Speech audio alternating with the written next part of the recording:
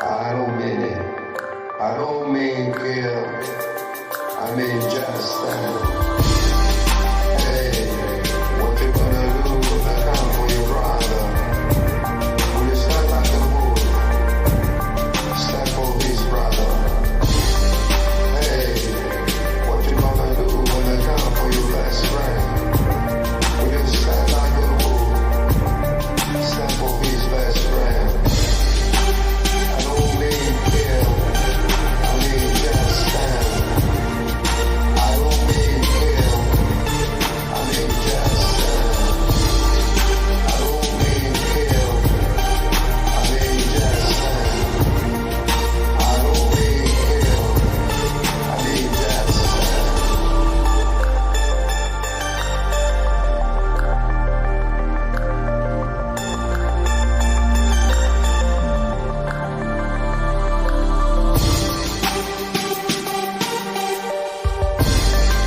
Hey, what you gonna do when they come for your mom?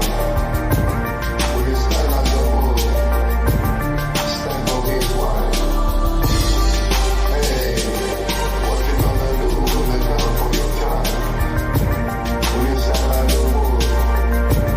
Stand for his child. Hey, what you gonna do when they come for your brother? Will you stand like a bull? Stand for his brother. Hey, what you gonna do when they come for your best friend? Will you stand like a bull? Stand for his best friend.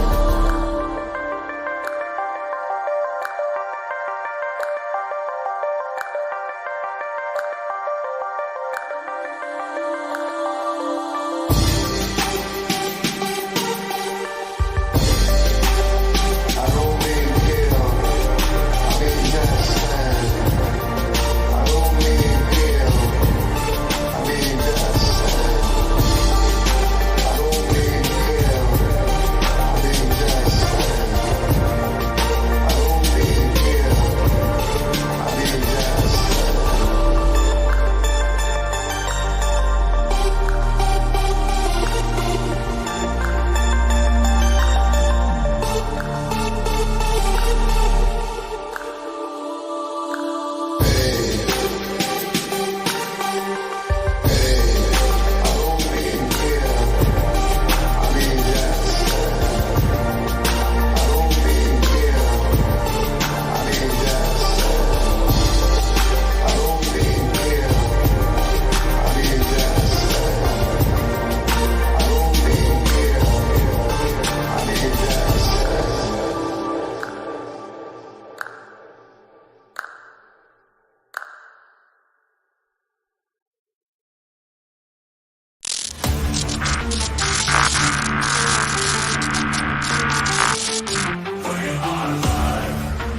DPA Open Mic. We are live. Join the debate, join the discussion. Share your voice, share your opinion. Swallow your ego, expand your mind. DPA Open Mic, free speech so. DPA Open Mic. We are live. DPA Open Mic. We are live. Don't hold back, 'cause here we go. Let's go. Let's go. We are live. Let's go. We are live. DPA Open Mic. We are live. We are live. We are live. Hello, everyone. Welcome to DPA Open Mic episode 100. I don't know. I don't have enough fingers. 100 is crazy. We have reached a century of open mics, and imagine how much of my life is wasted here. It's still crazy. It's been I mean around 2 years. I'm not sure how long. I didn't really check when is the first one. It's been a long time because 100 episodes means 100 weeks, which is roughly 2 years, and because there are some weeks that I skip, so it's a crazy milestone. And it all started off as a session where I wanted to have an open mic session that we can chit chat with fellow community. And originally I decided that it was like it's a closed thing, only for Patreon members. Then after that, it's a bit hard. It's a bit hard to know, because the Patreon community is pretty small. So I decided to just open it up, and that was episode 3, which is where you saw, on the thumbnail. That's why episode 3 was a bit special, have its own thing. Let me see if I can. Before we start, I just talk a bit of lore. So the first open mic, the open mic that was open to everyone, was oh my god, let me check. The first one was oldest 2 years ago. What was the date, man? There's no date. Oops, can't see the date. Okay, it was 16th of September. So it's just, so we are already doing all this for like 2 years plus. So it's a pretty huge milestone. So let's not wait further ado. I'm not sure if I did use the English properly. So I'm gonna drop the link to join. Today's DPA Open Mic is because it's a 100 milestone. So it's back on the main channel as well. So there is we multicast on the YouTube DPA main channel on YouTube, DPA Open Mic channel on YouTube, DPA Open Mic channel on Rumble, DPA Twitch, DPA Twitter, which is X, and Telegram. Yeah, I think that's all. So yes, so I'm gonna drop the link to join, and yeah, give me a second. Copy. The link to join the open mic, anyone can join, will be in the chat. Okay, how do I? Okay. It will be pinned. I've dropped the link to join in the YouTube channel, on the 2 YouTube channels live chat, on Rumble's live chat. I think I need to put a space here. Then also pinned, and then I need to drop it to on Twitch. Wait, oh my god, there's so many things happening. So a bit complicated, because yeah, I have 2 channels going on. Hi Shadow. You're flickering. I am. Yes, I am. What's happening? Okay. So I'm going to try to solve this. Coming back. So just before we start, I also want to thank you, Paul, for the super sticker, and also, and ASCII66 say that he's putting invite for the surprise 100 episode. How can I tell you? It's a surprise, right? No, it's a surprise. I cannot tell you. So, and Vaughn, and I think Vaughn have almost one of the distinction to be like always on the open mic, like almost every episode. I think the only person that is always at. I think maybe 3 or 4, and then I probably missed 1 or 2 in between. But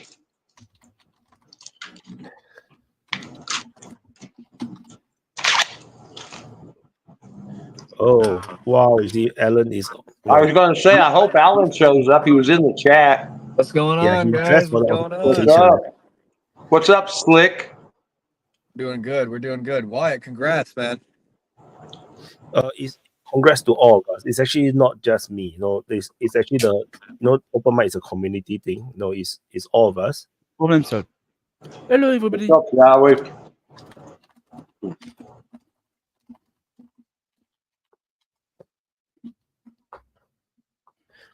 So I think a few big things happened this week. I think the big ones was there's an intel leak. I did drop a video on this about Israeli plan to attack Iran. So Israeli was monitoring. United States is monitoring Israeli actions, seeing how they are preparing true satellite imagery. Then there's also alleged assassination attempt on Netanyahu. There's also what else? There's also, of course, Ukraine war is happening. There's Selidova. Selidova's falling. Fucking finally. Oh, Selidovi. Mm-hmm. Well, I was gonna say I just like was watching some of Wyatt's reports and stuff, and I want to give credit to Mehdi. Hopefully he shows up, but I can't remember the term, but it's something box, and it's really panned out. You know, like the Russians create these boxes or cauldrons, but a lot of the times it's, you know, they get three sides, and it's like once you get three sides, you control what's on the box, and you can see how Are you they. talking about a pocket, like the pockets. And they you do? Well, can yeah, but easily there was a kill term what that is Mehdi really used strange that to it's a leave the box. it's a term that is basically just probably the original version of it, and then it's been changed over time, you know, because more modern terms. But Yeah. once you get into this pocket, or you create the pocket, then it allows you to basically control what goes on inside it.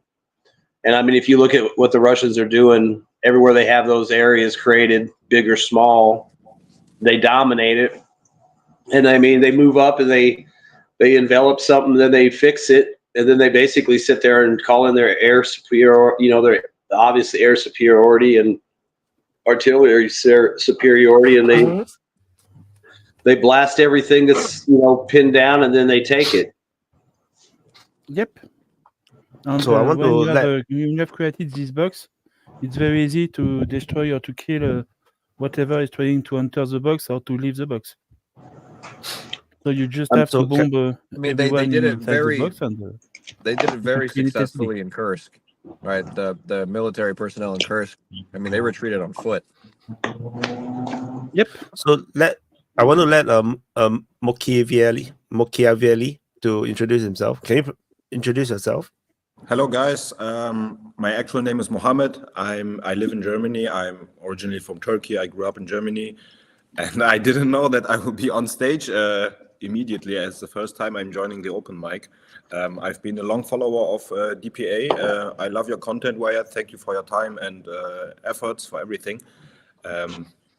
Yeah, have a nice evening, all guys. I hope we have a nice talk. So Yeah, now man. you know it's really an open mic, right? The moment you Yeah. click, just some quick verifications You're are in, on. man. Like, You're in. Yeah, So, yeah. but it's cool. It's cool. What topics got you interested on the open mic, brother?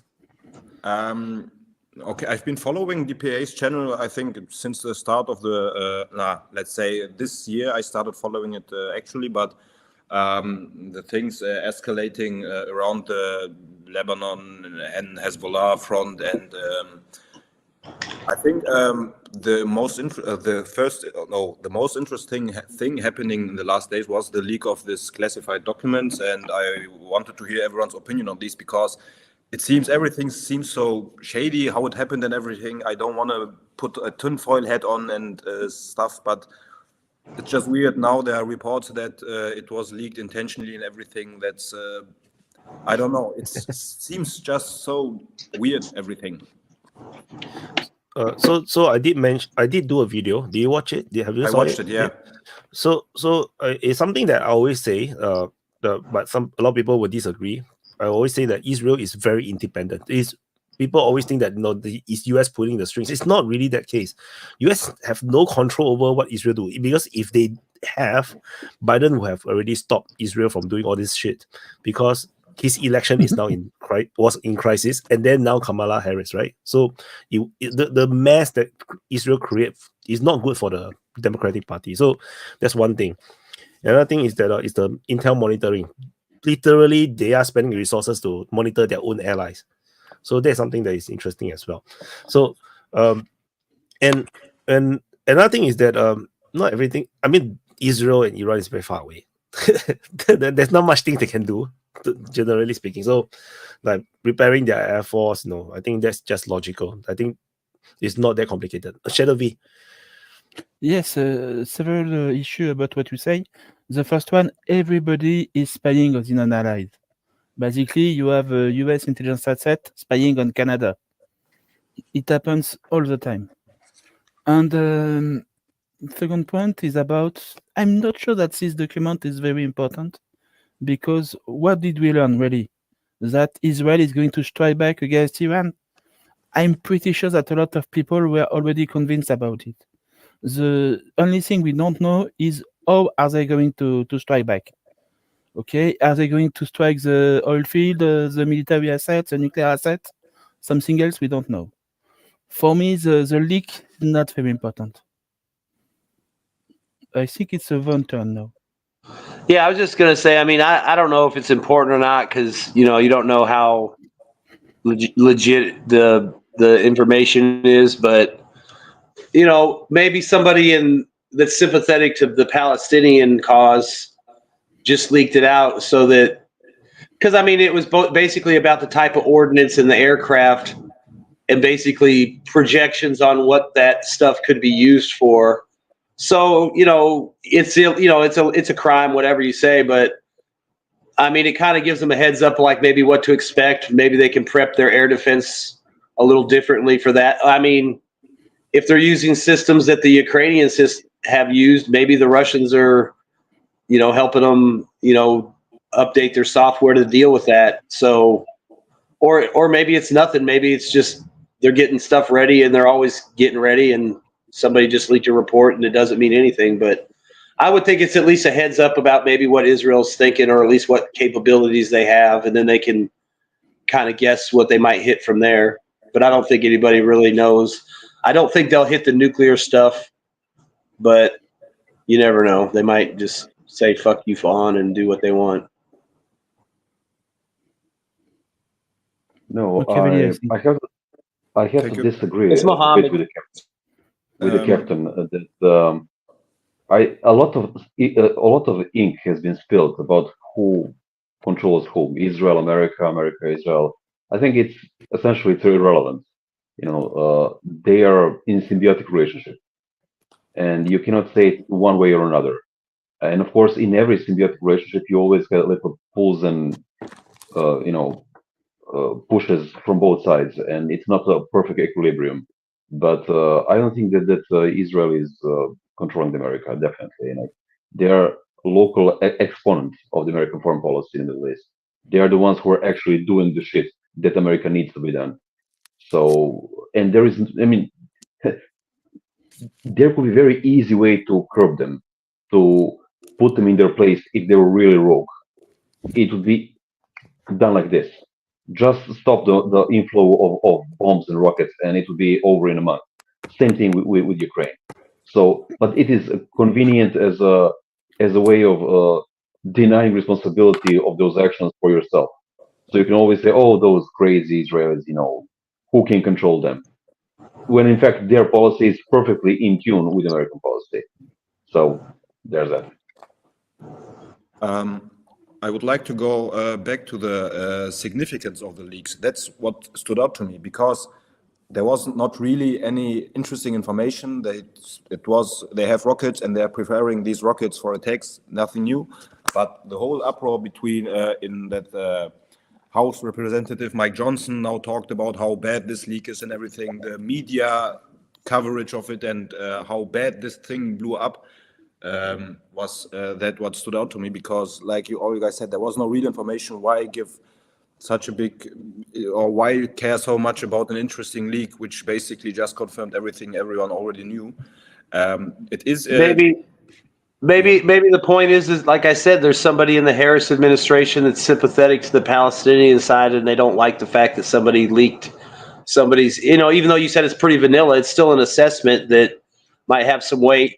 And like I said, it could heads up the Iranians as far as like what to expect from Iran. So it could be that. I mean, or, if you want to start going 4D chess, it's a fake leak to make the head fake the Iranians to think they're going to hit them with this. I so believe everything is about it on the news. I expect everything. Yeah, so you never know. This is another false flag move. Could be, but this is tinfoil hat and all just, we can't confirm it, just, everything's weird around this leak. Yeah, the thing that stood out to me in the report was the nuclear weapon thing. Yes. Like they literally write the nuclear weapon. I was like, what? It's like, why would you write? No. about What nuclear is weapons at all? important is that the checkbox was not checked, and I think the main issue of this leak is exactly that they are telling Iran there is no nuclear component in the next strike. And I'm pretty sure that it's not even the message to specifically Iran, but basically to the rest of the world. Maybe this leak is not a leak. Maybe it's some kind of give back because Iran has told a lot of intelligence about their own strike to Israel, to US people. So maybe some US people are giving away something at their turn to say to Iran, don't worry, the next strike is not going to be nuclear. And it's also a message for China and Russia to say it's going to be a classic strike and not a nuclear one, because we have heard a lot of things on different channels everywhere about a nuclear strike. And maybe these leaks, the aim is to just decrease the nuclear tension. Yeah, but I don't think it's going to be a nuclear strike. Like you Yes, will but just no it's better to have something with written. Euro. This leak was saying just like, oh, it's not us, we're washing our hands, we didn't do it. That's the leak. Purpose of the leak was by United States. But yeah, it's bad that the top secret things leak, but they just wanted to say, it's not us, it's not our plan. We have nothing to do Maybe. with Israel, just like with we have nothing to do with Ukraine.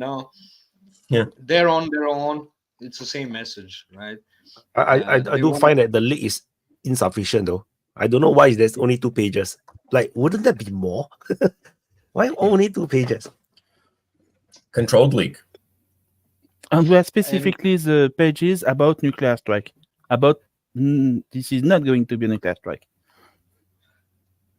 So Slava DPA, congrats, 100 congrats on 100. Yeah, congratulations, Wyatt. It is not just me, it's all of us, because all of us made it happen. If I create the open mic and only I appear, nobody comes on, then there will be 100 monologues, which is like nothing special. Yeah, So but Wyatt, without besides Vaughn, who missed a couple of episodes, there is one other person who was there for every single DPA open mic, and that was our commander. So yeah, that's 100% true. Yeah, I got to drop for. I have a new hairstyle. Yeah. What do you guys say? Yeah, it reminds me of Tim Pool. We call it the receding hairstyle style. Looks great. Yes. The Tim Pool. I like that. Do we want to go? The commander's too magnanimous. Are we done with it? I mean, are we kind of done with the Israel-Iran thing for now, or we can go more on it, or we can move over to I was just South Korea, North Korea, and China's I was hoping maybe you guys could clarify it. Like, since I don't see any fingers, I just put the finger and took the prerogative. Hi, everybody. So this, I have some questions regarding this this Yahya Sinwar, the one who took over after Ismail Haniyeh. And I know very little of it. The only thing I know was that he was taken on the surface and no hostages, which to me is very strange, because the reasonable thing to do would be to be down in the tunnels, and of course it will be crucial, not just for, like, arguably it's an important bargaining chip for Hamas, but for Sinwar specifically, having the civilian hostages would be pretty much the only bargaining chip. And so him being on the surface with no hostages, I'm just going to lend in some speculation here, because let's keep in mind, for the folks in the audience who may be new, hopefully, that's what we do here. We're just a bunch of regular dudes. We're having our speculations on. And while there are only regulars on here, if you are a new person who want to get on, just write in a private chat, and one of us is definitely going to be wanting to go backstage in favor of having a new face. Welcome, Mohammed, to the open mic, by the way. So on the speculative side, there need to be a very, Sinwar was no fool, and he was also very ruthless. So it would need to be making some very concrete sense for him to go up from the tunnels. And to me, that's a kind of conflicting logic, right? Because as far as I was understanding it, most of the tunnel networks had actually not been swept or blocked off. As far as I understood it, what they had managed to do was take many of the entrances, because Hamas had, from a military point, they had used them as ambush assets. But once they had used it, Yes, I saw that one, by the way. They have a new channel. I guess we can link it later. But from what I've understood it, like the tunnel entrances, many of them had been detected because they had been used militarily by Hamas as ambush assets. But when you use them, you also kind of uncover them, and so the IDF will go after and block them. And so the way I would kind of, the closest reasoning I can come to here is that Sinwar must have been in a section of the tunnels where he deemed it more dangerous trying to cross through, because there are IDF troops down there. There's just not, they just cannot be everywhere, right? So they must have been in an area, and he must have known that it was too risky as far as he was concerned, and safer for him to surface and maybe move over to another area. Fine, I'm pretty sure someone can explain that one a little bit better. But here comes the one that I find the most difficult to kind of square up, the hostages. Because the only way I can explain it, like, it is his only bargaining chip, right? So he would be foolish to let it go. But if he doesn't have it, the only explanation I can find is that they're dead and too much of a hassle to be dragging around. So if that is the case, you know, do we have a lot of verification of the hostages even being alive? And like, is that still a bargaining chip for Hamas at all? And yeah, any fingers, like maybe if anyone has any. Yeah, Gabriel, please. Yeah, I'll comment on that. I'm pretty sure it's been very well established. Oh, by the way, hi guys, good to see you, and congratulations to all of you, the hundreds, and especially to the commander, without whom none of us would be here probably. But yeah, I'm pretty sure it's been pretty well established by now that the hostages are no bargaining chip at all. They've been abandoned. They've been shot deliberately on their way to the imprisonment and on the way back. And there's been some. Yeah, okay, someone who is coughing, please mute, because I cannot even really make out what Gabriel is saying. Yeah, I don't know who. Yeah, try again, please. There's been some token expressions of concern for the hostages, but the hostages now serve mostly as a pretext for all the onslaught. So what could he have been doing up there?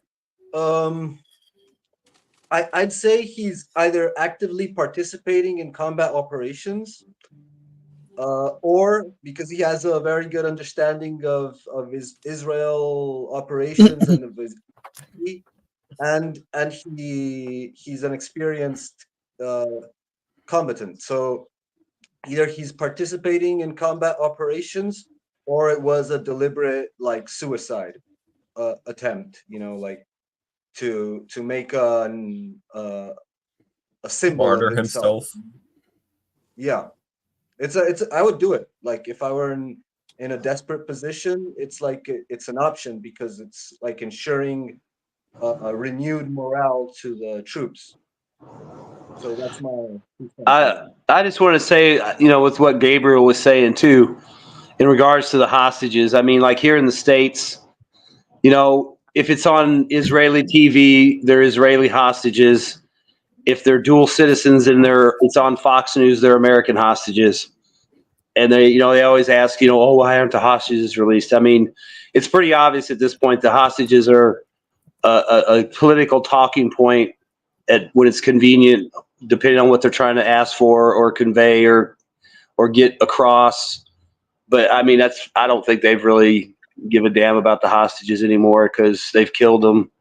There's even hostages that were killed on October 7th that said they were killed by Israelis. So, you know, maybe at the beginning they were concerned, but I think at this point they've made it pretty clear that if they get you and you're alive, great. If you're dead, you know, they just use you as a story to push their side. So that's the way I kind of see it with the hostages. They're just there when it's convenient.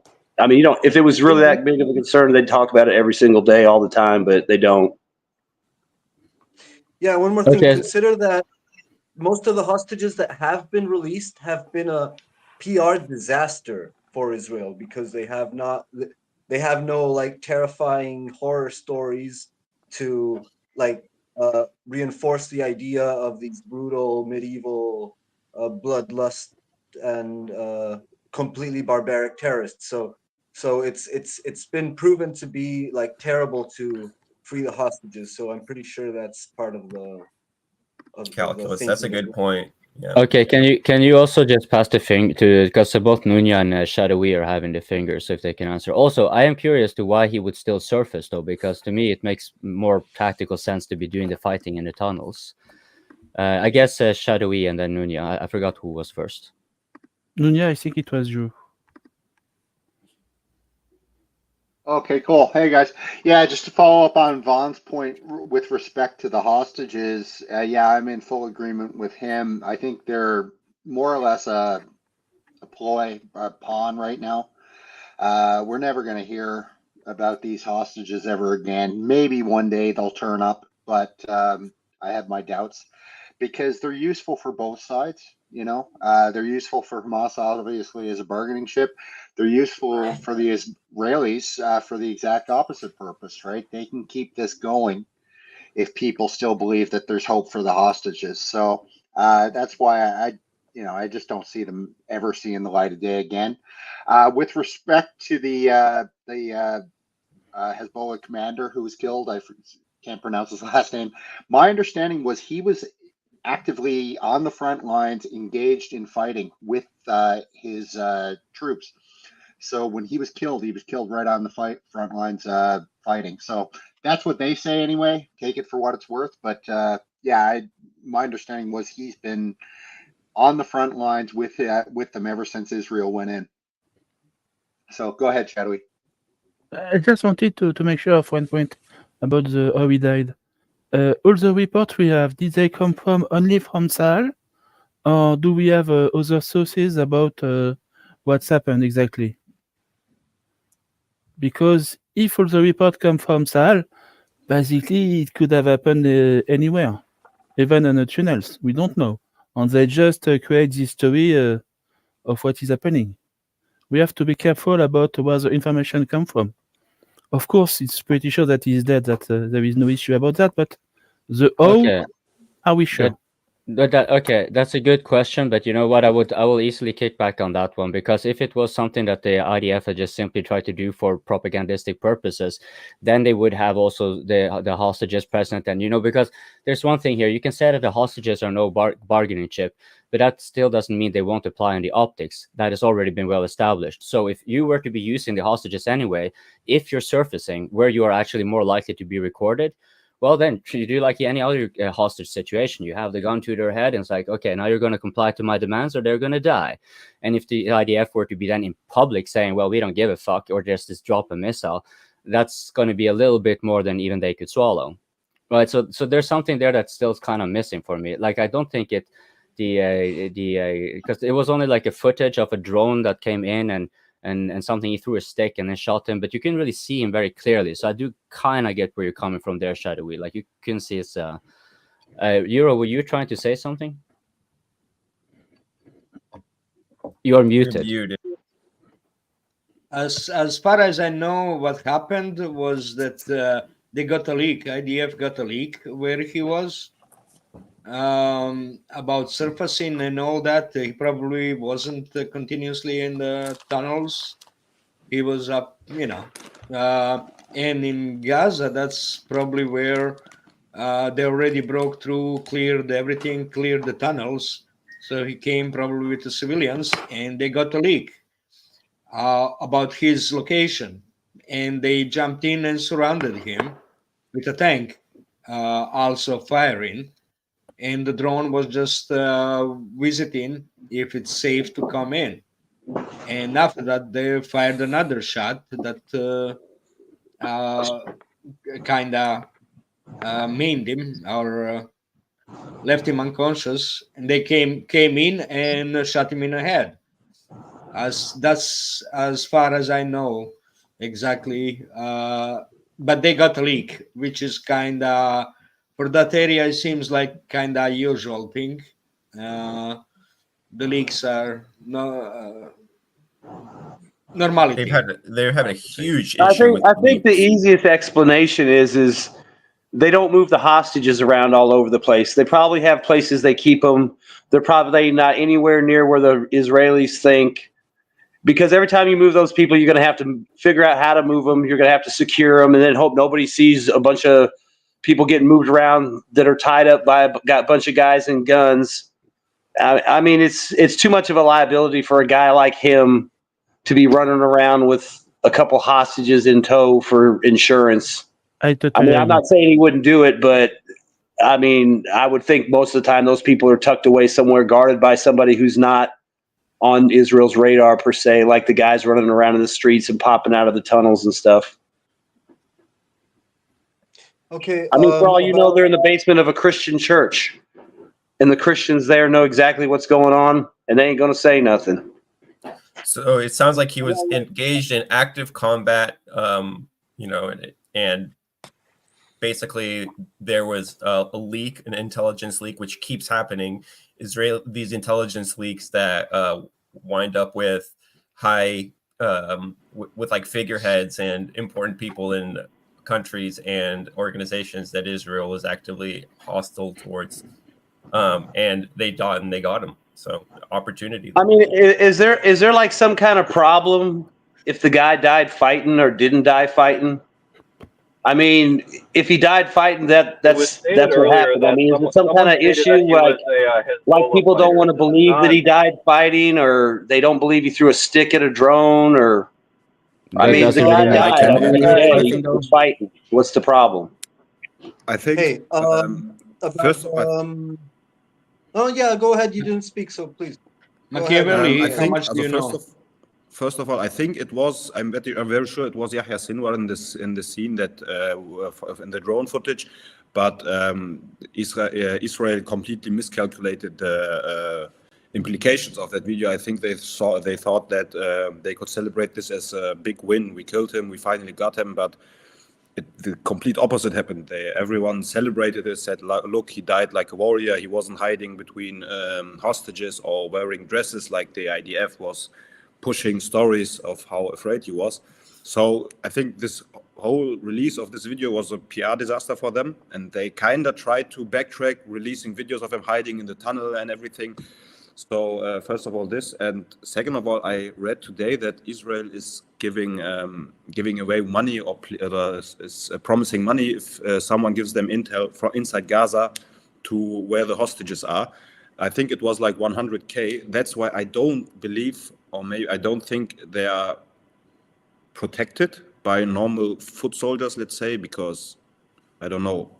100K if you're a Gazan, if you live in Gaza, 100K and safety guarantees from Israel is a pretty nice offer. I think many people would start thinking weird things if you get such kind of offer. But I don't think that the hostages are any. Well, it's also, if you want to talk about a PR disaster, you have to compare this to how Netanyahu's video of him, you know, during the ballistic missile strikes, that video of him running to the bunker. Compare that to the last moments of Sinwar. And one thing I wanted to say is Sinwar was not a commander for Hezbollah. He was the head of Hamas. He's the leader of Hamas. As someone said, did I say Hezbollah? I want to correct you on that. He's not just a commander for. Yeah. No, it was Nunya who said Hezbollah. You said it. All right, it was thanks. Nunya said. But hold on. Well, I have a question there before. Yeah, sorry for interrupting, Gabriel. But the thing about Sinwar being a commander, he's like the leader of the Hamas, and then going and doing grunt work on the surface also kind of doesn't seem to make sense. Like you don't typically send in any army, and even in paramilitary groups. Hassan Nasrallah, for example, they don't go and fight up there. They're not a functional professional military. They are all hands on deck. Okay, so let's take Hezbollah then. Fuad Shukr was assassinated. He wasn't like he didn't fight in the front lines. He was the chief of staff. And you don't put a chief of that would be effectively what Sinwar was, no? Like he would be like the chief of staff, the manager, the one at the top. Hezbollah is a paramilitary organization. They have bureaucracy. They have levels of operations. Hamas literally is a militia by definition. I mean, how do you explain the Gaza health? Real quick, the Ukrainian army's a professional army. Have you seen them doing fucking professional shit in the last 2 fucking years? Right, but they don't.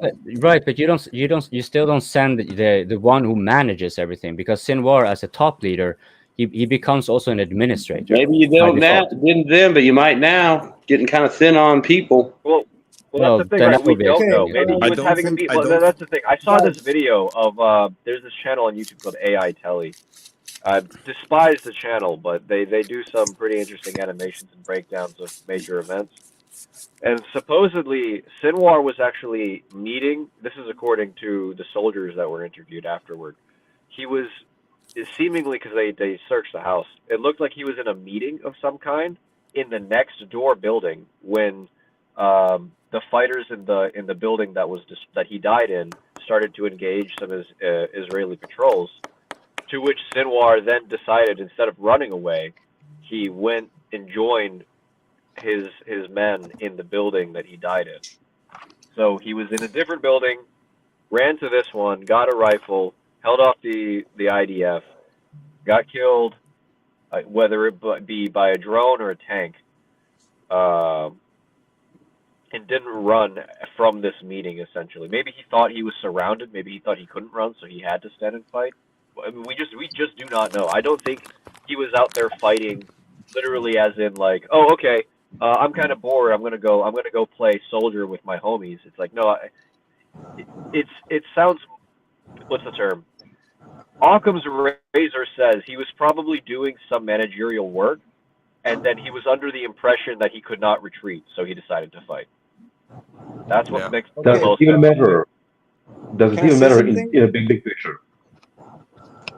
Can I Yeah, say the something big now? picture doesn't ultimately matter, but if we're having this conversation, I'm going to express my thoughts on it. That's what I think. That's what makes most sense to me. Maybe he just fucked up that day and got caught slipping.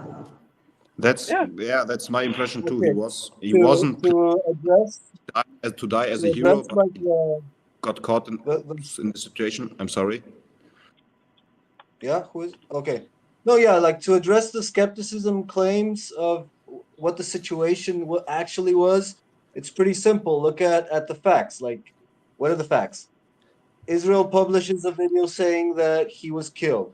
The video is like completely disjointed from what would be like a dismissive or like disgraceful representation of the dude of the enemy, the mastermind of the second coming of the Holocaust. And so they published this video saying that it's the dude. It's hard to recognize him, but it's very unflattering for the Israelis to publish that video. They just did it out of stupid or hubris. And then the Hamas official communique admits that he is dead. So it's pretty well established that that's the fact, because both sides corroborate this, and they're acting like against their own interests. Both Israel by publishing a video, which is very flattering to the character, and Hamas by confessing, like admitting that their leader's dead. So got that out of the way. And the second point is that if they had any leak of information on the location of the dude and that's why they killed him, then like why wouldn't they just carpet bomb the joint like they always do? Like they send 2,000-pound bombs to random places, and kill a bunch of people. Why wouldn't they shoot? Maybe it's against their calculus. Maybe they think that like 2,000-pound bombs are only useful when you have crowded areas, so you can maximize the collateral. But barring that from the equation, why wouldn't you just carpet bomb the place and then go pick up the pieces? The other thing is that they're actually concerned of actually figuring out who the guy is and identifying the body, so making a more careful approximation and encircling him or whatever. But what I had heard is, I don't know how true it is or not, that it was foot soldiers who caught him. It wasn't a special forces operation or anything, which would be it was a patrol. It was one. Yeah, and they also stole his watch and ring, I think, too. Yeah, so it was a random encounter, basically. It wasn't a planned operation. So that puts aside the leak information and the hunting of the dude theory. And why was he there? You can speculate all you want, but he should be safe. Like if he's the leader, of the group, he should be safe and guarded, because he has to take care of all the administrative issues. So clearly he's not the leader, first of all. Like if he's doing combat duties on the surface, and it's pretty clearly established by the video that's on the surface, and it's a remote area. I mean, it's not like a civilian population. It's not a refugee dense area. It's like a combat zone, pretty remote, all battered buildings and empty, combat zone. So he probably was at some sort of combat mission or movement, and all those things are kind of irrational for a leader. So clearly he's not a leader, and I'm pretty sure, like by all the history of targeting of leaders of the Israelis, that the actual leaders can't be the nominal leaders. It's like just impossible, because whoever you name as a leader has a massive multi-dimensional surveillance target on his everything, so like whoever is named a leader is clearly a straw man, a target to direct the attention of the enemy. Okay, So but if I can address some of what you said, because that was a pretty interesting one, that he may not be the real leader, and there's actually a good way you can point that. You have Khaled Mashal in Qatar. Hi, Toby. Khaled Mashal in Qatar, just like Ismail Haniyeh was in Qatar. So it's not. I kind of get that one. That makes sense. But even as a military leader, you have your command and control in your headquarters. Like I get the impression that what people are saying here regarding the tunnels is that they're already swept. Like they're already cleared out, but is that what you guys are saying? Because I had a kind of opposite of impression. Toby, yeah, please. Yeah, okay. So on this issue of the Israeli war, I don't really follow it that closely, but I did some reading on it for the open mic just to find out what's going on, because I've been ignoring it pretty resolutely. It really begs the question who Israel is fighting and how you'd characterize that, that enemy, because Hamas was never a massive, standing army with huge amounts of military support from foreign nations. It was always a bunch of angry or, grifting Arabs from Palestine who could join, much like, a ping pong club or a soccer club or something. So it was very much civilians pretending to be sort of warriors. It wasn't a state standing army with uniforms and supply contracts and everything else. They may have gotten salaries, but again, that was just donated money from foreigners. They didn't have their own political economy. And so my point about this is, like, Hamas isn't very robust, and it's going to fall back into the civilian population pretty quickly, in much the same way as the Viet Cong did in South Vietnam in the Vietnam War. They were from the civilian population, and they fall back into it as soon as their little group gets hit. That's what makes it so hard to fight an enemy like that, because they just kind of melt away back into the villages and then reappear, little groups of them attacking you. And the thing about wars like this is they're nothing new. Guerrilla war is nothing new. But the way that we are talking about the war in Israel and Palestine, and the way that it's being reported, especially, it's being reported as though Israel is engaged in some kind of war, like with a cohesive enemy. And they're really not. Like, if you go and have a look at what's actually going on in Gaza at the moment, they're pushing large groups of civilians around.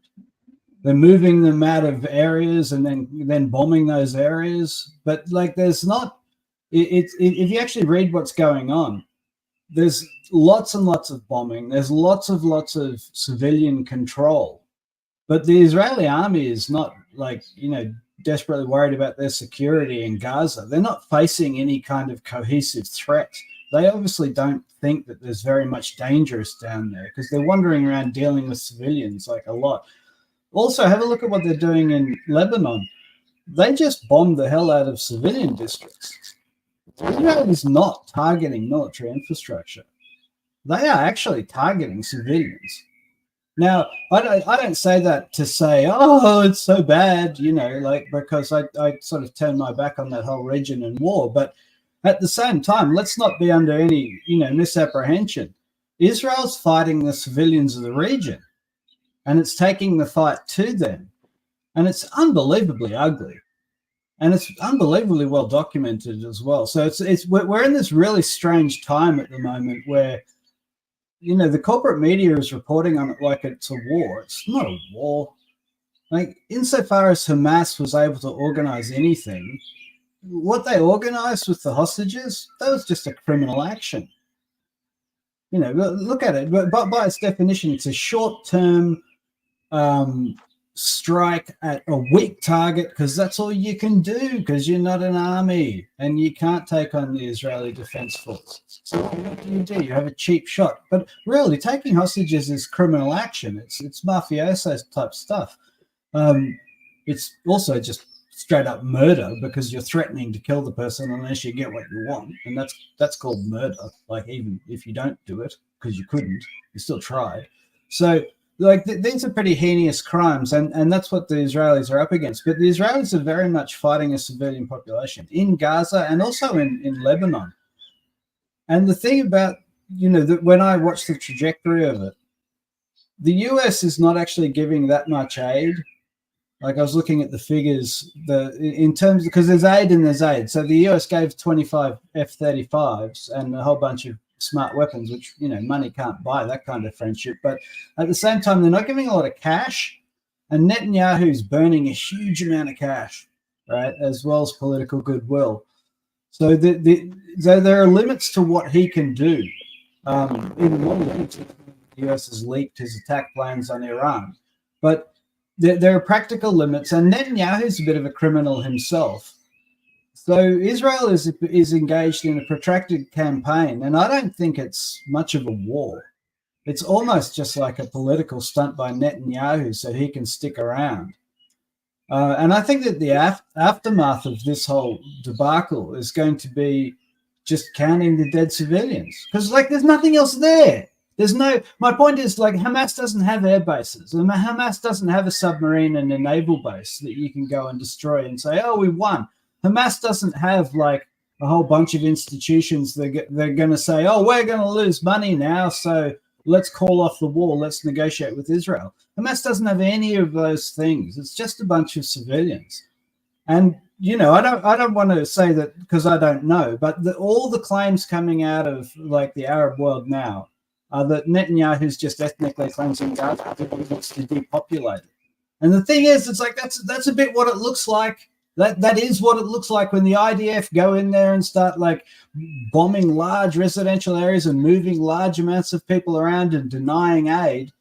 So, as this goes on, we may actually see Netanyahu. I don't say now and I don't say in the past, but we may see Netanyahu bury himself under an incontrovertible amount of evidence that he sustained a war of ethnic cleansing, actual ethnic cleansing, like a serious war crime, for a long period of time, and he may end up in the dock, because it's incredibly well documented as well. Anyway, I'll leave that there. But someone else. Toby, super chat for you. Voss asked you if you went to see King Charles to say hi. No, sadly I missed that. I shall console myself. Damn, you lost that privilege. Until next king, I guess. Hey, but adding to what Toby said, he was basically running from criminal charges before all the onslaught and genocide cleansing, and he was trying to but that was corruption. This is like crimes against humanity on a massive, unprecedented scale in this century. Yeah, amazing. And looking at the commander's report on the attempt of on the drone strike on his house, like, he really did have a really nice house. It looked like pretty expensive stuff, and it was a pretty posh neighborhood. Like, I wonder if that kind of thing can be achieved, like, through the salary of a minister. I don't know. If it happened. I mean, if that's the case, it's just like America. They get paid $174,000 a year, but they're all multi-millionaires 10 times over. Yeah, well, but he was being prosecuted and he was trying to reform the judicial system and the Supreme Court, and he was getting a massive social backlash for that.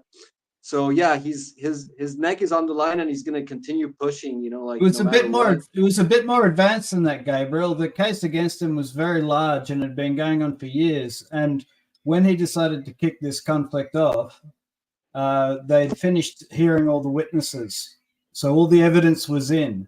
And legally speaking, at least this is what I read from the legal literature in Israel.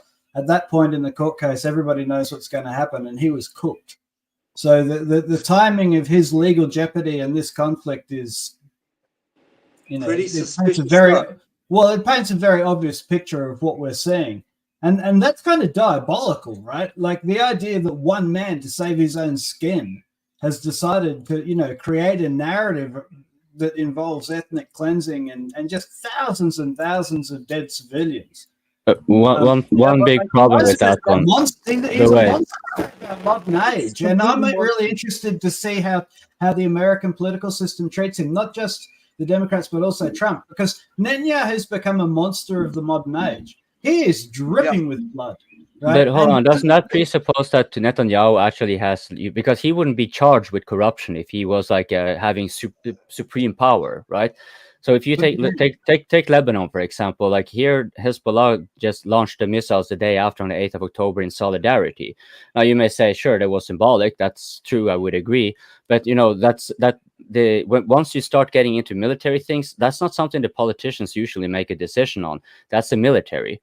Right, so the Netanyahu may have been part in declaring war, for example, but as to how to persecute the war and all those kind of things, like he has a lot of internal tension. So I kind of doubt a little bit that he will have the power sufficiently to just perpetuate the war on a whim to avoid charges. Just quit. Yeah, I wanted to comment. Have a look at what's happening. His defense minister just quit. Right, people are moving away from Netanyahu.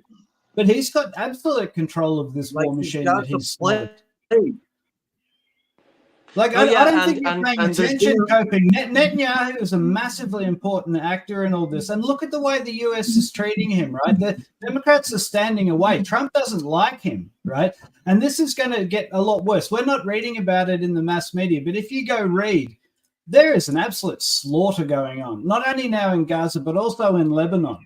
And the thing is, you can pretend it's not there, but it's being unbelievably well documented by thousands of doctors and other Westerners and age agencies, but also the Chinese and Koreans, and everybody can see what's going on. It's not. It's hard to hide.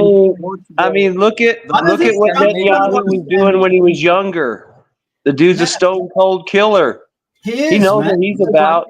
Yeah.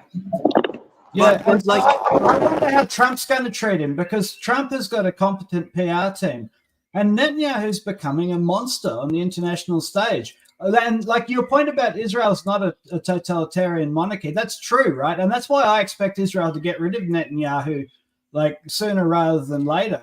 And like Mossad does it, right? Because I don't think Trump wants to stand next to that man. Like, let me add something to that real quick. Yeah. Like the Israeli government isn't a monarchy, but it is like a theocratic, fascistic state composed of religious fanatics, and so like Netanyahu's probably not like on this, because like he has the army against him, and so like the only way he can push the army against its will is by a massive consensus in the Israeli government. And I think that he's using this to save his skin, but he's actually pushing on, he's using it to save his skin because he's pushing on this ancient fantasy of most of the establishment of the government. He's pushing on this fantasy of the greater Israel and the ethnic cleansing of all these impure peoples that are surrounding us. And so that's why he's been able to continue pushing it on. And that's what saved his skin, not because he's in charge, but because he's selling this product of the slaughter of the goy to his own fanatical government. And that's his alliances that are propping him up. because they're using him to burn out. Like he's already destroyed his public image, so they can use him to like burn him out and push on that plan. So go ahead, whoever's next. He has also support from the Israeli public a lot of. Also, his war is not like they are very critical or with his war crimes or they care about the Israeli image in the world.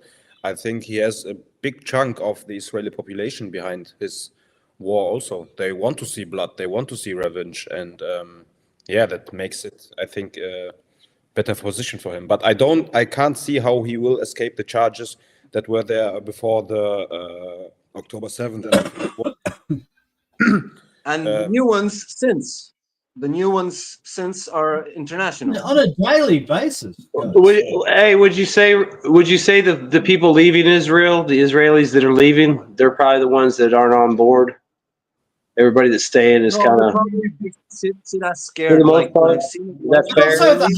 Also, the tens of thousands of people who were protesting against Netanyahu and his fanatics. Like Israel does have a political life, and this was reported. There are a lot of Israelis who voice opposition. It's not a monolithic society. Yeah, but it's pretty monolithic on the Palestinian issue. I mean, it's not monolithic on its. I'm not sure it is.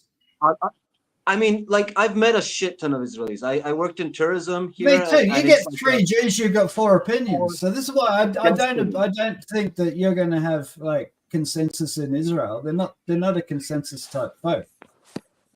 Yeah, on the Palestinian issues, they're pretty consensus. Like, I'm pretty sure there's no consensus on like the internal policies and if it's going to be more. I have not met an Israeli who is so detestable that, and I've met quite a few Israelis and Jews, but I've never met one who's so detestable that they openly advocate for ethnic cleansing and the slaughter of civilians. So, let's be realistic. Let's demonize Israelis. Israelis are just like the middle class. The middle class Israelis are like the middle class in the UK, the US, anywhere else, because that's where they're from, right? And or Russia, and they're not into the slaughter of civilians. Yeah, but they don't believe it. Openly. That's the thing. They're into into it privately either. The Palestinians. That to me but is like demonizing the people. They believe they're legitimately defending themselves from terrorists. They don't think it's an ethnic cleansing. They think, there's some the same could be said for us, right? Like we were all. Hang on, that's what they Gabriel. That's like saying that everybody here was into the killing of Iraqis during the Iraq War, and we all hate, Ukrainians, and because our countries are doing it, we're all complicit. Like I don't buy it. I don't buy that. And the thing is, once you start talking about all the Israelis being one thing, it's like, you've just stepped into an ethnic hate war yourself, No, not at all. I'm talking about the capacity for propagandization of a population. I'm not talking about like. Yeah, and I think that it's very small in Israel. Israel is full of like educated people that argue all the time. It's very hard to compete against those people who are successful.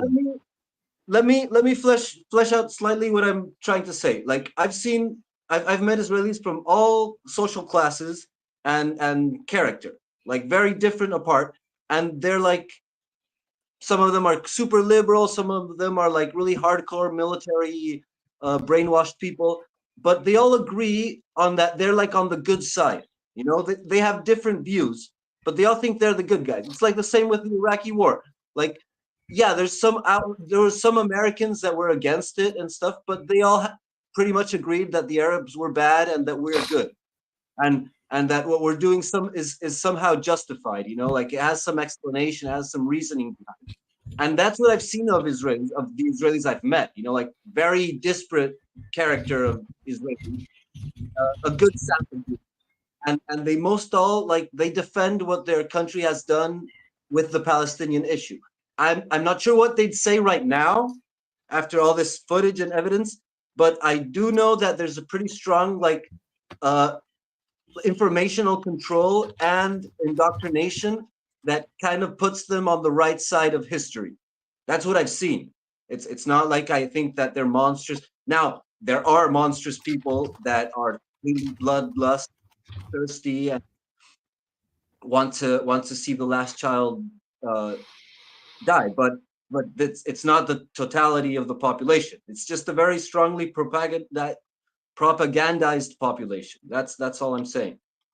So it's hard to get a consensus against, like the legitimate right of Israel to defend its interests and its people.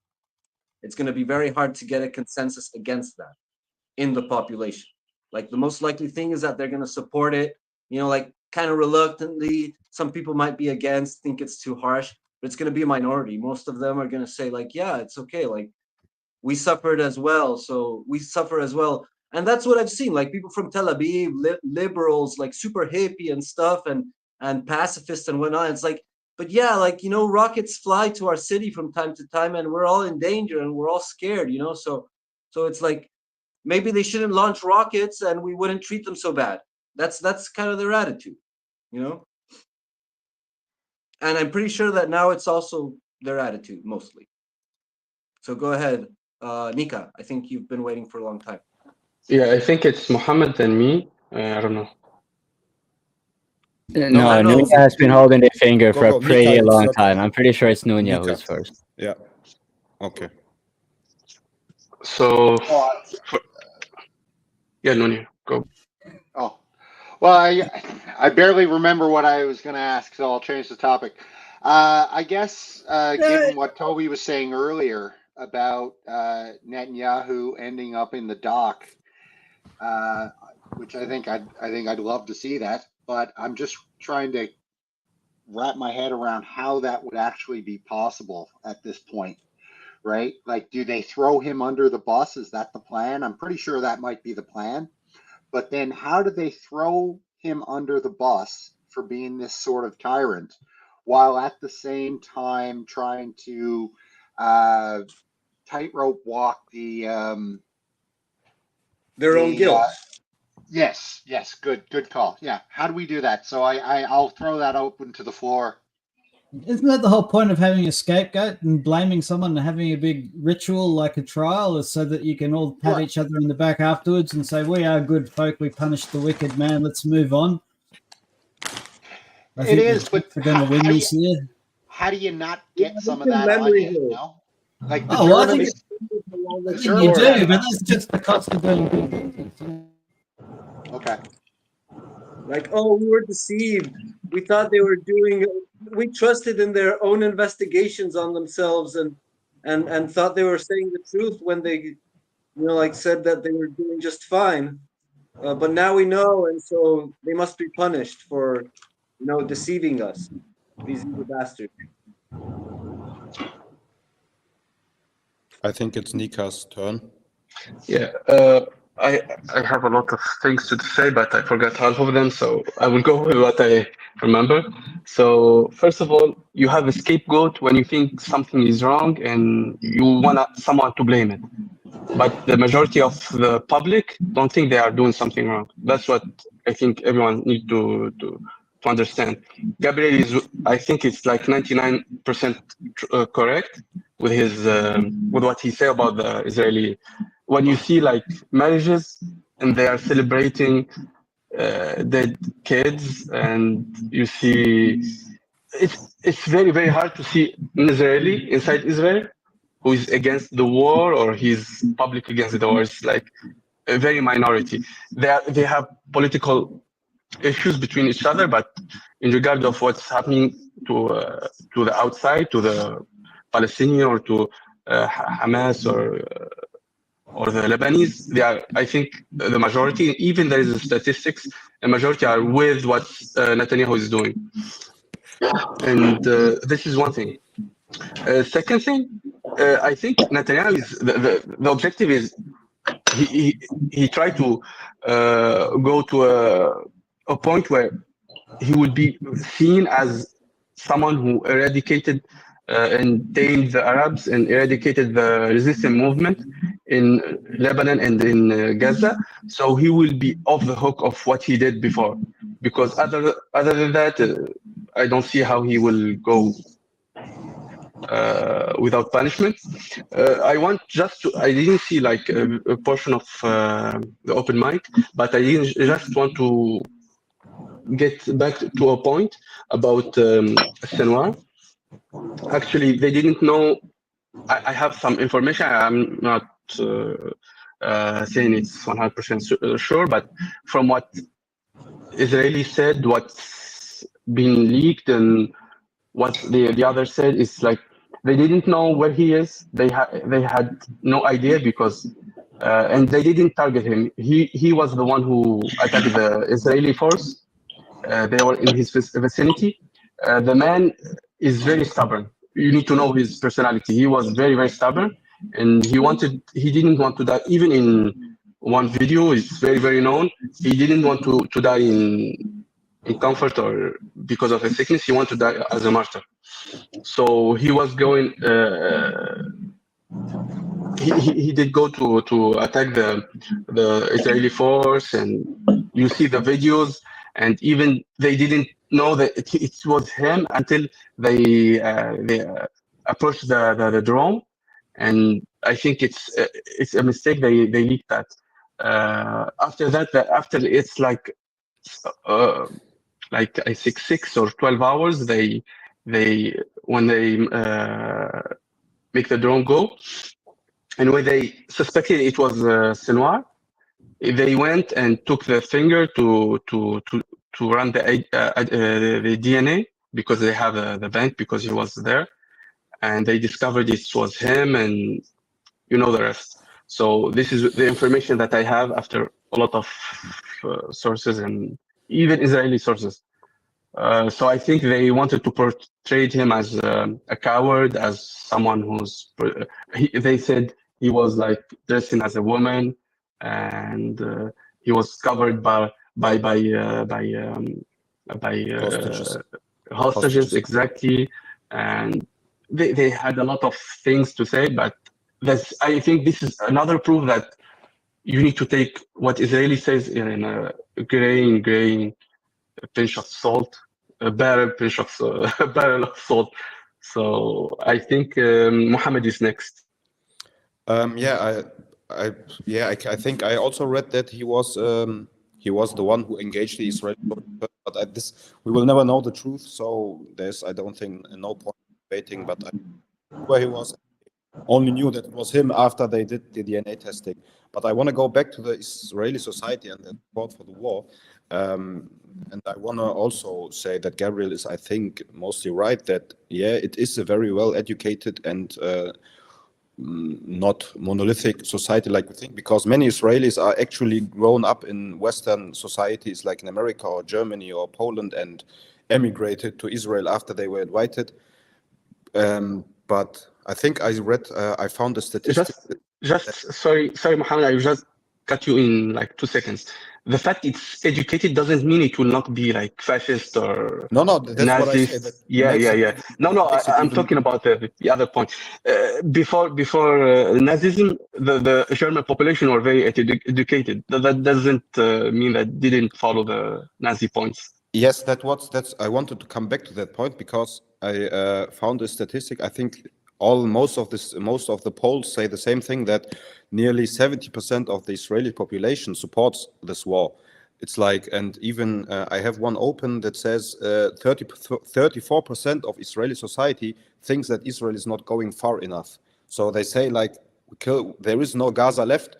Let's make even less of Gaza left, which is completely delusional, and which is even worse because they're educated people and they still eat into this propaganda of we are fighting an existential war, and for that we have to wipe out our enemy. And many people say that it's not a genocide because they aren't. It's only 40,000 people and there are millions of Palestinians and everything. But it's not only how many people you have killed. There are no hospitals whatsoever left in Gaza, no infrastructure to live a normal life like in the next 10 years, no universities, no schools. There is no Gaza left. We are talking about something that had been, and I remember I was talking to my friends in Germany and I said that there will be no Gaza left after this war. It was like 10th October, the war just had started, and I say, nah, they won't do this, they won't attack civilian infrastructure, they won't attack hospitals, etc., etc. Al-Shifa was bombed by the PLO and or by it was a Hamas rocket that destroyed the whole Al-Shifa hospital or the parking lot of the Shivas, which was a blatant lie. Everyone knew that Hamas rockets don't have the capability that was that did the destruction there. But yeah, it's I have And just another thing, Mohammed, is what's happening now in the north side of Gaza. It's like They're there's occupying it. 300,000 people. They were cut. There is like, I think there is no food for 10 days now, or food, no water, and they want just to get rid of all that area, whether it's by food or by bombing. Continue on. One question, Nika, you wrote that you're from Wokeland. What is Wokeland? Are you also from Germany? No, the other Wokeland, Canada. Canada, okay, because Germany is also very, very, very woke. No idea. You have no idea about what's happening here, man. I read it online. I get the shit talking about Canada. Yeah, I see it. It's so heartwarming to see you guys, connecting over your wokeness. You can see it. You can see it. But to be here and experiencing it is completely different level. Man, I live in Germany. I was 1% surprised of my opinion about Palestine, because then I will be exiled back to Turkey. They would say you're an anti-Semite, and I also lost friends, and I'm actually no friend of Hamas or whatsoever. All I said is, man, what's going on there is very fucked up, and our government shouldn't support it that blatantly. Just say like one bad word at least. Say like, Netanyahu, please don't overdo it, but not even that. And I have to support that with my taxes, which is kind of hard. Yeah, but that was my point was just I think the Israeli civil population is very big part, or most of it, nearly like 70% is behind this war, and they even think it's not going far enough. That was my point. Thank you. Yeah, my You need to appoint someone to speak. I was born and raised here, but Nika, I don't understand how you haven't hopped on a flight and gotten the hell out of here by now. But my question was just to follow up on the whole doc thing with Netanyahu. I guess my follow-up question to that for you guys is, how does the U.S. pivot away from this mess? Because we all know that, it's not going well. We all know that at some point somebody's going to need to be held accountable for it. And how does the West, and primarily the U.S., back away from this without getting so much on them? And can they? What does that look like? Guys, I want to talk about Ukraine soon, but look, very briefly, and kind of to answer Nunez's point, it's kind of interesting to talk about like what Israelis believe. I think it's a difficult thing to talk about, because people believe different things depending on how you phrase the question and what time of day it is and if they've had a few beers or whatever. But it's an interesting fact that it actually doesn't matter, because like in a way the role of a leader is to restrain the crazies and to restrain the people from engaging in ethnic genocide and war and so on. And a very bad leader fans those flames and starts crimes against humanity using popular support. So to a large extent, to me, it doesn't really matter if the West and Israel's populations are complicit in what's going on in Gaza. What I find so interesting is the scale of the documentation because of technology and the number of people there, and the scale of the atrocities. I mean, like, we're so far beyond the question of whether or not there are crimes against humanity going on. There are on a daily basis. It's been documented out the wazoo. I will just give you a hint. Criminal court. Now let me finish here, right? That's why just to give you a hint. I will not cut you to. So the point is that the crimes are happening. They have happened. And to answer Nanya's question of how does the West pivot out of it and hold anyone accountable, I can't see any way for Netanyahu to escape just because of the weight of evidence that's accumulated.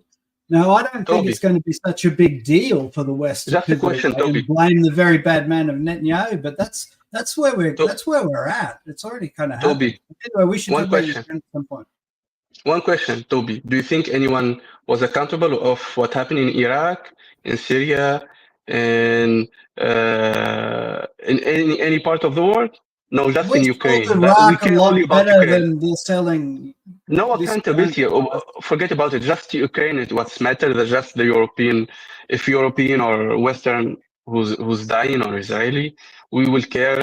If it's the others who fuck off, they can reproduce. It's okay. It's not the Yeah, same thing. I know what you mean. I know what you mean, and I wouldn't bet my house if I had one on like people being held accountable for crimes against humanity. But at the same time, it's we live in strange times because it's an unprecedented case in terms of the documentation and the sheer number of witnesses, and also it's like the people who are getting killed include like a whole bunch of doctors, and like. I understand why people are skeptical of doctors. They're pretty shady people generally, but a lot of people like doctors, and they trust what doctors say. And so, when you have hundreds of doctors being killed and coming out saying that it's an absolute slaughter, this is difficult stuff to spin. So I don't know. Yeah. I know what you mean by Western leaders don't get held accountable, but it's like pushing that boundary as hard as it will go. And this is why I wonder how Trump is going to deal with it, right? Because there's got to be some people around Trump, including a lot of Jewish people and Israelis, saying you can't stand next to this dude, But we'll see. He will not do anything. I mean, you got to look at if you look at the symbiotic relationship between the United States and the Israeli government and how infested both governments are, all the dual citizens.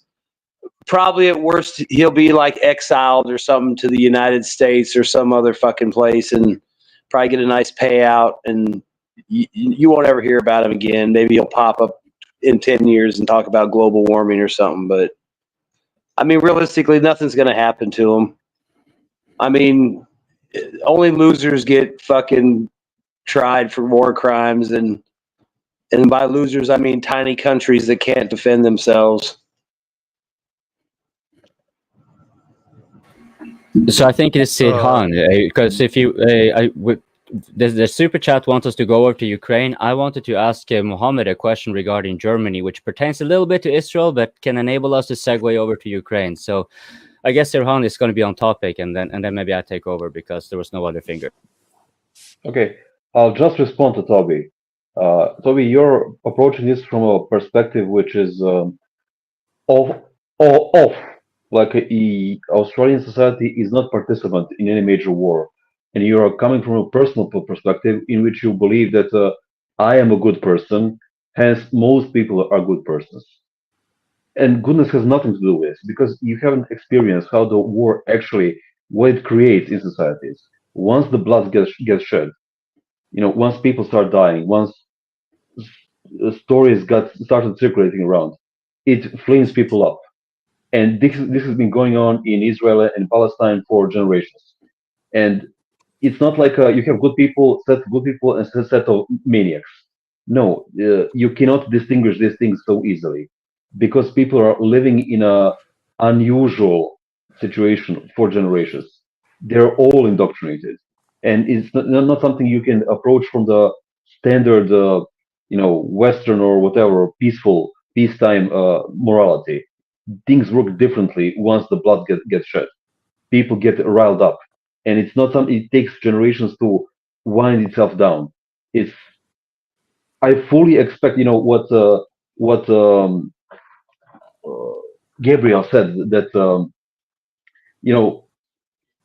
it's just Israelis are smart enough to be aware what to talk, in a different manners to different peoples.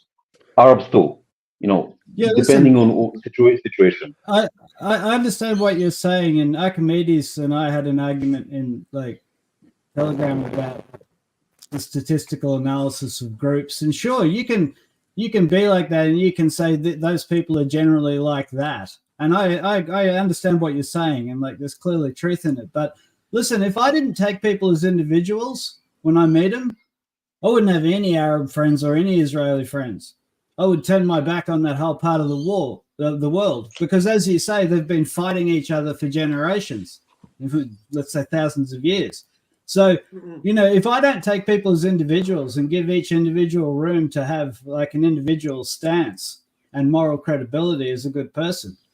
I would hate all those folks, right? And I'd be a zealot myself. So, like, I do understand what you're saying about, like, the complicity of the Israeli public. Yeah, and sure, I'm not going to argue against that. I don't know much about it, and it's very likely possible. And what you say about war, war has this effect. It galvanizes people into hateful positions. That is true. I acknowledge that. But at the same time, there is such a thing as the individual. And if there isn't, we live in a very bleak place. But anyway, we should talk about Ukraine, for God's sake. So I'm going to hand over to Vaughan to kick off the Ukraine talk, unless people really want to talk about No, I had a finger up after Sirhan, and I was going, but I'm going to segue over to Ukraine, so don't you worry. Okay. By the way, Toby, what you said there, then.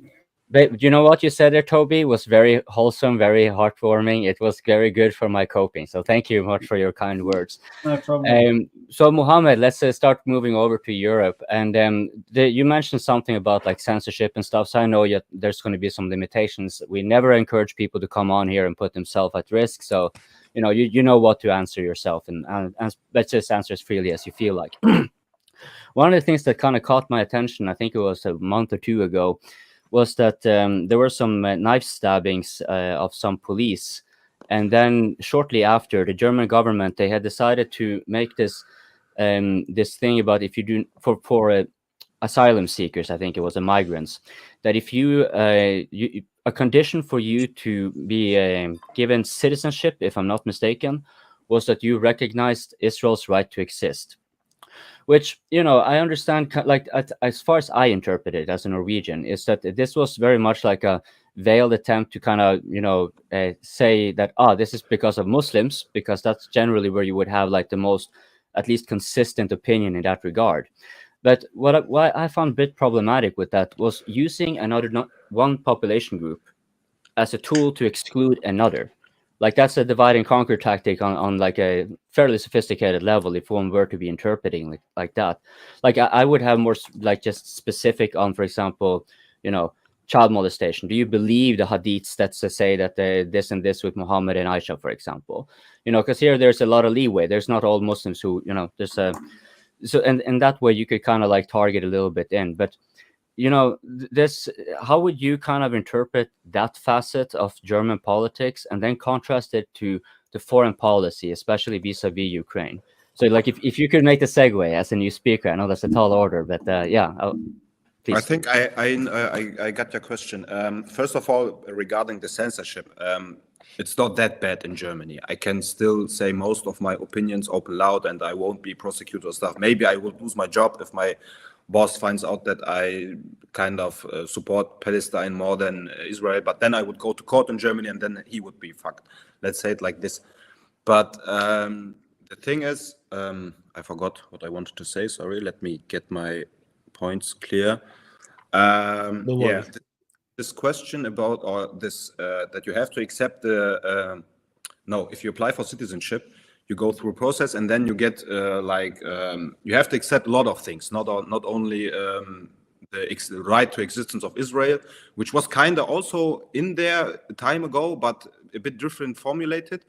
But you're right. Many people interpreted that like this as we want to filter out Muslims who apply for the citizenship, because that would be probably the only minority group who would have a problem with that sentence, because they are very well educated in the history of the foundation of Israel, or maybe not, because there are a lot of migrants who are anti-Semites. I have to say that in Germany, who are very bad educated.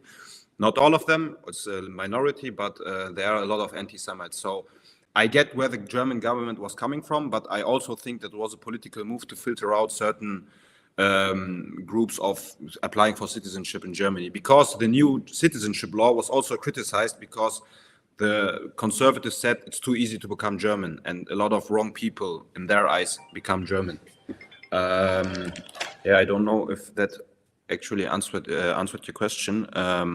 Can you repeat? Well, what the main problem I had with that was this divide and conquer mentality of the German government, utilizing one population group as an instrument for getting another, when if you like it looked like a veiled one, because it's sort of like an open secret that Muslims generally on a more consistent basis would have the conviction that Israel does not have the right to exist.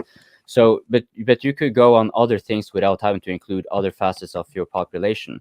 So it's like, how would you, like, if you were to be dealing with the migration issue, by the way, because this is kind of how we will get over there, like how would you what would you think would be the more appropriate way for the German government to approach migration, especially because it's not totally unreasonable, but it needs to be nuanced. Like, it's not like if you take Syrians, they came from a war-torn area, so you had more incidents. Say likewise with Afghanistan, right?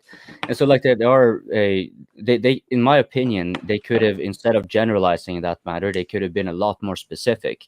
But so yeah, what is your the problem with German migrant policies is that they don't have any. They don't have a concept of how migration, and they have this kind of open borders inside of Europe. They say like Italy and Greece and this whole we call that Außengrenze, europäische Außengrenze, they call it here, the outer border. That's their problem. But this doesn't work anymore, because the countries on the outer side of Europe started to say that you're acting like this is only our problem, and they actually started shipping people or giving them bus tickets to Germany. And yeah, the problem is Germany doesn't have a migration policy. I totally get that you should have one. This open border stuff sounds nice, but it doesn't work in reality, because Germany also has a very big welfare state, and asylum seekers don't have the right to work in Germany. They can't work. Even if you are very well educated, like welder or something, you don't have the right to work. You have to sit at home and get social welfare. So I don't know. I don't get why they don't change this law, like let the people work who want to work, but they don't. So now I'm going to get us over to Ukraine. Now I'm going to get because Germany has also received a tremendous amount of Ukrainian refugees, right? So yes, how is that the difference? How would you say then that's the difference? Like how does Germany operate in that way? Yeah. It's completely different. It's a completely different approach to Ukrainians as to, like, for example, Syrians. You could be a Syrian doctor who has been working for 20 years. If you come to Germany, you can be a postman. They don't care about your education. They say you graduated. It's not that. Okay, no, it's actually like that, yeah. But the funny thing is, when the Ukrainians came to Germany, they did like their high school graduate in Ukraine, they were eligible for German university. They could go to German university, which is completely bonkers to think that an Afghan kid or the Syrian or, let's say, an Iranian. I know Iranian doctors who work normal, simple jobs here because the government doesn't accept their graduation degrees and everything. There was, when the Ukraine war started, there was a very big debate in Germany, inside not in the politics, but in the population, the different approach to Ukrainian refugees and welcoming them compared to Syrian refugees or Middle Eastern, let's say. There was a very big difference, and that, that's the thing. Yeah, it's probably a way of protecting their own professionals from Finger Gabriel. Mohammed gets to choose who gets to talk. Nunya and Nika had the finger. I really don't know. I really don't know who was first, but I think Nunya has his finger up for a very long time. He will be raided by the German police because they will say he's ISIS. Okay. Couple of points, and then we can move on. I guess with respect to the German specific situation, I mean, I think you just hit the nail on the head that they have no policy. The open border policy does not work. You've got two cultural groups whose, they don't culturally mesh well together, because, you've got the people coming into Germany. They're not aligned with this woke culture. You got the wokeists who, aren't aligned with the traditional Muslim culture. So Germany needs to kind of shit or get off the pot, to your point. If you don't want Muslims in your country, don't allow Muslims in your country. But just don't allow every Muslim. Right. And just say that. Stop playing ass grab with everybody's feelings, because it's not getting you anywhere. That's first point. Second point, the German law, I remember when that went on the books and I was shocked. And then you saw another similar law, I believe is now on the books in the US, if I'm not mistaken, whereby they've somehow tied being Zionist with Jewish. So, you know, being called anti-Zionist, now you're effectively being racist or something. Anti-Semite. So, yeah, I guess my point is, and you're seeing all sorts of these online HERMs bills that are coming up all throughout Western countries, including Canada's got one on the books right now that's awaiting to pass. I guess my point is you're seeing a lot more of this happening where they're trying to censor us and they're trying to kind of get us to move into the direction that they want us to move into. And if we don't, they're just going to, you know, make it illegal. Like, this is straight up 1984 gangster stuff. And we need to be very aware of it. We need to fight it. We need to fight it every chance we get. That's all I have to say. Go ahead, Nika. I wanna. Okay, I forgot it. Go. No, I forgot what I wanted to say. Nika, go on. I think it's just the mentality that's European are the smartest and we are absolutely amazing and stuff, and everyone else is the jungle. If you remember what the jungle is, and they are barbaric and they cannot do any shit even if you have a degree. So I think this is the mentality, because you cannot like understand it other way. So because if you are Ukrainian, you are smart and you can go do your job inside Europe or inside not Canada, but it's yeah. But if you are a Syrian or a doctor or in any place else, you are like just you need to have a proper education in a proper school, Western school. So I think it's a mentality, it's supremacy mentality, even if a lot don't agree, but it's the reality. A lot of politicians say, they said it loudly. They say this is not like an Arab country when the Ukraine was attacked. It's not like the West, they are trying to enter the jungle, and it's a lot of racist comments. And this is not like we shouldn't attack blue-eyed people with yellow hair or stuff like this. So I think it's more than the mentality. Shut up! You're not European. Yeah, I remembered my point. Nunez, regarding this anti-Zionist, this anti-Semitism in the German media, it's like they started putting this in. Everyone who says anti-Zionist is actually meaning that he's anti-Jew. This is like, if you talk to a normal German who is consuming most of mainstream media, if you say I am anti-Zionist, I don't support Zionism, everything he hears is you are anti-Jewish, you are anti-Semite, and this. And the German government even went further and said asylum seekers who support terrorist organization, whatever support means, like Hamas, for example, like talking positively about them, or even as claiming or even saying that on October 7th, not everything Israel saying actually happened. Even this could lead to asylum seekers being sent back to where they come from. Actually, the law. You can go easily to prison here if you say that. Prison, publicly, yeah, but yeah. In Germany, if you're an asylum seeker who hasn't been accepted to Germany, you will be sent back, basically. And that was my point to things we can go to Ukraine. But I think Bradley was as his finger. Yeah, Bradley. And then can we please go to the super chat from NGS after Bradley is done, please? Well, yeah, I'd like to address that super chat as well, if White doesn't mind pulling it up on screen. Just I had a quick point about what they were talking about. It kind of reminds me of that old Noam Chomsky joke. What do you call a taxi driver in New York City? Doctor, because he probably has a PhD. So, but yeah, super chat. So thank you, of course, to all the panelists that were able to make 100 episodes possible, especially Wyatt. Are Western powers disengaging and just waiting for Ukraine to fall? I think this is a really interesting question. Nanya and I started our own channel recently, and which is worth checking out, by the way. And we kind of, this is a point that we kind of addressed, and Nanya was of the opinion that they're waiting for the election cycle to wrap up and to start disengaging then.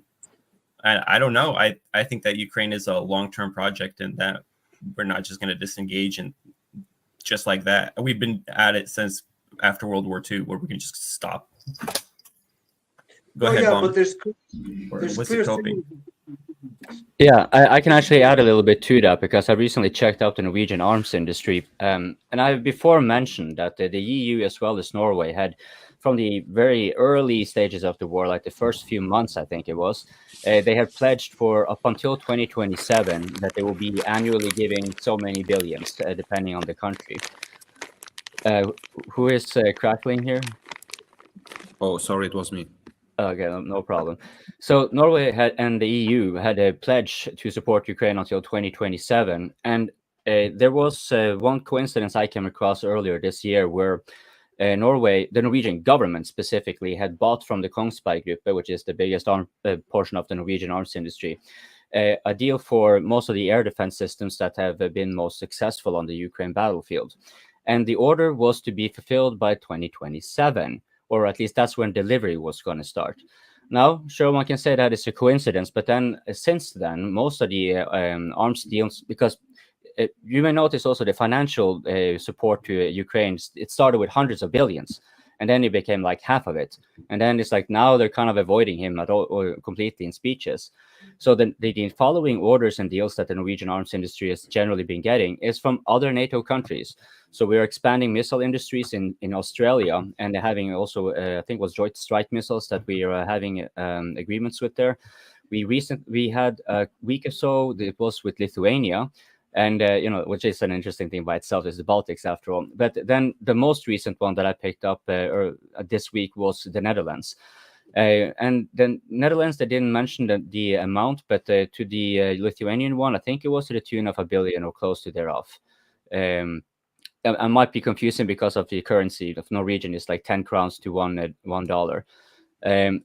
Yeah, so if that they are not going to be pulling out, no matter how much the Ukrainians are suffering, that like as far as the Americans are concerned, and the state leaders in Norway as well are concerned, is that most of the they are planning it for up until 2027, but then comes Orban. And Orban kind of makes a very clear indication that, the commitment up until 2027 is not that written in stone. He says, we want to see what happens in the election, and who can blame him? I mean, it's quite reasonable. So I think it was Vaughn. Yeah, I mean, as far as all these like promises and delivery promises, I mean, I feel like realistically, if it's anything past 2025, it's bullshit.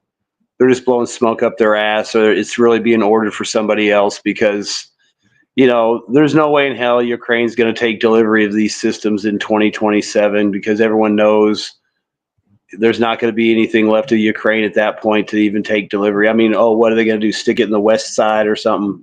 Big deal. Russia by then will have everything at once. So I feel like a lot of these deals and promises are just kind of stringing them along until the election. I mean, it's pretty obvious the Russians are going to push hard, either until the election or until the weather gets bad enough to slow them down.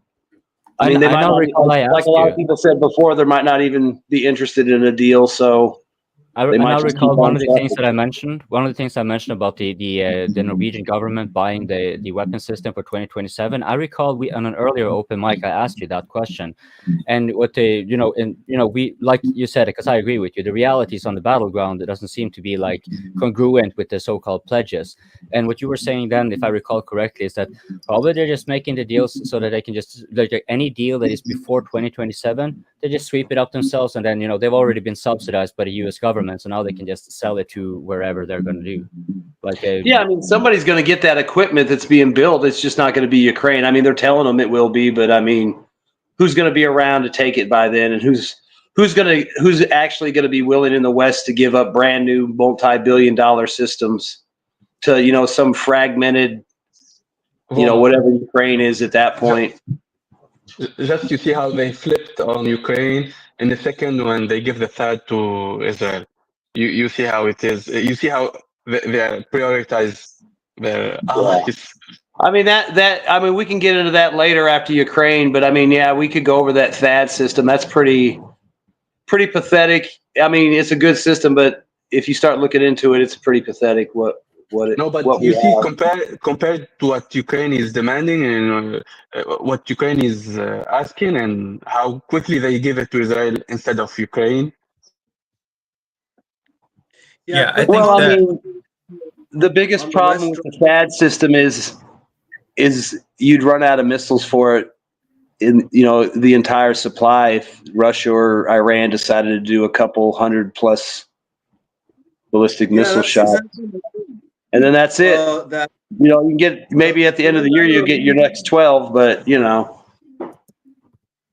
it's not a matter of political will. The West is crashing against the material reality of their production capacity. It's not a matter of how much money they can spend on Ukraine. And that's what they're backtracking, actually. It's not that they don't want to spend any more money on Ukraine because they print the fucking money.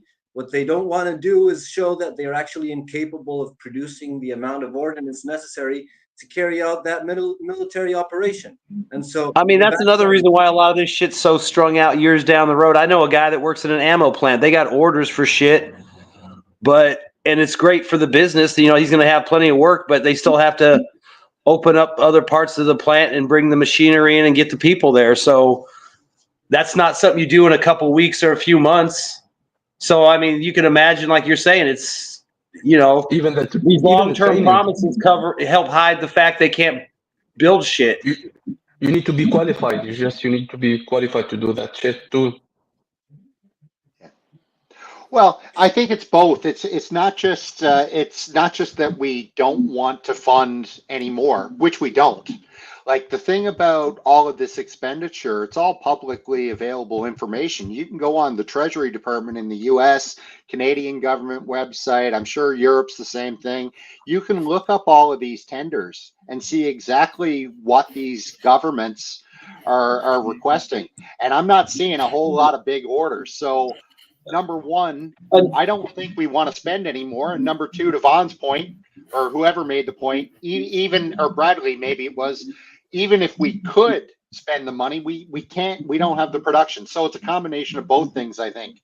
Hey, real quick on that. Another thing they don't talk about, they talk about the military having problems recruiting. Well, you can imagine if you're working in government ammo plants and Raytheon and, McConnell Douglas and all that, you got to have a security clearance and you can't smoke weed. And they have a lot of problems finding people that can pass a security clearance and a drug test. So, even if you have the factory space available, you still have to work up a clean workforce, and I mean, you can see how America and the West's, neglect and, degeneracy has massive ripple effects through everything. It's like you're really leaving yourself vulnerable and unable to defend yourself in a pinch because you've created this entire culture of, layabouts. And, no offense to anyone that smokes weed or nothing. I'm just saying, you're not going to fucking smoke weed and fly a F-117 or a fucking F-22. You're not going to smoke weed or do shrooms and operate a Patriot system. I mean, hopefully, weed smokers would argue they fly by themselves. You've created all these situations. You're not going to get a job at the CIA if you can't pass a security background check. So all these guys that they need, they can't even get the people they need, whether it's an ammo plant or, in a military unit or whatever. Guys, burning down Babylon one joint at a time. I wanted to keep on with this point that Vaughn made because, he makes a good point. You can't just turn on industrial production, and it took decades to turn it off, right? And so the industrial production situation in the West. There's two things I want to say about it. One is that you're competing for a scarce resource, which is young men who can pass a drug test, because you also want those in your military, apparently, to sail your submarines and fight in your military forces. And you've got a shrinking demographic in the West, and even worse, you've got the rise of the quadrobears, and nobody wants to be a soldier anymore, or a mechanic. But it's not just that. There's another thing, because I was looking into arms production and how the contracts are done. You can't just turn on industrial production. It's like Vaughn says. You can plan for it. But if you plan for it at the moment, what happens is the tender goes out and people use the existing supply chains to fill it. And that means that all the components for your weapon systems are being made in China and Vietnam and other places around the world. And, you've got this big plan that you're going to do industrial production one day, right? If you can find the people and if you can get the regulation permission from the environmental folks. And in the meantime, what you do, right, is you buy it from China and you put it all together. And we see this most clearly with drones, but it's actually throughout the entire supply chain. If the West really wants to, restart war industries to the extent where it's going to go toe-to-toe with Russia and China, who've got massive industrial capacity to sustain war industries and trained personnel to use it. If the West wants to do that, you're going to see a complete reshuffle of the global supply chain, which is like, I'm not saying it can't happen, but I'm saying it hasn't happened, right? And so at the moment, like the West is probably, if the West tries to rearm, it'll probably just increase actual armaments capacity in Vietnam or China or Taiwan or somewhere like that, rather than actually within its own borders. And I think it was Bradley next. Thank you. Yeah, just to take it back to the super chat. I don't recall the exact terminology he used, but I think it was Biden himself, maybe about a week or two back, maybe a little longer now. I don't recall, who said that the goal is to like kind of calm the war down, like not to stop the war.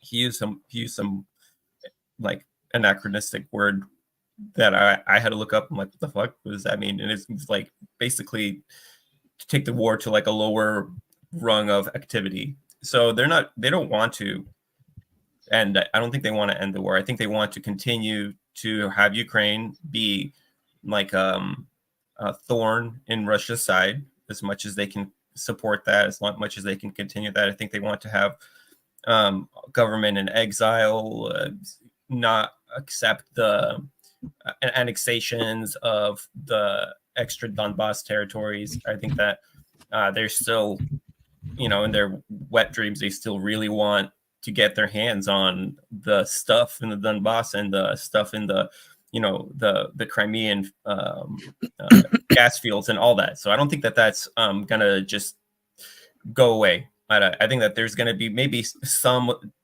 different kind of level on them. Thank you very much, Iranian Putin. Probably our top supporter, right? Yeah, so now I just got distracted. I forgot what I was talking about. But yeah, whatever. Yeah. I don't know who's next. Go ahead, Shadowy. Yes, don't agree with you. I think it's exactly the opposite. I think China don't want the war between Russia and Ukraine/NATO to end, because mostly 1 year after this war has ended, another one is going to start in Asia. So for China, on the peace in Asia, I think it would be best if this war could continue a few years. And don't forget something. If USA is ready to continue the war until the last drop of Ukrainian blood, China is okay to continue the war until the last drop of Russian blood.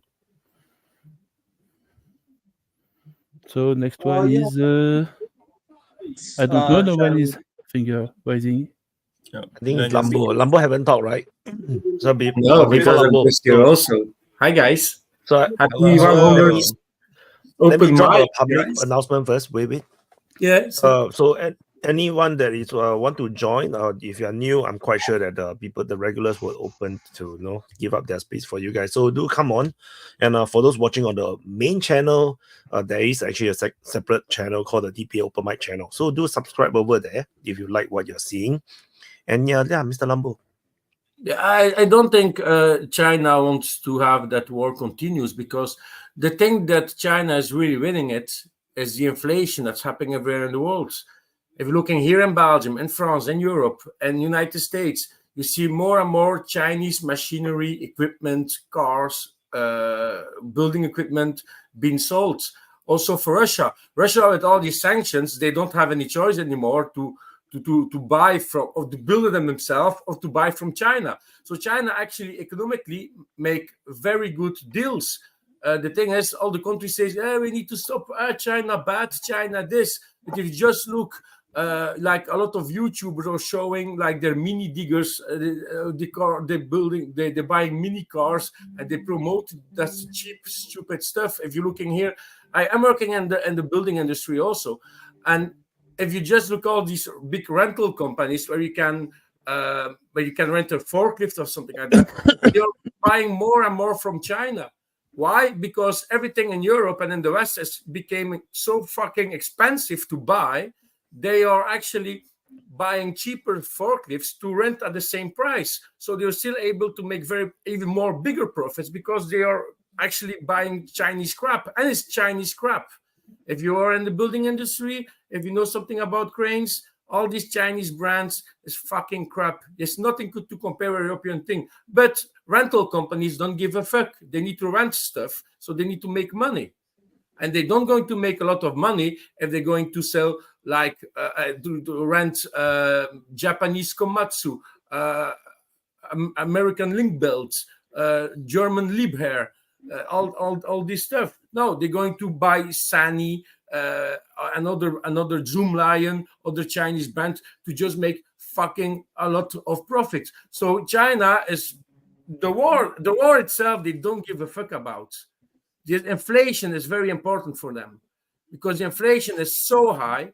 All these companies are actually buying from China because it's cheaper. Just look at Belgium. We lost Van Hol, a very big bus manufacturer, because our own bus companies, like the city buses, are buying from China now. They're buying electric buses from China.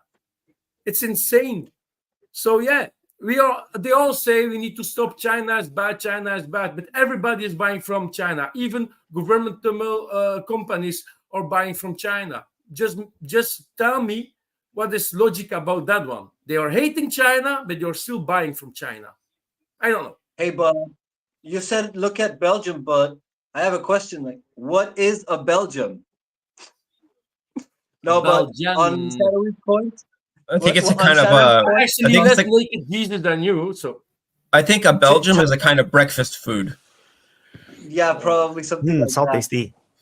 You know, Well, like maybe in it's a crane brand dinner. companies and like lifting companies, just look at SpaceX, the big tower where they landed the rocket on it.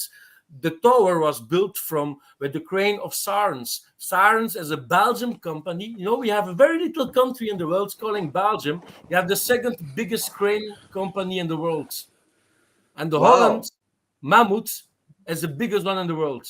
We have more than 1,500 cranes around the world, 72 depots in the world. Belgium is little, but we are fucking big and fucking big stuffs. We are lifting the biggest shit. Yeah, and you're the capital of Europe also probably, but and the capital of Europe. Yeah, I don't give a fuck about that one, but You see, the reason why they had to have these excellent cranes is to lift the breakfast food from Belgium. Yeah, you have very good engineers no, on no. breakfast food. You know, So Belgium is I also see very, that very famous the for their beer food. brand. Belgium It's fries. to the raise beer brand- you. Machiavelli, everybody can hear you typing. Ukraine. You know, is Ukraine. You know. The beer brand and chocolate brand branched out to make cranes. Good for them. No, but China is kind of in the business of selling stuff to people, and so like whatever they waste on war is kind of money that they're not giving to China. So I don't think they're like that interested in fueling the war. And at least diplomatically, they haven't been like the most hawkish on that issue. It's been like more of the enemy of China that has been really pushing for the war, and yeah, and I don't think, back to the super chat, I don't think it's gonna end like the project Ukraine or project taking over Russia or taking down Russia isn't gonna end. But like the only solution to that project is to make it physically impossible, and that's kind of like what we're seeing happening right now, both with like production of military equipment and advancement in the battlefield, as in like the strengthening of all the accesses of conflict around the world, like both in Asia and in Central Asia or Western Asia and in Eastern Europe. Like all those places of conflict are creating like very deliberate drains and barriers to the advance of the conflict for domination. And that's what we're seeing. So there's going to be a physical limitation, and that physical limitation is both in their industrial production, their economic output, and the capacity of tolerance their population has to that level of loss of resources and deterioration of their own budgetary situation. So that was a nice spiel, Gabriel. Next time, please remember to respect the finger. It's Shadowy's turn, as far as I recall. Yes, I wanted to add something about what Mr. Nabo say. And We you love are you, right. Gabriel. I think Chinese people, Chinese government is really concerned about the economical situation. And I think if a government has issue with the economical situation, they should really look at the Middle East crisis. Because honestly, in Ukraine, if you have peace tomorrow, the economic situation in the world is not going to change. Okay? But in the Middle East, it could deteriorate. It could go down very quickly. So for me, the main issue for the economic situation is in the Middle East. For the global politics and strategic situation, it's in Ukraine. And the next one is Von, I think.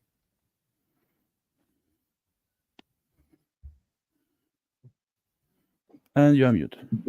Yeah, Where's the finger?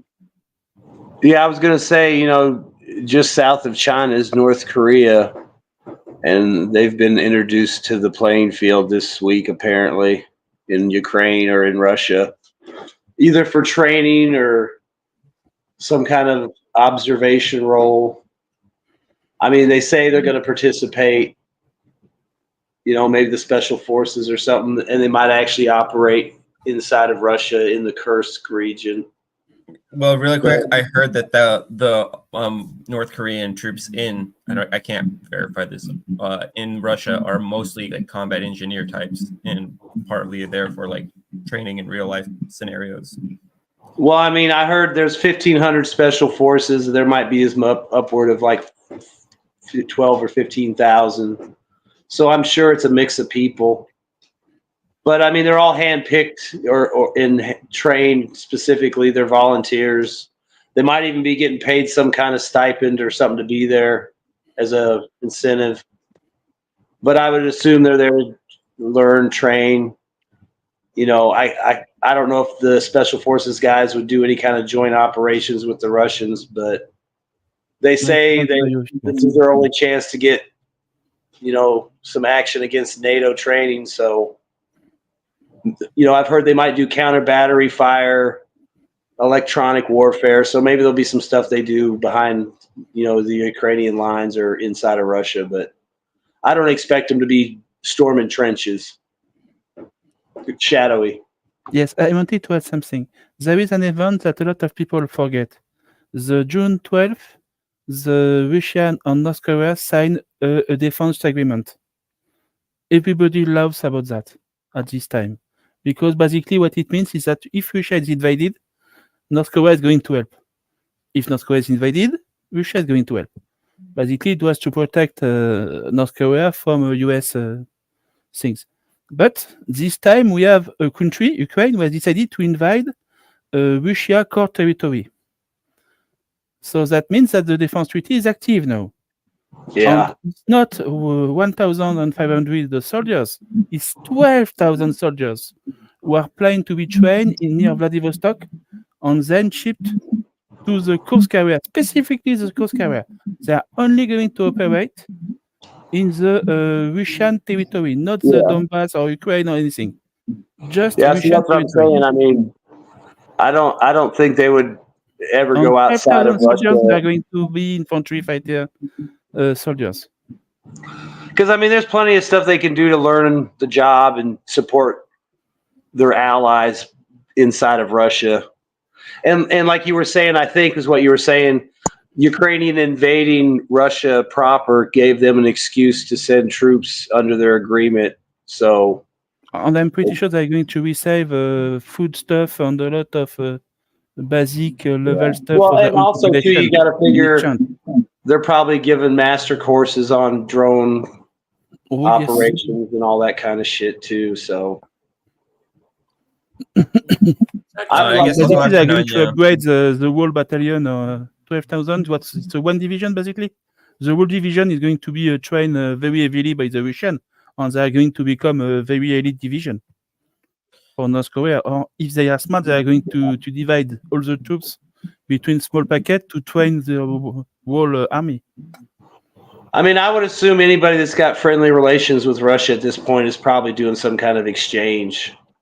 Nobody has a defense agreement with Russia. It's just not making the news, or maybe it's not as many guys, but I would assume Iranians have been up there, or, Belarusians have. I'm sure Chinese people have been over that way just to check it out. Iran, I don't know. Yeah, I mean, I'm just guessing. I just assume, hey, can these guys come in and sit on your planning meeting and see how you do it? Or, hey, do you want to come watch us do a course on coordinating drones with infantry assaults? I mean, I'm sure that's been going on for a while now. To train Chinese army. No, you know what I'm saying, though. I mean, they're friendly, so there would be exchanges and. I think they have a common maneuver every year in the East. Yeah, that's what I'm saying. So they're probably hanging out with each other and talking shop. Yeah. So really quickly, so also I think that the Chinese as well as the North Koreans actually have. Oh my God, my cat's about to disable my computer. Stop. So but North Koreans and the Russians both and the Chinese both have like for military formations that speak Russian and are capable of taking orders from Russians. So I don't know if that's maybe a little bit of also trying to kind of put that training into a real world application. Go ahead, Nanya. Well, yeah, when the news came out about these North Korean troops and whether they may or may not be in Russia, like first thing that came to my mind was exactly what Shadowy had. They signed that deal, and it wouldn't surprise me at all if they were. And furthermore, why should we care? Like the way the Western media, they were clutching their pearls like you wouldn't know. Oh my God, the North Koreans are coming, as if they're these crazy, like non-human entities that are coming to take us all away from Earth. Yeah, I mean, I didn't understand it. I just what do people expect? If you watched them walking off the planes or whatever when they were walking by in formation, marching, I mean, from a distance, it's like if someone said, "Oh, those are NATO troops," you would have thought they were NATO troops. They're all equipped about the same. They all had the same kind of helmets. I mean, if you told me those were South Koreans or Japanese or whatever, okay. I mean, they're obviously going to be decently equipped. I saw some of the weapons they had and stuff. It's like, they're not getting ragtag shit and garbage equipment. I mean, they're actually going to be outfitted pretty nicely for whatever training they're going to do and whatever role they're going to play. But like, I agree with Shadow. I think it's just going to be some supporting role, and it'll be inside Russia. Yes. And, they'll make a big deal about it, but it won't really be a big deal. I mean, I honestly would be they surprised want them to be ready when the Kursk client is over to keep the border, to protect the border. The Russian is going to clean the Kursk pocket, and then the North Korean is going to come to basically protect Russia. So the troops, Russian troops that almost has been like a trained by the peacekeeper. Kursk offensive are going to go to the Donbass to reinforce the troops.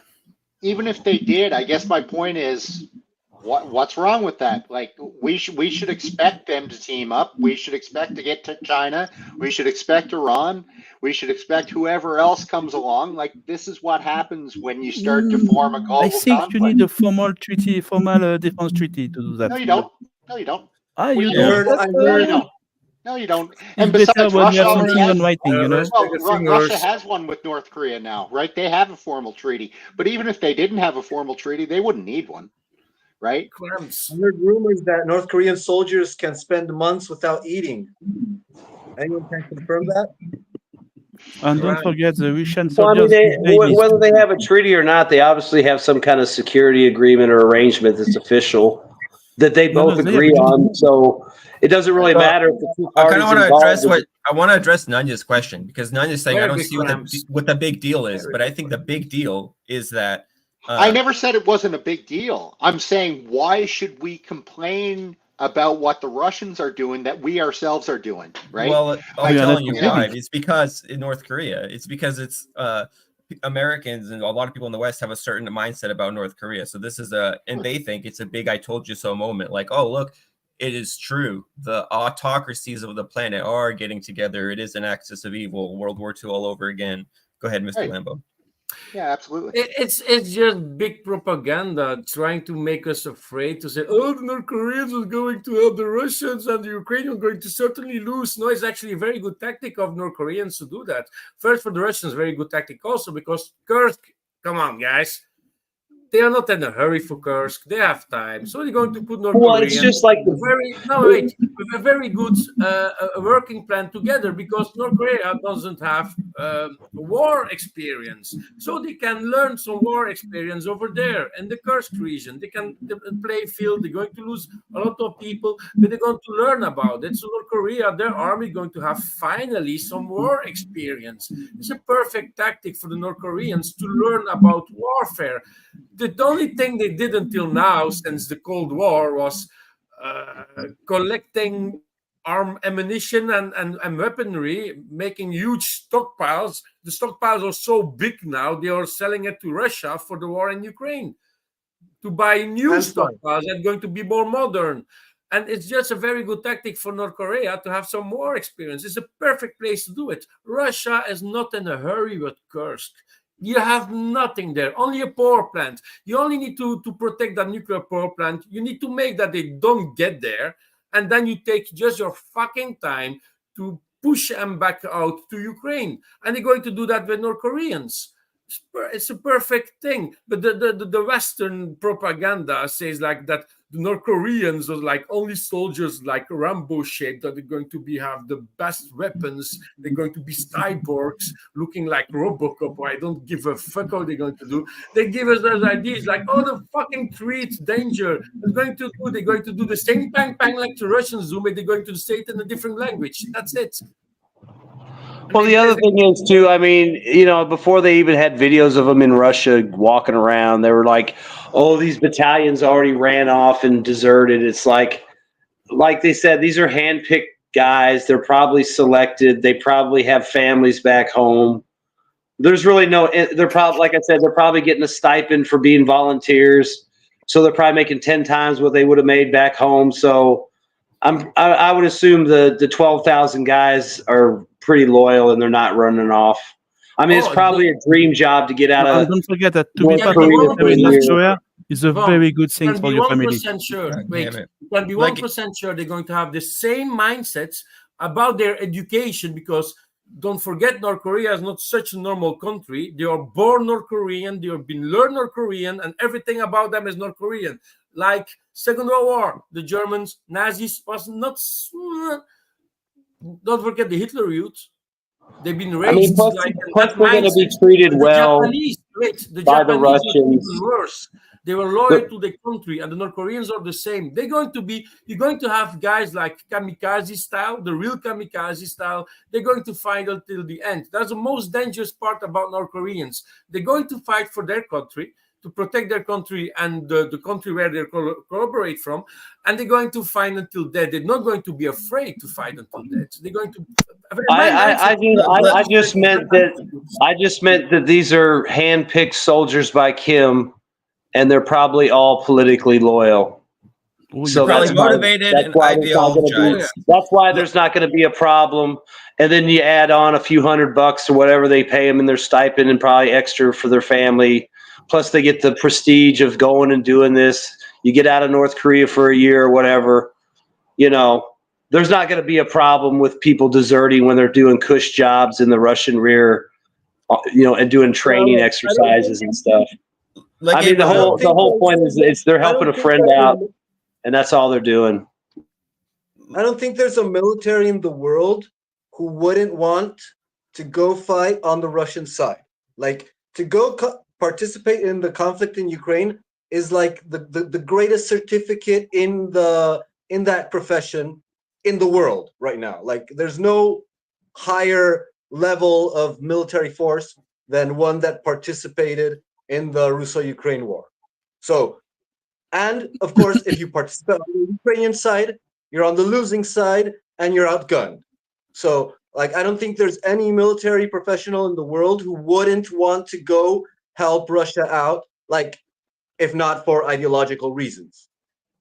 And so, like, on the side of Russia, what would they need Koreans for? To save some casualties on their side, maybe. But mostly, like, if they're actually in a strategic competition with China, the best geopolitical move is to strengthen North Korea, so they have a powerful ally on that flank of their border, you know? So they get a counterweight to China. And so what's the best procedure for that? To get special forces of the Korean army, train them in actual combat, and send them to prepare the Korean army to massively upgrade their combat readiness and experience. And so they have a mighty ally to counterweight China on that flank. So exactly. That's something. But beyond that, it would be a favor to the North Koreans to give them the opportunity to enhance their military capabilities through actual fighting experience. Yeah, exactly. I wanted to add something. Nothing is going to happen quickly. I'm saying these guys are going to Vladivostok to train on at least 6 months. For me, they are trained for later. They are thinking about the futures, about the next part of the war, not this one. Do you think they could use them as like? Do you think they could use them as peacekeepers in a sense? Spring. Do you think they could use them like peacekeepers to occupy areas that the Russians? Wouldn't that be ironic? I was asking, like you said, for later. I just was asking, like, if you think they would try to use people from the the NTSO countries, BRICS countries, as peacekeepers. CSTO or whatever. Shadui making you forget one very big detail. It's not because you're in Vladivostok, you're busy training there. We don't know what happened in North Korea. It can be possible you've already been trained by Russians in North Korea for 1 year, and you're just going to Vladivostok to getting ready, to getting their plans, getting in the planes or ships, and going to the fighting positions. If the training is only starting now, they need at least 6 months. Yeah, they already said they're training them. They're just they're flying them to different places to be trained for different things. So final preparation. As far as I know, they're all in training right now. There's nobody being deployed anywhere. For me, I would look at it from a very geopolitical perspective, and a bit more to the future. If you look at Russia's position, if let's say things do not go well, like they cannot get back good relationship with NATO countries, then they will continue to need to have a big force that is protecting the western flank, the western fronts. And then the weakness for Russia is always been the eastern front, on the China side. Like the border is huge. Vladivostok is very vulnerable. The transporting troops from the west to the east takes weeks.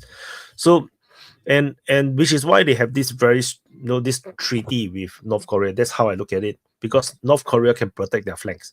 So in the eventuality, if one day the relationship suddenly goes south with China, there is North Korea backing Russia. Of course, it's very hard. I don't think China and Russia will go to war, because it's really hard, because two big powers, it's very hard to go to war. But they want this guarantee. If without North Korea, then Russia's eastern regions are the Far East is really, really vulnerable. And so this is how I look at it, from a very geopolitical perspective. So I think that is the main reason. So they want to train up the North Koreans.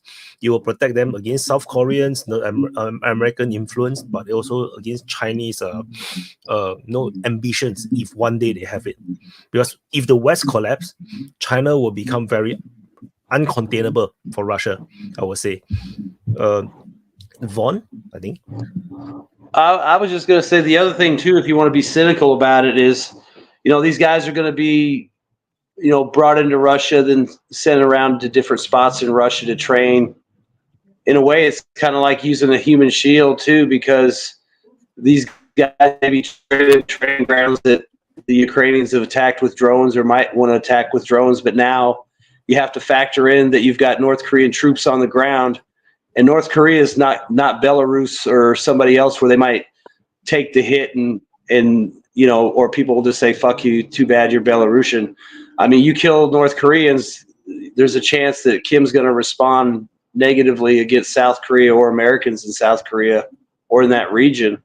So it's just another way to muddy the waters and make the situation a little bit more difficult for people to work through, because now you have to factor in, you don't want to accidentally kill North Koreans and start a war in, on the Korean Peninsula, or just any kind of escalation. So it's kind of smart to bring those guys in, because, some countries, nobody cares. Like if it was Iranians, nobody give a shit if they bomb the Iranians getting trained, but, you can't go killing a nuclear power soldiers willy-nilly when they're just there on a peaceful training mission. Especially with a guy like Kim, he's not going to take kindly to it. So that might be another angle to look at. I mean, I'm sure it's all, friendly and everything, but still it's kind of nice to have a crazy friend standing there next to you.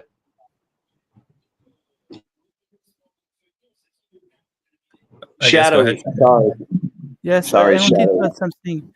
A few years ago, the Russian government has to send, I think it was 13,000 troops in Kazakhstan to help the government to maintain peace, basically. And you could imagine in the future that they are going to send 10,000 Russian troops and maybe 1,000 Belarusian and 1,000 North Korean, and to create some kind of international peacekeeping or stabilizing forces. And it's always nicer when you have a multinationality interventions force. It could be something like that for the future too. I think it's to be next. Yeah. So back on Ukraine, I thought it was interesting to look at the Kiev Post, because they had an article about the American political situation and what it means for Ukraine, and they looked at both Trump and Harris. And I thought it's kind of interesting, because this is what Ukrainians are seeing anyway in their newspaper. And it was a pretty sobering piece, because they quoted Trump in North Carolina last week saying Ukraine's finished. Like, he actually used that phrase. And he was talking about the territorial boundaries of Ukraine. And he went on to say that Ukraine's got to give up territory in order to make peace. Now, that's really jarring to hear that in Ukraine, because there is still a large percentage of the population who want to go back and take Crimea, So to hear Trump say that, Ukraine is finished is a pretty devastating thing. Now, with Kamala Harris, it's kind of interesting. It's like, everybody criticizes Kamala, but she does repeat the talking points that she's given by her party. And so the language that she uses is worth looking at. Kamala, when she was asked about Ukraine, she said that it is in the US's strategic interests to continue supporting Ukraine. Now, that's a very specific phrase, right? Strategic interests is not the same as critical interests. It's not a critical security interest. It's just a strategic interest. It's a very broad, nebulous term, and it doesn't really. What it does mean is it's like, this is not code red. We are not going to nuclear war, and it also means like we're not sending any troops. So continuing support. Kamala's basically ruling out troops from the US, which basically rules out troops from NATO. So the news that the Ukrainians are getting, assuming they know how to enjoy it, is pretty bleak on both sides of the US House.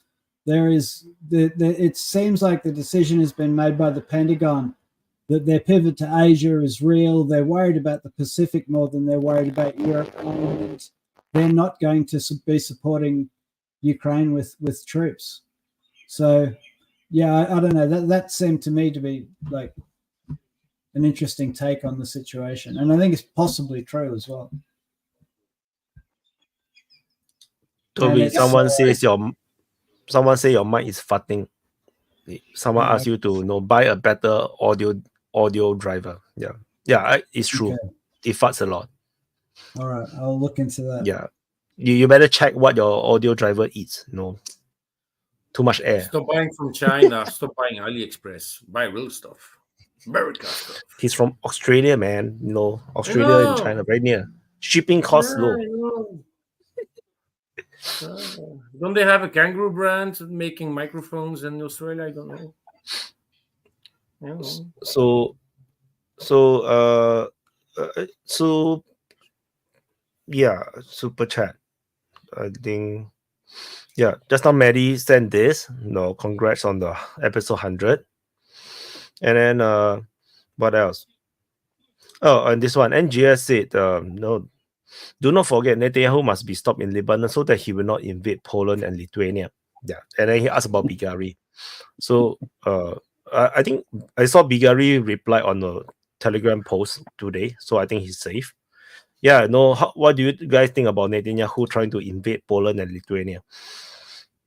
Well, I think that's a perfect example of the nonsense that we hear and just the contradictory narratives that we get, right? Like on the one hand, Putin is going to invade Lithuania, and that's why NGS is saying it, right? Because it's absurd, just as absurd for Putin to do it, I think, as Netanyahu, right? Like there's never been any evidence that they want to, but it just goes to show the mainstream media narrative is so silly these days.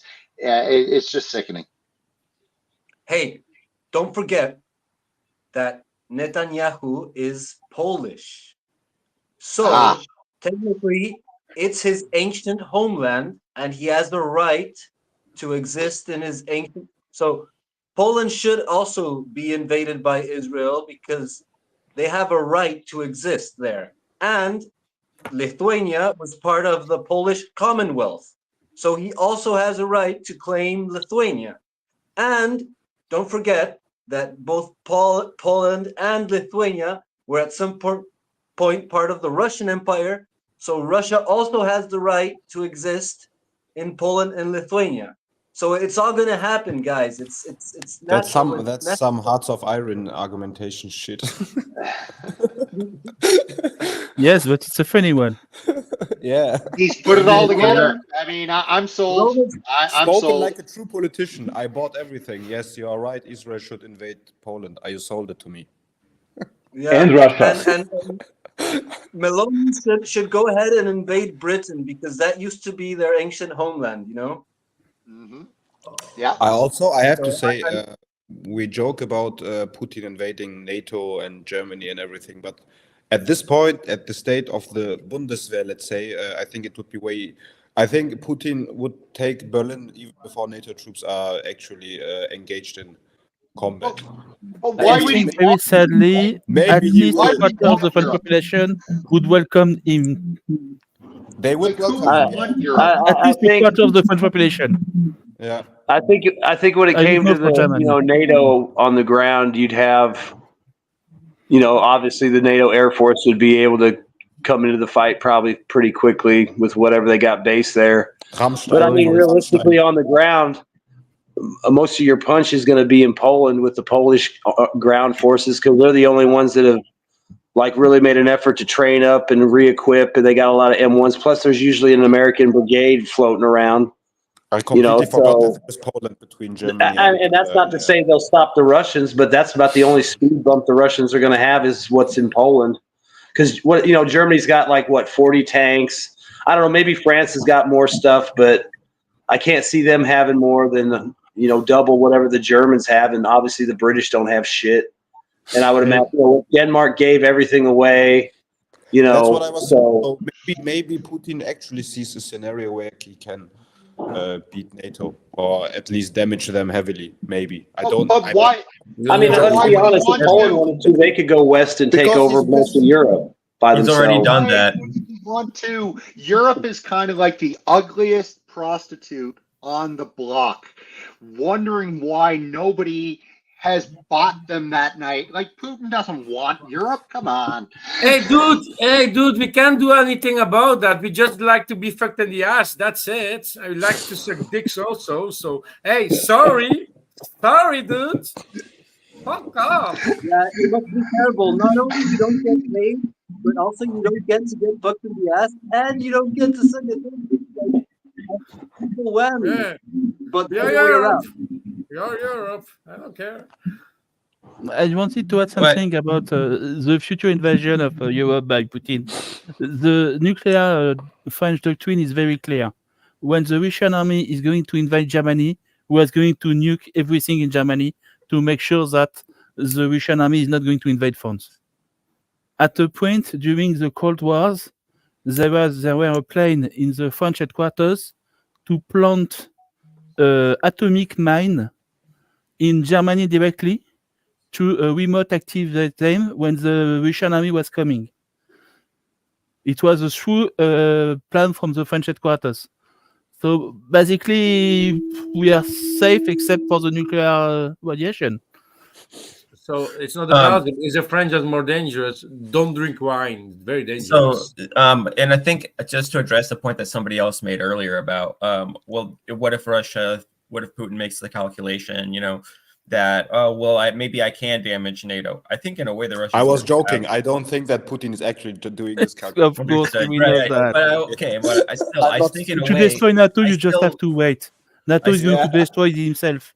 I still think that in a way, they've already done that. I mean, think about the massive stockpiles of old Warsaw Pact equipment that a lot of these Eastern European countries had. I mean, Romania has been flying MiG-21s, like, still, I don't know if there's, like, even right now they're flying it, but until very recently they were. So they've disarmed a huge chunk of Europe, and they've disarmed a huge chunk of and now the NATO equipment is actually being sent in.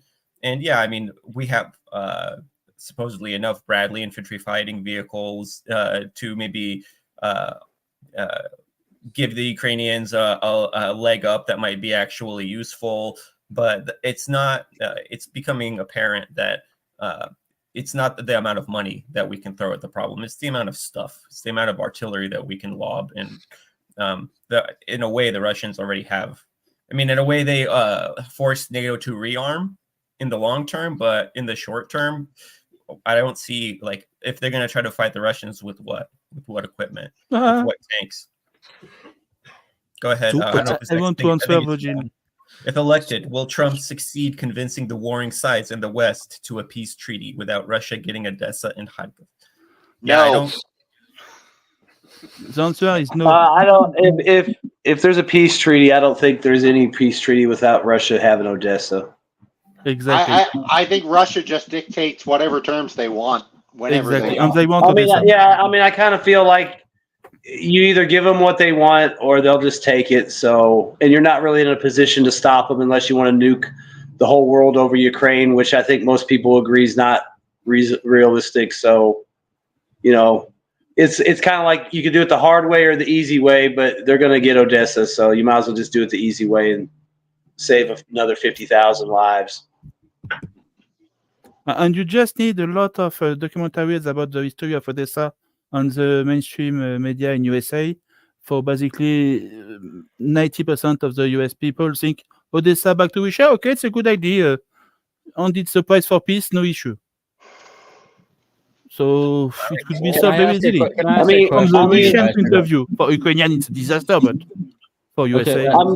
And also, real quick, barring a deal, I kind of feel like when it comes to Odessa and even Kharkov, that the Russians can just sit there and wait until there's no Ukrainian army really left, and they can just take it by driving in there and minimal resistance. I mean, I think for sure they get Odessa, but maybe Kharkiv, hangs out there still. Can I please ask if the Russians have even had stated that they politically want Odessa? Because they tend to be pretty straightforward. Like, for example, they're going to annex these areas, and now we know the 4 oblasts are probably going to be a part of the treaty anyway. It's been implied, and it's been Well, mentioned by people like Putin has said it's Russia. Yeah, Putin has said it's Russia. they've never been said. It's been implied, but they've never come out and said yes, we want to take Odessa. That's But they've kind of diplomatic. implied Yeah, it. they did saying like after the war, our soldiers going to take holiday in Odessa on the beaches. Says enough. Yeah, but I mean, a Odessa friendly is very Ukraine, important. If you take Odessa, you have the Black Sea also. a friendly Ukraine can do Putin said it. Medvedev said it. And other people have said it. They advertise that you can get apartments and live in Odessa because it'll be part of Russia. So it's more. I would say it's well beyond implied. They made it very clear that they plan on having Odessa. It's part I think of apartment the is Russian I Kharkiv, haven't right? seen any of that. So No, that the commercial didn't apartment imply one. that it would be part of Russia. It just said that you'd be able. They were just like, I'm gonna get an apartment there one day. That was The apartment is Kharkiv, right? It's not Odessa. Yeah, I would the imagine apartment if is you're a Kharkiv. Wagner guy that fought in Ukraine, you're not gonna, and that's not part of Russia. You're not gonna get an apartment in Odessa.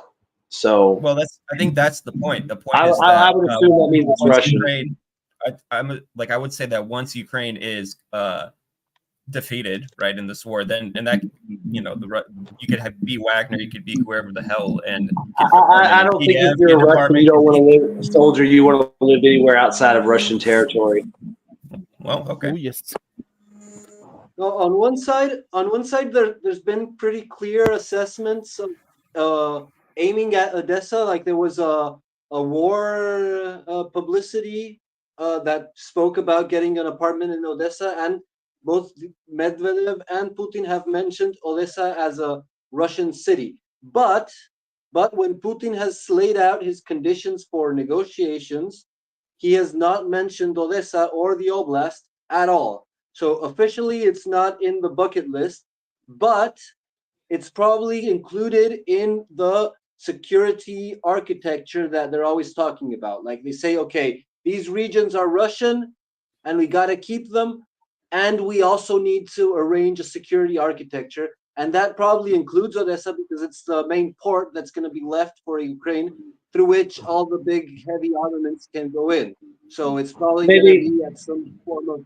Maybe it's not on the list because they already plan on having it. Like Gabriel, are you saying like a Transnistria model? Or you say like Odessa would be like Transnistria? They would have Russian troops there, but it's not going to be Russian territory per se. Yeah, probably. And it's right beside Transnistria, so it's like tomato. They're just going to expand Transnistria to Odessa. Who's to say that after denazification they can't, you can't get an apartment in Kiev? I think maybe it's not good for your health if you're a security-minded individual, but I think the idea is that Ukrainians and Russians are going to be friends again after the war. Is kind of like the implication that Putin is trying to say with that.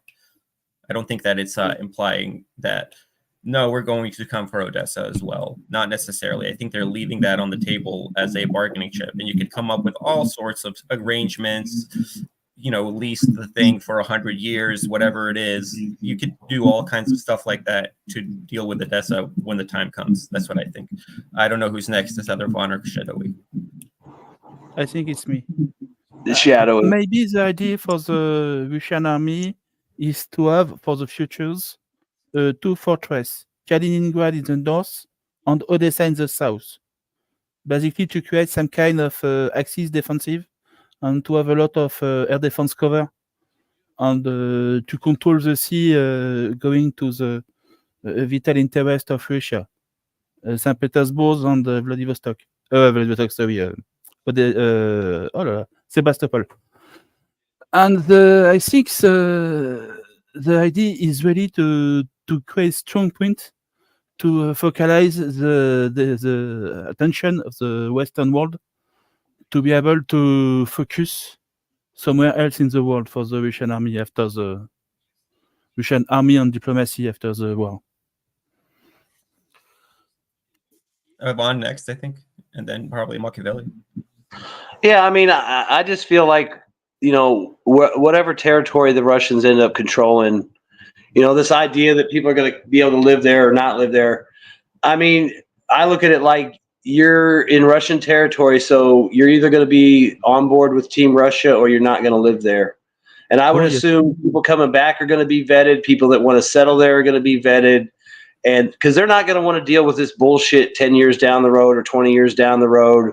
They're not going to want any way for the West or NATO or any other dipshit to have a way of putting their foot in the door again and starting shit again. So I would assume, can people lie and live there and still be pro-NATO? Yeah, sure. But I would assume that the Russians would be very thorough as they could possibly be to make sure that they eliminate all the problems, whether it's Nazi soldiers, people that are pro-NATO or whatever. They're going to make sure that those people aren't living in their territory because they don't want to deal with them. They don't want protests and NGOs coming in and stirring up shit. You want to do that shit, you'll do it in whatever they leave to the west, I guess Western Ukraine, but they're not going to allow that as much as they can. Rump state, whatever is left. Yeah, I mean, if you want to do that shit in the rump state, that's fine. They'll deal with it however they deal with it there. But I would imagine they're going to be very controlling of that territory because they're not going to want to deal with a Georgia situation or that's what denazification. De-Westernization.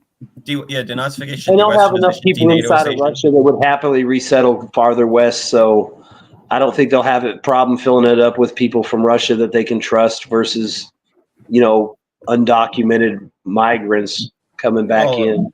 Even just the Ukrainians themselves that put up that kind of a resistance and made it possible for the Russians to even, those like people I are said, definitely I would pro-Russia. assume they would vet people. Like if you were pro-Russian and you stayed behind and helped out Russia, or you didn't resist Russia, and they can vet you out, then you could probably stay. But if you left and went west, you're probably not going to be allowed back.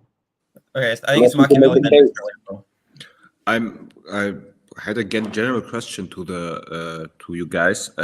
Do you think that, or we can't prove it, and there aren't any hints for that or anything, but do you think the wars in Russia, Middle East, and China, or probably China in the near future, are linked together? Do you guys think that there is a grand master plan? No, but it was. Not that it's a grand master plan, just that after Kremlin ideology will push the Western world in the same direction. It's more about, for me at least, more about the ideology of the leaders who made them go in the same direction. It's not a master plan. It's that just basically they are trained in their school when they were young to think the same way. So they go the same way. It's more about that than having a big plan to manipulate everybody in the world. No, I don't believe that. No, I don't think that they want to manipulate everyone in the world, but dragging the US into 3 wars, for example, that was coordinated, for example. I don't think it's as coordinated. We can only speculate. Speculate. I think what they did, like the shit with Iran sponsoring Yemen, and I think that Russia is sponsoring Iran to sponsor Yemen to fuck up with the ship traffic. To fuck around. I think it's like I said a long time ago. Biden's presidency has created an opportunity. If you got a beef with the United States or the West, if you've got some score to settle with the United States or the West, if you've got moves you want to make and you haven't been able to make them because the West has just been too strong or too focused on you, now they're distracted. Like I said, everybody's making their move. I mean, look at the Houthis. They don't give a fuck. They're shooting at nuclear powers ships and stuff. They don't care. Iran don't give a shit. Russia don't give a shit. China don't. I mean, everybody's making moves, making deals, planning ahead for whatever happens, kind of hedging their bets to see how Ukraine goes. But I mean, that whole table was set by Biden. I mean, because you can see how it was under Trump, and that's not to say he's the savior or whatever, but as soon as Biden got in there, North Korea started popping missiles off again and started talking all kinds of shit. I mean, everybody, it doesn't matter if it's a big world power like China or, even Iran or anybody, everybody's making moves and doing what they want because they know chances are America's response under Biden is either going to be non-existent or impotent, and they'll be able to probably get away. And it's like, yeah, maybe you fail, but hell, now's the best time to take a shot. So I think that's why you're seeing so much stuff break loose, is because it's a chance right now to take a shot and make a move. And maybe you succeed, maybe you don't, but at least you tried. I mean, you might not get the chance if Trump's in there, so you might as well make a move now. I mean, think about it. You got Joe Biden and Kamala Harris, and then look at the European leaders. I mean, you know, if you're a country that's been running your mouth for a lot of years, like Iran, to do something stupid. well, I don't mean, yeah, but I mean, Netanyahu, you know that people make nobody's going to oppose you in calculations and USA. stuff. Yeah, I'm not totally on board with what Vaughn was saying, but on the general broad strokes, I think that I'm on board with his overall contention, where it's not necessarily that there's a plan as much as it's an opportunity, and by the just the natural laws of geopolitics and realpolitik and the way that states interact with each other, one thing is leading to another. It's like a domino effect in a way. Yeah, I mean, you'd have to be a pretty dense world leader if you didn't see that this was a great opportunity to make a move or do something that you've been wanting to do for a while. Yeah, and not just from that perspective, but I think the Israelis too. I think the Israelis saw an opportunity as well with all this mess, and that's probably I mean, it cuts all ways. I mean, think about it. It cuts all ways. It's not just for rivals of the West. You know, everybody knows they can do what they want. Yeah, so more like that, more just the natural of laws of the way the world works. I think go ahead, Coping. Thank you. I was just this is a quick point that kind of tangentially relates to all we've been talking about. You gotta love it that the open mic is so old and you could go down memory lane. If you guys remember back in the day, the NATO countries they had put in a travel ban for most Russians, but then they let a significant amount of Russians move over from the West, which I kind of criticize because, you know, if you're going to be considering Russia as an enemy, or let's say Putin, let's say it was just Putin. Well, now it is those who are going to be against Putin you are putting out, subsequently consolidating his power. And, you know, you could arguably make a very similar argument for Ukraine. You know, the ones that they wanted to use for war, the men, generally speaking, were the ones they tried to keep back. But the women, they kind of were permitted to go, but it will not be the loyalists, right? It's not the loyalists that are going to be going away. Likewise with Israel, you know, the people who are moving out there, if they have dual citizenship, because that's not so clear cut. Like if they are from an Arab country, then they don't have that opportunity, right? So they are going to be stuck there. But if you have for those who move away and they're against Netanyahu, well, that just consolidates Netanyahu's power and may explain a little bit why he have had a little bit more wriggle room than one would typically be assuming in the first place. I just thought I'd just put that in there because since we've been talking a little bit about migration, and since nobody else is holding the finger, yes, Machiavelli, please. You are muted. Hey. Gabriel first and then Machiavelli. Yeah. Oh, yeah, that's right. Gabriel Sorry, was Gabriel. When you hold your Gabriel, finger, Gabriel, please hold it on the side where the light is because I saw you had the finger, but it's only because I squinted. Yeah, but please, Gabriel. Yeah, you did more. But yeah, I can hold the thought. So whoever was. I think you're next. You're next, Gabriel. Go on, please. I noticed Yeah, Gabriel started to take notes, right? Gabriel is writing on the notepad. No, so he will not forget. Good job. I'm just doodling. But I can hold the thought. No, but good to see you, Marlon. I hadn't seen your face before, I think. And yeah, like the here it is. Look out. Oh no, it's Santa Claus.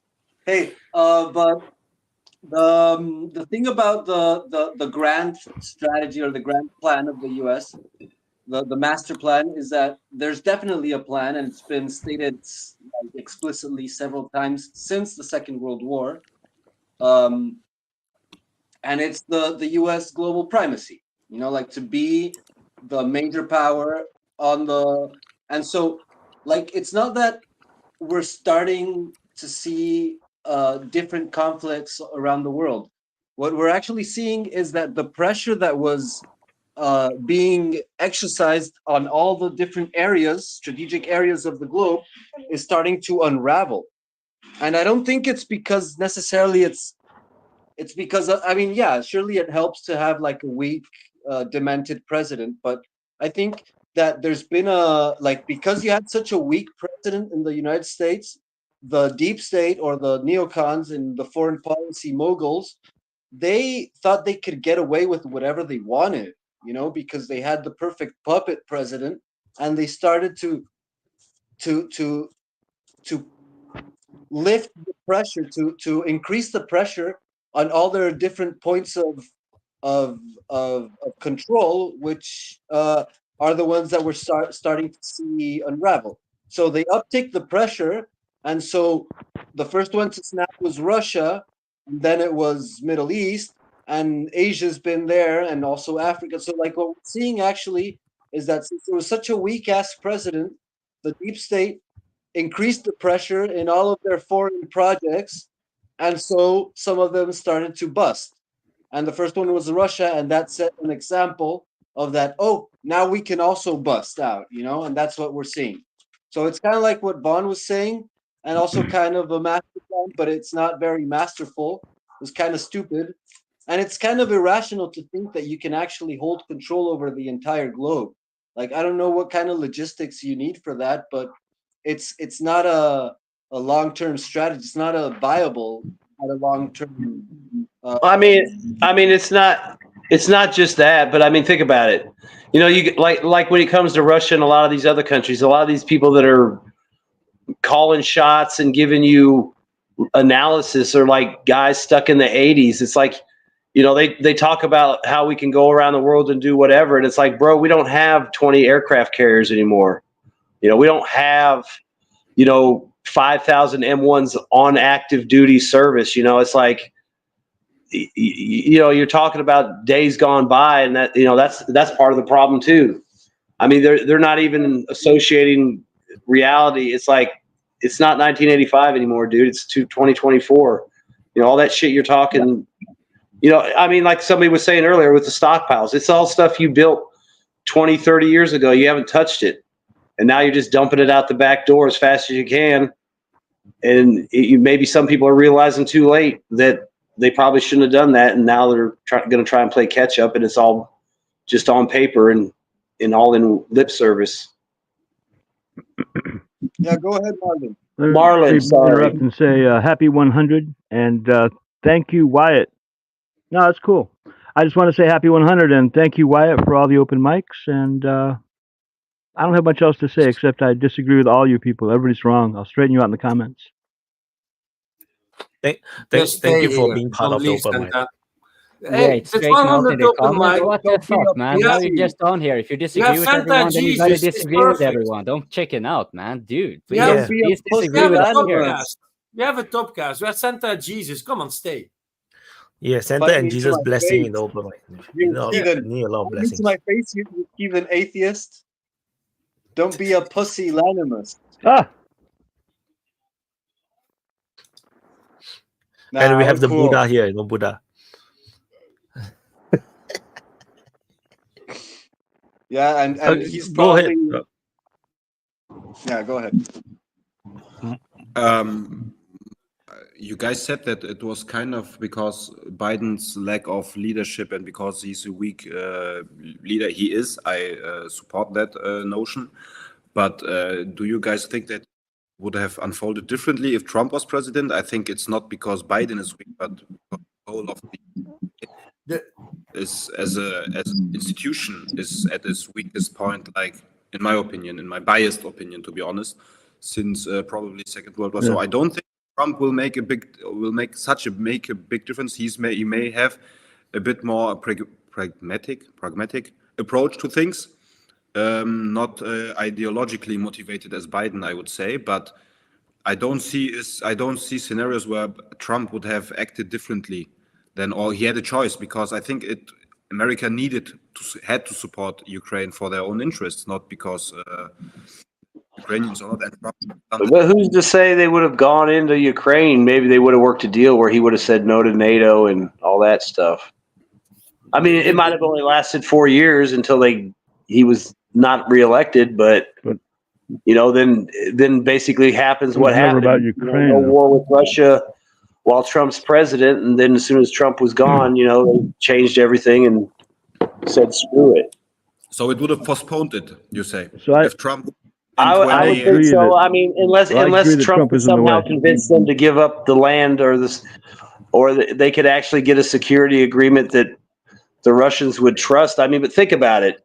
Everybody knew about the big lie about the Minsk 1 and 2 and all that shit. So, I mean, the only reason I even say Trump might be able to pull a deal out is he's probably the only major leader left in the West where they might still have some trust to talk to him and see if he's willing to make deals. Whereas everybody else has pretty much burned the bridges repeatedly.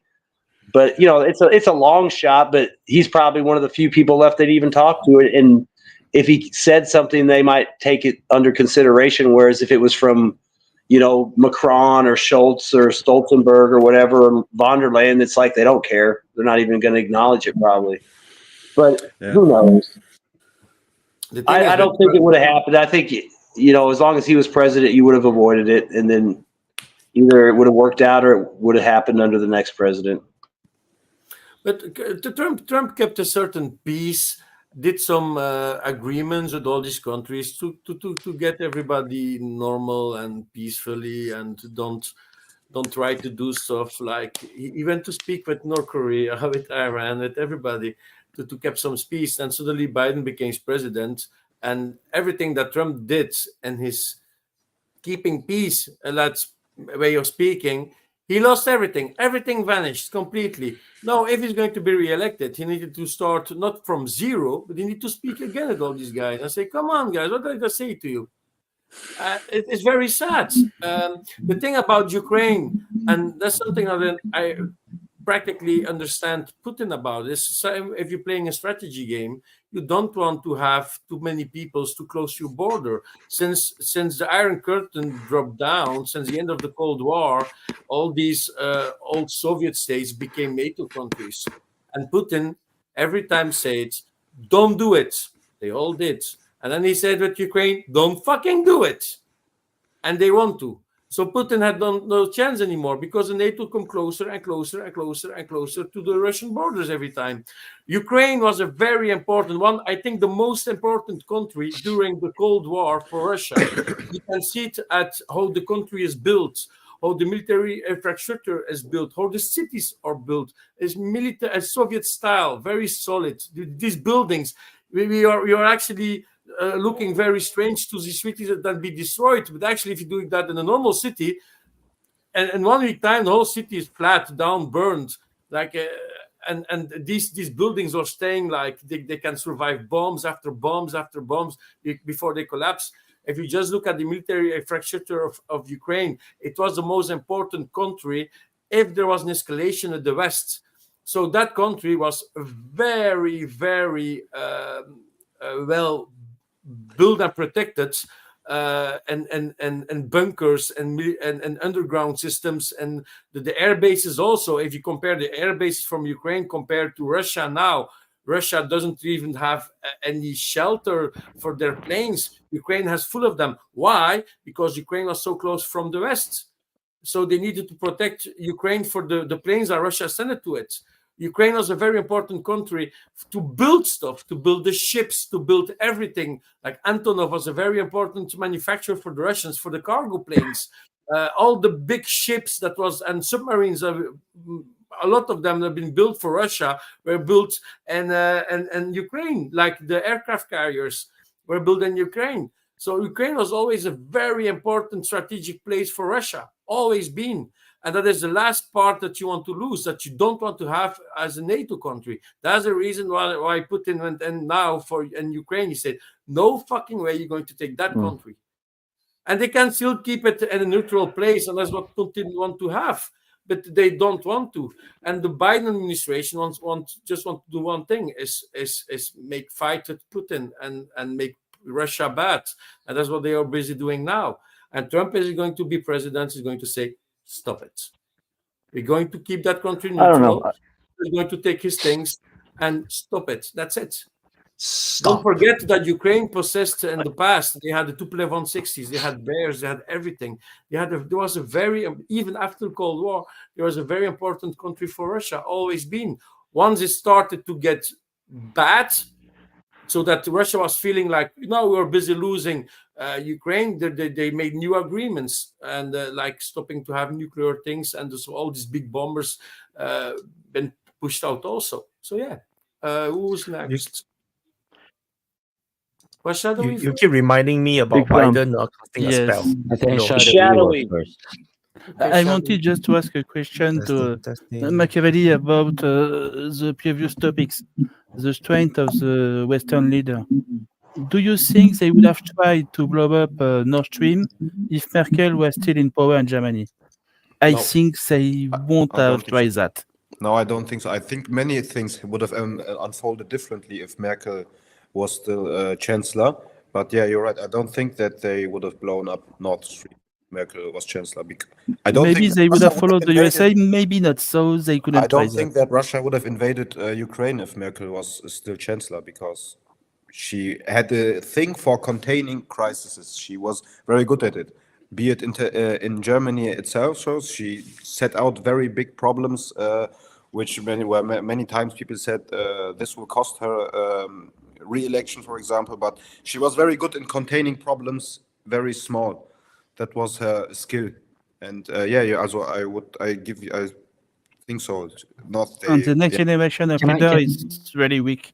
In France, we have the same issue. Question on that? Since Jacques Chirac, everybody is weak at the leadership position in France.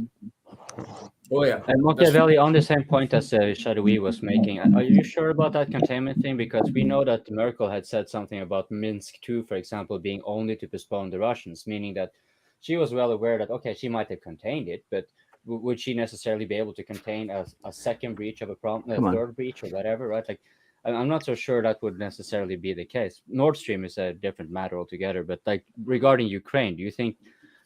Because I don't think that would have made a difference if Merkel was in power. Sorry, anyway, everyone for interrupting. I was going to say the other thing too. If Trump got in, the other problem you might have is, you might have a lot of countries that have made moves that succeeded, and they might not be interested in giving up that gain they've made or those deals they've made or turning back to the United States. Even if Trump tries to offer some sweetheart deals, they might be like, well, we got along without you for 4 years. We've already made these new arrangements. I mean, we don't want to deal, we don't want to be at risk like other countries were at risk. So, I mean, that could be another complication too, that a lot of countries just won't want to deal with the United States because they've already made better deals, at least in their mind. Marlon? I think it's Merlin. Or Marlin, I mean. So I don't know. I think Marlin. I think you guys are mostly all wrong about this. You're looking at the wrong things. I think the United States was going to make this war happen. It's not about the leaders, one leader or another. These leaders aren't leaders. Biden is not a leader. Schultz is not a leader. Merkel was a bit. But anyway, the purpose of the war, and this is what I said on my first open mic, the purpose of the war was to split China away from Russia. And that's why there's a war in Ukraine, and that's why NATO is expanding to Ukraine. It's not because NATO wants to expand to Ukraine so bad, but they knew that that would make Russia go to war. And that's the purpose of the war. And it didn't work out very well. But that was the original purpose, is to force Russia away from China, to break Russia or to convince China to boycott Russia along with the rest of the world and split them apart. And that didn't happen, so the rest of it's just tragedy. That's all. No, I don't know, because if you're giving all these sanctions to Russia not to be able anymore to buy from Europe, Russia has no choice to go talk with China. That's what I said before. For the purpose. They did that, and it's For the purpose. Sure. They always seen China as a big enemy, and actually doesn't work out. Like, just look at what I said before. Just look at the economics, what China is doing now for Europe also. All the electric cars, how many factories are building electric cars in China now for Europe? Somebody said in the comments a few hours before, BYD, B-Y-D, as a Chinese brand. They're making cars, they're making school buses, city buses. Yeah. They're replacing, actually, we lost a very big player in bus manufacturing in Belgium. It was Van Hol was very big. And our government and other governments decided to buy Chinese buses from BYD and instead. And it destroyed all these bus companies. China is winning.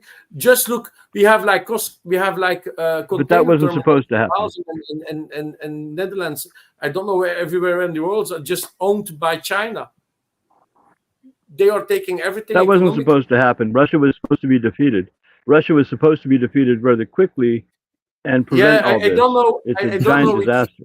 yeah, I don't know which fairy tales Europe is actually of the NATO is watching, but always thinking that Russia is nothing and actually they are very big. It's not because they have the most expensive and modern fighter jets. They have bad fighter jets. They can build very cheaper and very more. I know you're in Europe, so it seems like from inside Europe, it probably seems like Europe is an important part of this, but really it's not. This is the United States, and all the other countries, including Russia, are minor players. It's Russia, it's America and China. Everybody else is a proxy. Yeah, I know. Are you sure USA is not a proxy of Israel?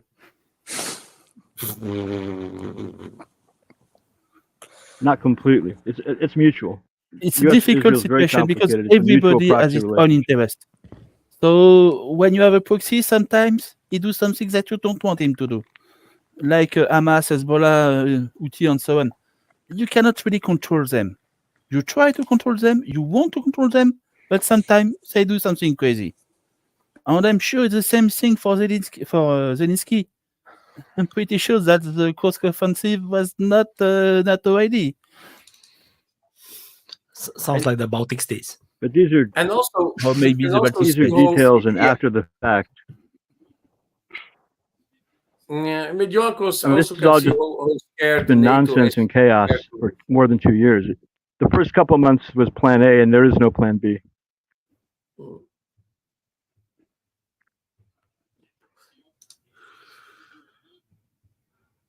I think there is always a plan. Von, your turn, I think. Vaughn, go. Yeah, I was just gonna say, do we want to move around the front a little bit? Since we're on Ukraine, I don't care where we start. We can start at Kursk, or we can start down south. I mean, either way, or start in the plane middle. is I don't heating care. up, so we can fly. We can fly up. We can talk about it. Well, I mean, if you, there's not a whole lot going on around Kharkov. Obviously, it's still just holding and bombing each other. And then Kursk, the Russians are pushing everybody out every Very day. slowly, but surely. You're pushing them farther and farther back. I've heard stories that a lot of guys are retreating and running out on foot, which makes sense because I imagine it's pretty hard at this point to sneak around in a vehicle. So, I mean, with the thermals and the drones, it's probably the only way to get out. And you can see how well that works out because you always see the videos of the guys killed in the tree line. So, I mean, I don't have a whole lot to say about that other than it's continuing to be wrapped up. But I think it's been over for a while. I mean, they're still fighting there, but it's mostly just the resisting of the cleanup operation and the sweeping of the Ukrainians from the area. On making There sure might that there be is some no booby decent traps resistance of down along the sabotage. border, but I don't think up past a few kilometers there's really much there. Did you talk about the planes in the previous open mics? About like now recently you had apparently an F-16 that shot down on Sukhoi 34. These bullshit talks like that. We talk about it a little bit, but no, we don't think it's real. At least I don't think it's real. Yeah, I mean, I heard about it that day, and then I never heard anything else about it ever again. So I would assume it was bullshit. Plus, I think they showed some video, and it looked like some ECS bullshit anyway. So yeah, which reminds me of.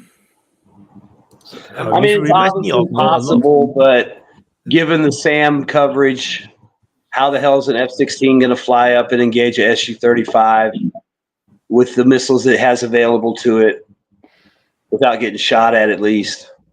Yeah, and certainly that that these Sukhoi 34s normally also have air-to-air missiles, and they're escorted by Sukhoi 35s also.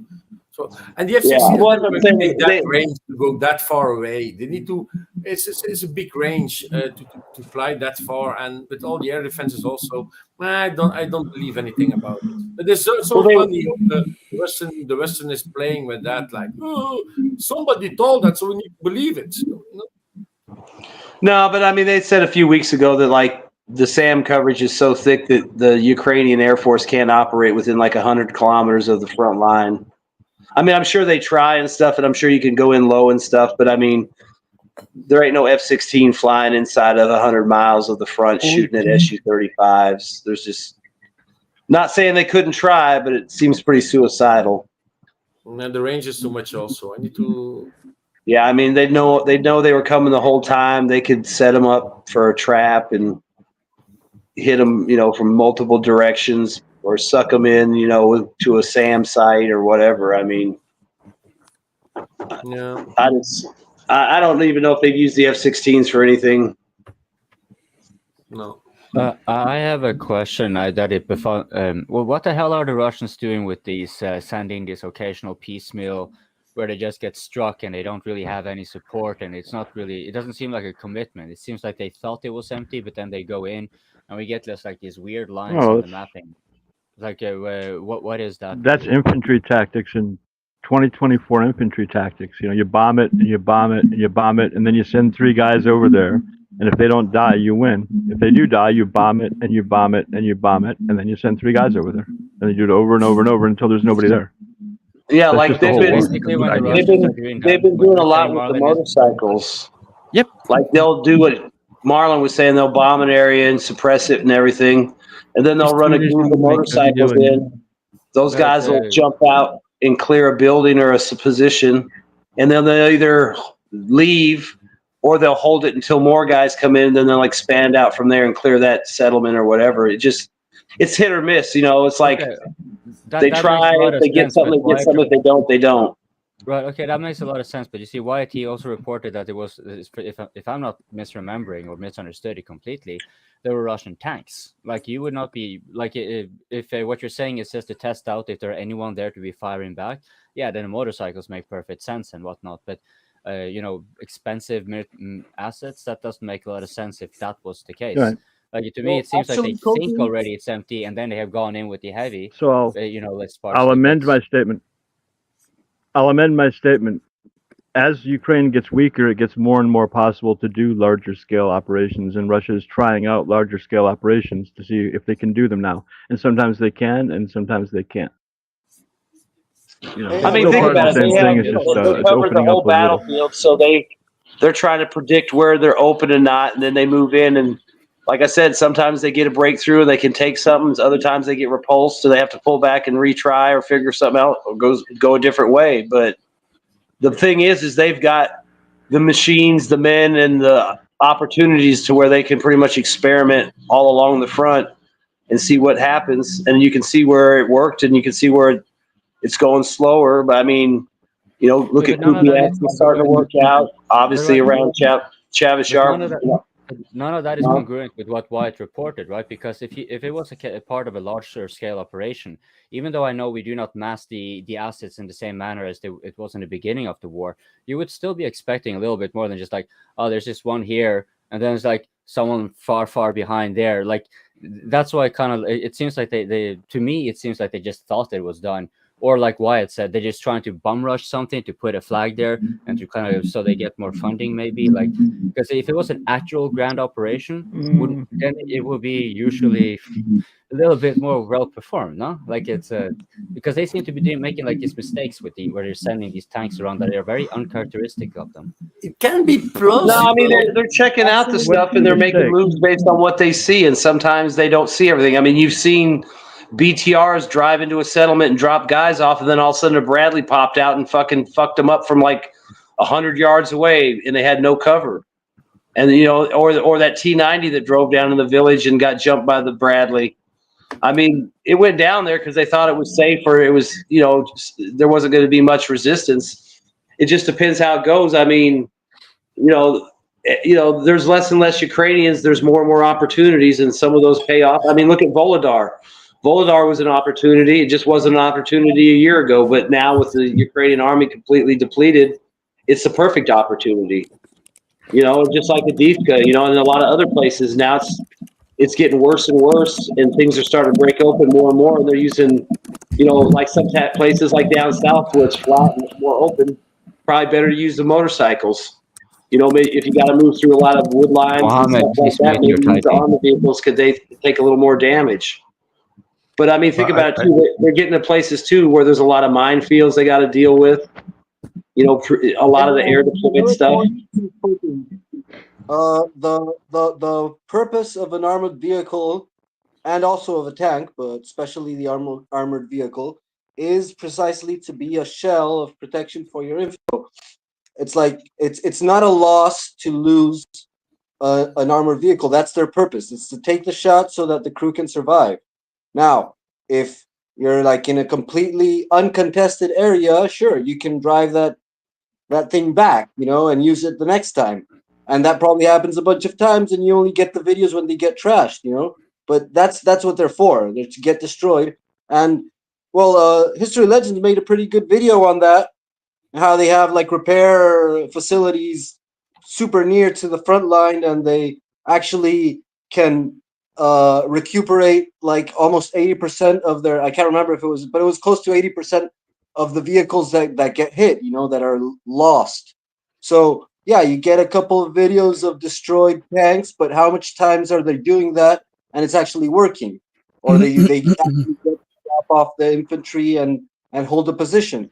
And yeah, like for me, that's all position baiting, and it depends on how your reconnaissance is doing, is how much you have to do that. Because I mean, if you have positions for drone operators close by, then you can do an air surveillance with the rotation of drones. But if you have a very large open field, then you can't have your drone operators so close to the contact line, and so you have to throw in armored vehicles to flesh out the potential positions of the enemy, and then you can send your reconnaissance and whatnot. But I think Marlon made a pretty good point about like bombing the place until it seems empty, and then you test it out, and if you get a response, then you bomb it some more. And if you look at like a lot of the activity recently, especially around the areas where they're pushing, like around Kupiansk and towards Pokrovsk and down south around Seladovia and stuff, they're all around those areas, on the periphery of those areas, in the areas where you'd find their supporting units like artillery and reinforcements coming in. Those are constantly being hit. So they're losing artillery pieces every day. And you can see it, you know, in these assaults. Yeah, maybe they stop the Russians, maybe they don't. But even if they stop them, most of the time it's extremely very little artillery scattered here and there. You know, it's more like harassing fire at best. You know, and maybe the Russians run into a problem or hit a mine, and that's how you stop it. But you can really see how much they prep these areas before they even make moves.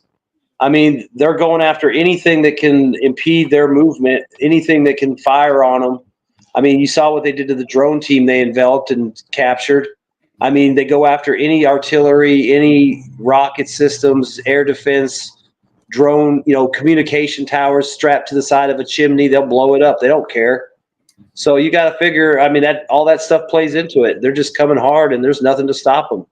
So in the instances where they actually went about, because that kind of relates to the super chat and drones, right? Like to me, that seems that the Russian ISR was basically lacking where they sent in. They thought they had the drone teams, no drone teams, no nothing, not whatever platforms, but then that turned out to not be the case.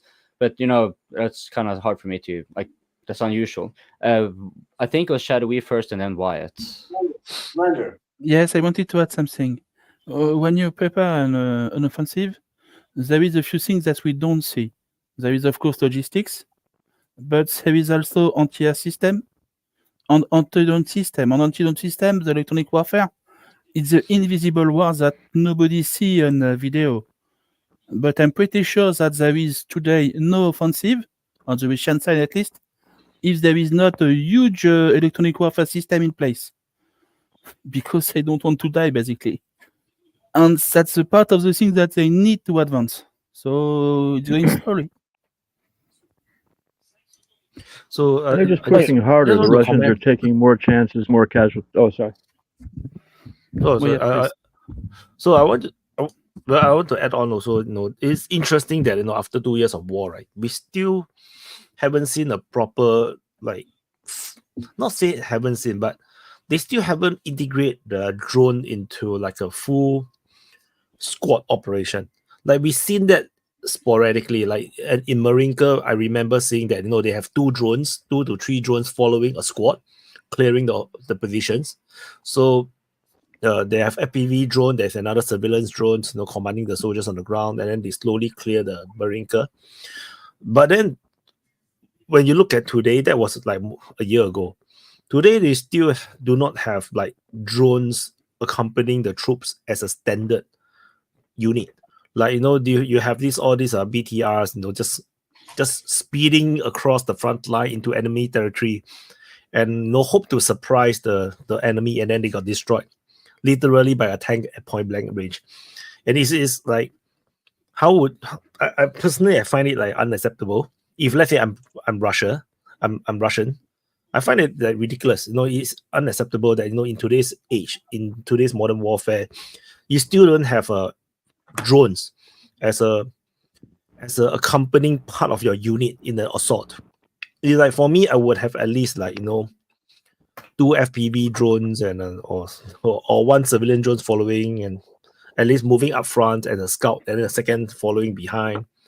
So you have immediate information. Vaughn.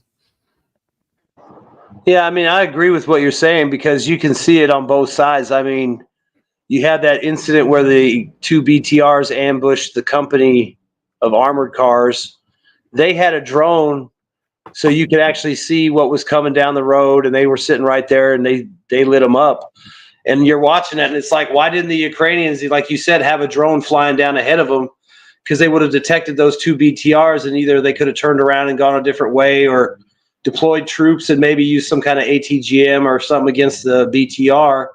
But, the Russians saw them coming, and they just sat there and waited. And then there was another incident where the Russians had set up an ambush, I think, in Kursk, and they had cameras and stuff set up on the kill zone. And you could see the guys walking, and you could see the smoke from when, I guess, they detonated a claymore and dropped all the guys. Well, they didn't go into the kill zone. They had a drone fly in through the kill zone and look at the guys to make sure they were all dead. Then they went in there and cleared it out. So it's kind of hit, like some units seem to have the stuff and other units don't, like you said. And you can see there's been a lot of times where that's been a very, very bad mistake not to have any kind of drone, anything, just to, like you said, even a DJI, something small, just to scout ahead, a few hundred yards might be all that it takes to stay alive. I mean, you can see how bad it is when they find you and they hunt you down, and they can call in artillery or chase you. So, and they talk about how many drones they have. It's like, I really am surprised too that that's not a pretty common thing. Like every squad's got a drone kind of thing. Yeah, because especially I was surprised DJI or something like that. That's nothing. Because I'm surprised because the time during Marinka, Did you hear about crazy numbers? Marinka is still a thing. It was like they have this drone following the squad, and then once they have the surveillance drone go into the bunker, they detect someone, then they send another FPV drone and just go in and detonate, and then the assault soldiers will go in and clear the place. And it's super efficient. And they just have a lot of drones supporting the 1 squad of unit. No soldiers will have to die. The assault soldiers are all very safe because there's so many drones protecting them. And just another thing real quick, this is probably about 2 years ago, but there was another video. It was probably up maybe in the northern part of Ukraine before the Russians fully withdrew. But there was guys doing a patrol through the woods, like, where it's kind of like Kremenaya, kind of spaced out, where you can walk through and see. And they had a drone flying down their trail and scanning fighting positions as they moved forward to clear them. So, I mean, yeah, again, it's like some people figured it out and use it, I guess. And you'd think as much fundraising as they do and all that stuff, that it would be nothing for everybody to have a small little quadcopter with a camera on it at this point. Yeah, can I just say to that? Think of the scale. Like one thing quickly, I just have a very urgent and some hot news. I think it's in Israel. The commander of the 401 Armored Brigade was sniped or killed in Gaza already. He's a colonel, I think, but commander of a brigade. was still there. Just a quick news. Good job to the Coots. Go ahead, Marlon, and I'll add up something later. Oh, yeah, I was just going You to say, there? think of the scale of the thing. I heard numbers like 10,000 drones a day or 100,000 drones a day or whatever that they're going through. That's a huge number of drones, but it's not enough to give every squad 1 or 2 or 3 drones for every assault. It's a very Exactly. large battlefield. It's just 100,000 drones is not very many drones. Don't forget, the front line is 1,000 kilometers. Okay? I wanted to add And to that. if you want a drone to be on site every 24 hours on site, you need 3 drones for the rotation. So that means if you want 1 drone per kilometers, you need 3,000 recon drone, not the FPV one-shot drone. I don't know if the Russian has this kind of hardware. Well, what I've seen in the Novosibirsk, I think, pocket, that like the supply roads over there are constantly surveilled, and there's been a shit ton of videos of like one drone hitting and it's an FPV drone, and like the FPV drones are doing surveillance and they're rotating. So like one hits and there's another one right there that's assessing the damage, seeing if it needs to double tap or if it goes on to surveil for the next target. So you It can see might a lot be too that the reason. Well, real quick, it might be too that the places where they're actually pushing are the ones getting the drones. So you're seeing more drone there. Like if it's a slow front, they're not getting drones, but if it's an active front, they're getting more drones to use. Yeah, my That's point why to I that don't think the drone are directly to affected to assess the squad. I think the there is level directly hard battalion to or assess brigade with drone. the level of Sorry, logistics that are necessary for the drone warfare, because it's not like a cartridge or a shell, you know, that it's a very compact explosive material and ordnance, you know. The drone is a bulky system, so you have limited space to use it. And I haven't been in combat, but I have been in like very, you know, like extreme situations and like especially off grid situations, and it's really hard to assess like how your equipment is going to fail you on the mission, you know. It's like you're there doing something and you have a certain amount of things for that, and something came up and you had to use some more, and then it's like you're not going to stop because you're one drone short of the end of the mission. You're going to just push forward. That's kind of like how you act on a project, you know. So like you have a couple of drones, like even if every squad has drones for their operations, they're kind of discardable material, either out of like electronic warfare systems or There's a simply burn because rate. so like you can't have enough drones for all the things that you can do with drones. That's my point. You can never have enough drones for all you would need it for. You have a limited capacity of space to transport them, and then after that you're on the old school. So it's not weird. We're seeing a prevalence of drones, but it's not weird to see that they're lacking in some areas because they burn out. They're just another piece of ordnance. The other thing too is you know, like there might be more drones given to the areas that are active. You figure the areas that are active, that's probably where the Ukrainians have whatever they got left of their EW too, like around maybe Chavez Yar, Pokrovsk, or Kupiansk, or Kharkov, you know, because it's a limited resource and a limited asset, I guess. So that might be why some areas you don't see that much, because that they actually have decent coverage, and in other areas it's a free for all because, you know, they don't have any coverage. Yeah, the popcorn front is definitely a priority. So you see a higher level of ordnance going around there. And Siversk, for some reason, has been like in a back burner for a while, and now it's starting to activate. But you definitely see a difference there in priority, both in the command structure and in the ordnance. You know, you don't see so much fab strikes over there and stuff like that. And you can see sort of that disbalance in what sort of, you know, like officers are assigned to that area and what sort of equipment they're getting and what special forces they have and so on and so forth. So it's not a homogeneous front, and on top of that, you have like, I really think it's important that like what kind of positions you have to like, because it's like the FPV drones are some sort of like a pre-staging area. It's like an artillery, but it's a short-range artillery. So you can't have them too far away from the front. There's certain drones that can go farther, but they're not the common ones. They're not like the most usual drones that you see. So like most of the drone operators have to be like at a reasonable distance from the front line. And if you don't have very much cover and like open fields and stuff like that, like I don't know if you can be driving on a BTR and handling a drone at the same time, but it's probably like not the ideal situation, you know, like to have your assault troops, your stormtroopers managing FPV drones. It's like it's probably better to have them on a second line and then send your stormtroopers, you know, like hands free for their assault rifles and their grenade launchers and whatnot, you know, like more straightforward assault weapons. So that's kind of like how I see it. It's going to depend what kind of cover you have, if your drones can actually reach the front line en masse, or if you can just like have a couple of guys hiding in a bush near the front line and operating the drone. I don't know what you think about that. Like, how viable is a drone? Yeah, there's always going to be drones. If you have like to assault the place, you know, where do you put your? Defense system.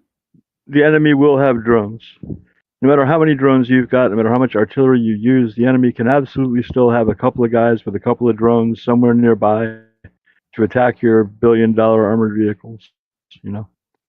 And that's why you lose IFVs when you're storming a village that only has 10 people in it, you know. Yeah, but it's still worth it, because if it hits your armored vehicle and your people There's no way to get rid of those last few drone operators. Excuse me?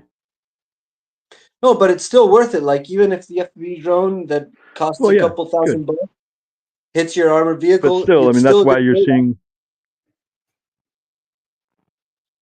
Yeah, it's still a good trade-off if it saves the lives of your men. Hopefully. Yeah, you know, it's there to protect the troops, but it's not there. It's not meant to be disposable. Drones are meant to be disposable. BTRs are not meant to be disposable. Good for 150-yard advance, one time only. That's not the idea, you know. Tanks aren't supposed to go 250 meters and then die. That's not the plan for building a tank, you know. Yeah, I mean, like when I was in my guard not unit, just the drones, but when I was in my guard unit, like when we had attack helicopters, the Cobra, they told us the Cobras had to just, each one had to destroy like 14 tanks or IFVs to be considered a cost-effective platform. 14. Yeah, so that tells you how much stuff the Warsaw Pact had back in the day. But yeah, I mean, and think about it. Some helicopters are going to kill 0. Some are going to kill 14. Some are going to survive the war and kill hundreds. So, but you know, that's what they mean. I mean, yeah, the BTRs are designed to, you know, to protect the troops and take a hit. But you know, it's kind of nice if the BTR can make the trip more than one time. You know, yeah, definitely. It's necessary. Definitely, but that's like that's why I'm surprised they're even using them. If I were there, if I were on the ground in Ukraine, I would refuse to get near a vehicle. I would be willing to advance on foot, I guess, into one of these fortress cities, I guess, but I wouldn't want to do it in a vehicle. On the motorcycle, what do you think about that? Yeah, very fast. Depend on. I'd have to take a look around, maybe. I saw some guys I even saw some guys on the little battery-powered scooters, like the bird scooters. They weren't birds, but same kind of thing. You need smaller dirt. You don't want to. Well, I mean, where they were kind of cruising through an area of packed roads, dirt roads, so it wasn't like full of potholes and shit. But it was still cool because it was quiet. It was enough for them to carry their gun and their pack and maybe a little extra and cruise down the road. May have saved their life if they were in the pocket. No, these were some Russian guys fucking off through some area. I mean, they weren't riding to the front. So what Vaughn talk about the helicopters is trying to leave a pocket. So what Vaughn to talk about the helicopters is most likely the truth, at least for the Western military style of fighting. Like that's why I was a bit surprised when I look at the Ukraine war. Is that helicopter don't figure that much in term until lately, until this year. with using guided missiles. Like They lost a a lot at the Cobra could beginning. probably carry like 8 Hellfire missile. One Hellfire missile can destroy one tank. You're too salty, you will really take out 16 tanks or armored vehicles. It is very possible. So, and if anyone played like the war games, the war game series like Red Dragon or European Escalation, you will know that helicopters are overpowered. It's like super Oh overpowered. yes, but you have to be careful because if there is a Shilka hidden in a tree line, you are Yeah. dead. Totally, of course, definitely. But the thing is that the chance of a helicopter taking out a lot of armored vehicles is super high, especially in real world, because that's a game, so it's a bit hard to manage the helicopter in real world, like especially for Apache where they do this hiding below the foliage, then suddenly they pop up and then they fire and then they hide again. It's super effective. You can't see the helicopter coming, and the their new range is super far. Russian anti-tank missile, it's directly a blind system. Basically, the gunners don't need to see the target. There is a Ukrainian tank behind the hill. You shoot above the hill to hit the target. You don't need to go above the hill to have a line of sight. It self-detect because there is a camera on the missile, and the camera identifies the tank, so he could directly dirige himself directly to the tank. Well, like you got the longbow Apache with the sight mounted on the mast, and that's all it has to see, and it just sits far enough behind the tree line to where it can fire the missiles. I mean, when they first came out, you had the longbow, and it might be working with a flight of 2 other helicopters, maybe 3. And those would be regular Apaches, and it would pop up and designate the targets, and then those Apaches would fire, and they would never have to expose themselves. I mean, and the Russians obviously do the same thing, and they could do the same thing. The Ukrainians could do the same thing, maybe, if they have any helicopters left. But if they have left. No, actually, they can't. They don't have any way of very doing easy to kill, very sadly for them. So they have lost a lot of them at the beginning of the war. Yeah. And I think they have lost also a lot of experimented crew. So to retrain to teach them the new way to war takes a lot of time, I think, for helicopter crew. Yeah, but I think that's exactly my question. Please, if I can chime in, because that's exactly one question I had for you guys. Because we're talking about sending in like units that are unsupported with drones, when it should be accompanied by drones. But then we have also seen those that are totally controlled by drones. Like to me, it doesn't seem like a hard thing to be having, like, let's say a BTR just to make it a juicy target, be basically like a radio car, right? But you have a drone operators that are sending it through to test if there's going to be any reaction from the enemy. And if not, then because you're saying the crew is very it takes time to train them. What's going on here? Hey, Vaughn, are you dying? No, sorry. So, no, but like the crew, we have talked about this before as well. Like, why do the Russians flee very readily and leave equipment behind? Well, because the equipment is easier for them to actually replace than the crew. So, wouldn't that kind of also apply for the drones? Yeah, Shadowy, please. The drone operators, for what I know, are in the same place. Basically, it's some kind of headquarters underground, and the antenna and the things are basically 2 kilometers away. And there is a cable to the antenna to make sure that if someone detects the antenna, they are not going to hit the crew of the drone system. And they are in the same headquarters, in the same room, basically, with a lot of screen and a lot of people inside this room.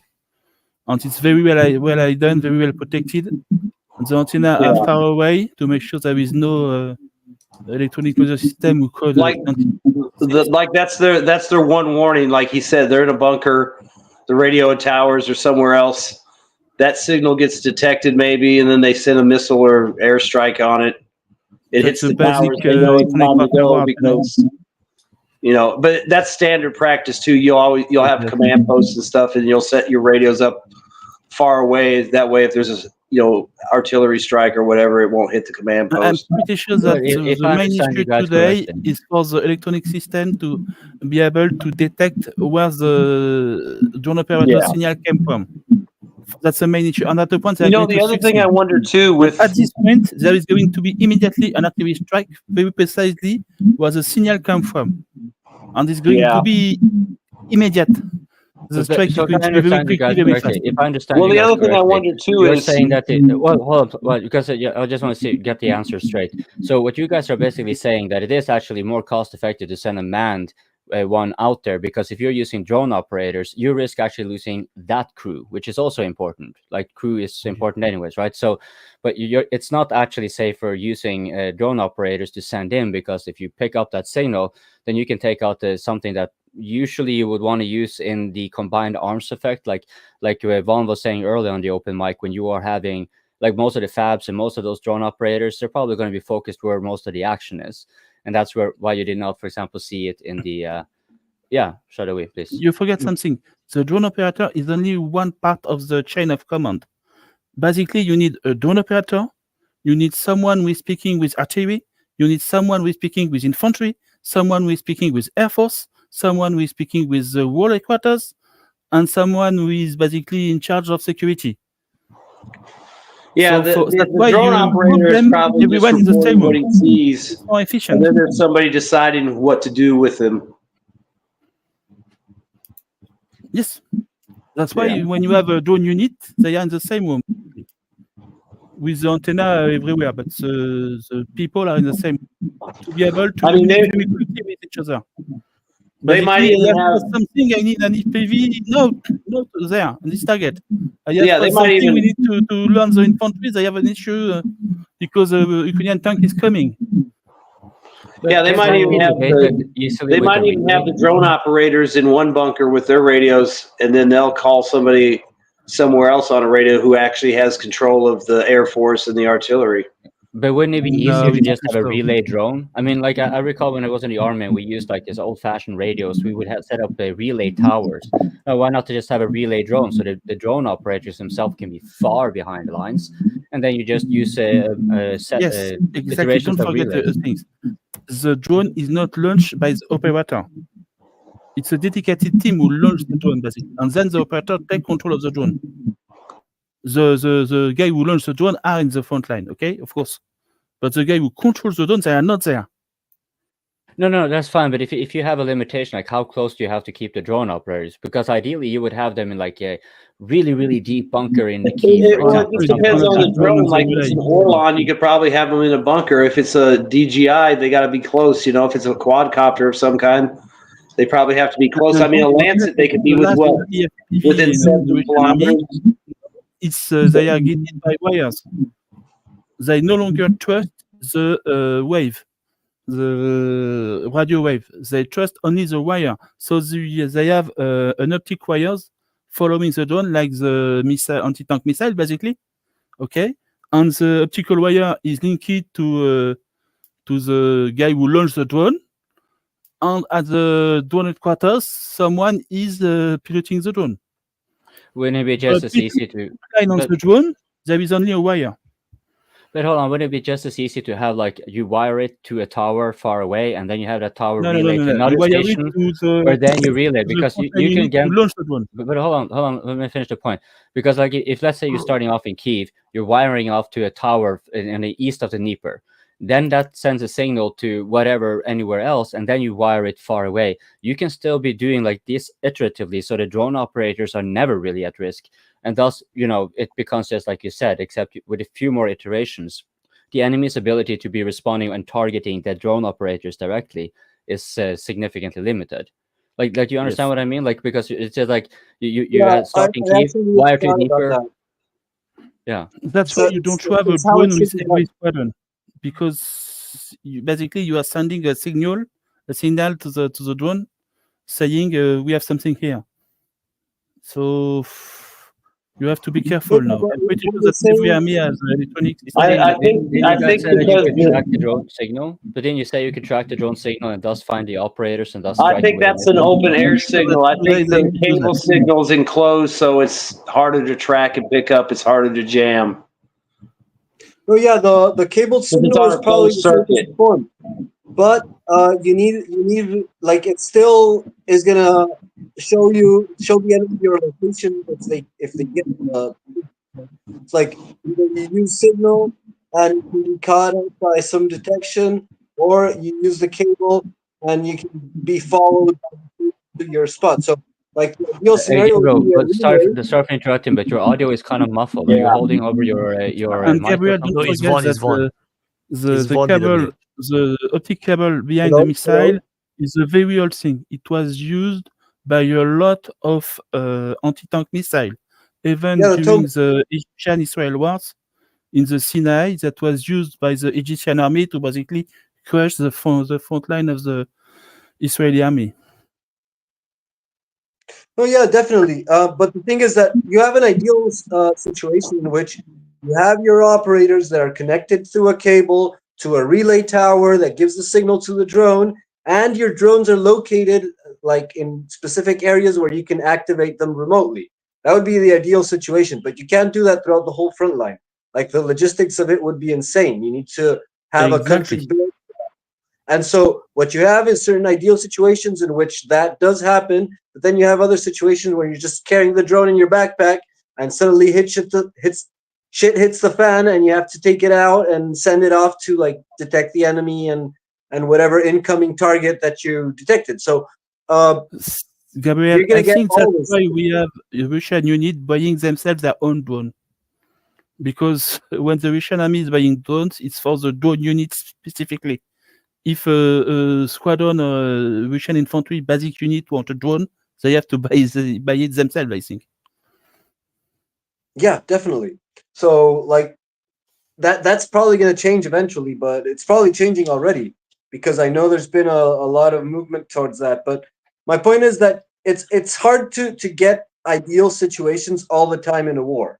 It's like you're usually going to end up with a bunch of unforeseens, and you're going to have to adapt, and that's kind of like what we see. And also you have to understand that what we see, we have to remember that what we see like on live footage or whatever is just the tiny fracture that is expedient to show. So it doesn't tell you exactly, it's not an accurate assessment of what's going on like throughout the battlefields. You're seeing a very selected segment of all that footage that's coming out of the. So you can't judge like the way operations are done by like the footage that we get on Twitter. That's all I'm saying. What I'm saying is that the drone heavy logistics is used only for the main battle, basically. Everywhere on the front line, it's like you said, it's a squadron or a small unit who has bought their own drone, who have received their own drone from their hierarchy, and they are using them more by themselves, if you want. But the huge drone logistics is for the main battle.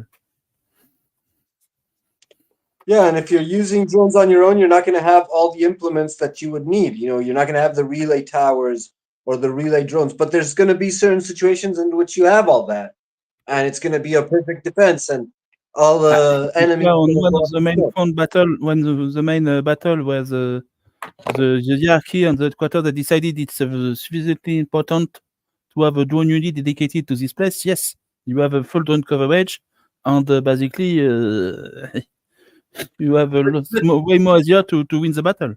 But just look how fast they evolved.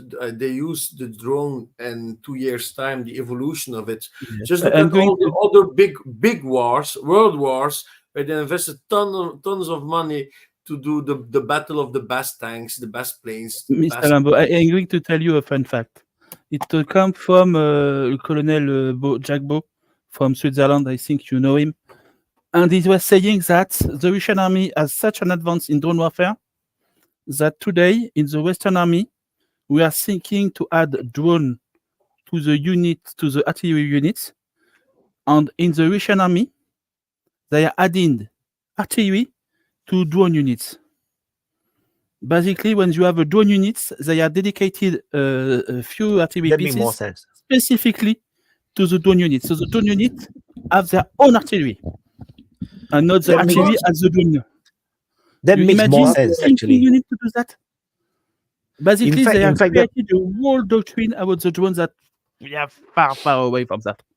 Yeah, I think that makes a lot more sense. Because the drone units are the one that have all the intelligence. So yes, if they are able to coin artillery and airstrikes, and they can be pinpoint because they can literally map it on the map and straight away call in the. I'm sure in the drone attacks. headquarters there is Air Force officers whose job is to be online with the Air Force to coordinate the Air Force attack. Yeah, but they are doing that a lot. Just look at the Kursk offensive. If you look at videos of Patrick Lancaster, he was once with the guys of Russia.